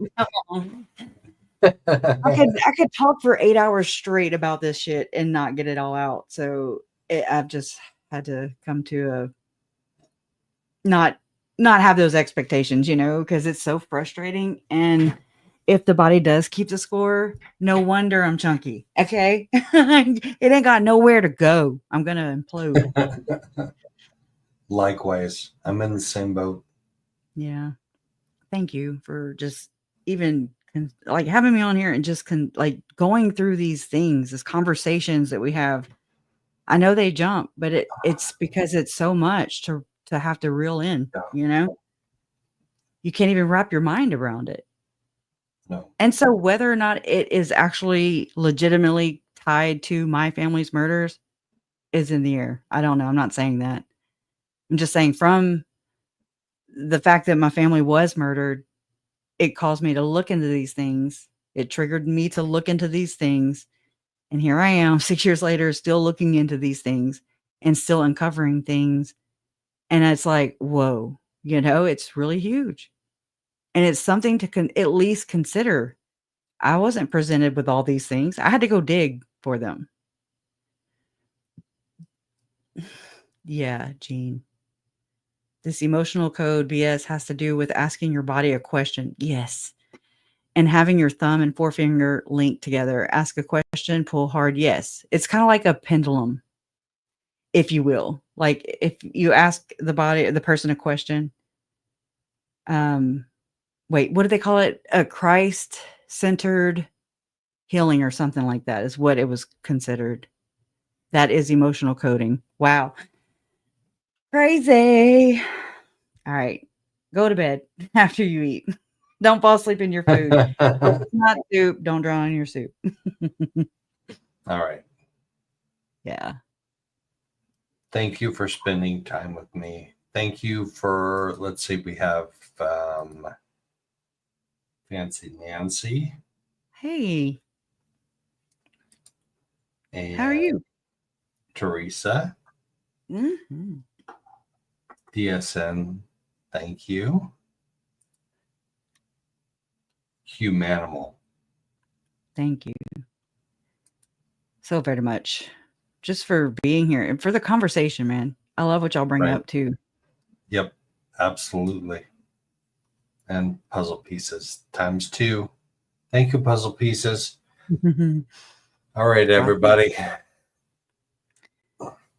Here, share this real quick. Here, real quick. Share this. This is what happened whenever Hector Sosa was writing his community about the pathway to Zion. Don't tell your bishop, don't tell your stake president about multiple probations and I forget the other one, the Church of the Firstborn. Okay, this is what happened. This is how it went down. What happened, Frank? We took our shifting losses. Yeah. God. Yeah.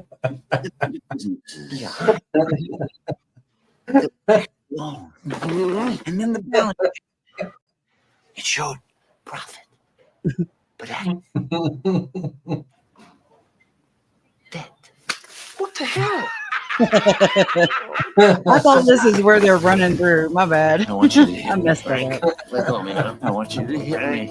Anyways, I wanted it to be, I thought it was the scene where they're running through with the ficus and they're shredding shit and they're like, don't, you know, they're like, abort mission, abort. I've said it so many times, but I did not land the plane. Yeah. Oh my gosh. Let's not go there. No, it's not generational. She's not related to me by blood. No. Okay, thank you. All right. Bye, y'all. Good night, everybody. Everybody have a wonderful night. Thank you all for the stickers and the super chats. And just for the conversations. Yep. Awesome. Yep. Y'all are great.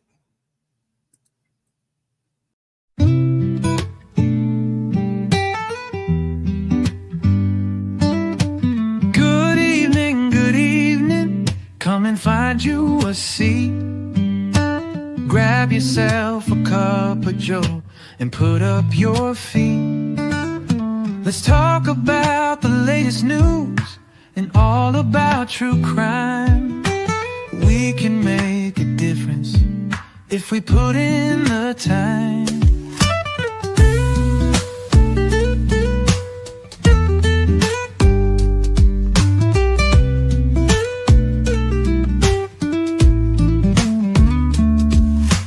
Good evening. Come and find you a seat. Grab yourself a cup of Joe and put up your feet. Let's talk about the latest news and all about true crime.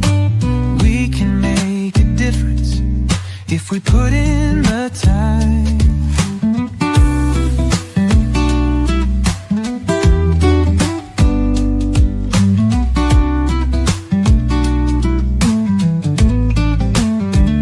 Oh, we can make a difference if we put in the time.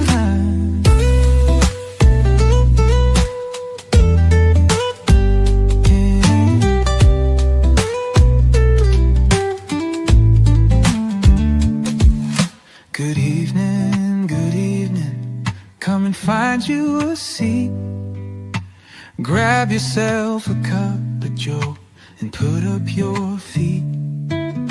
Let's talk about the latest news and all about true crime.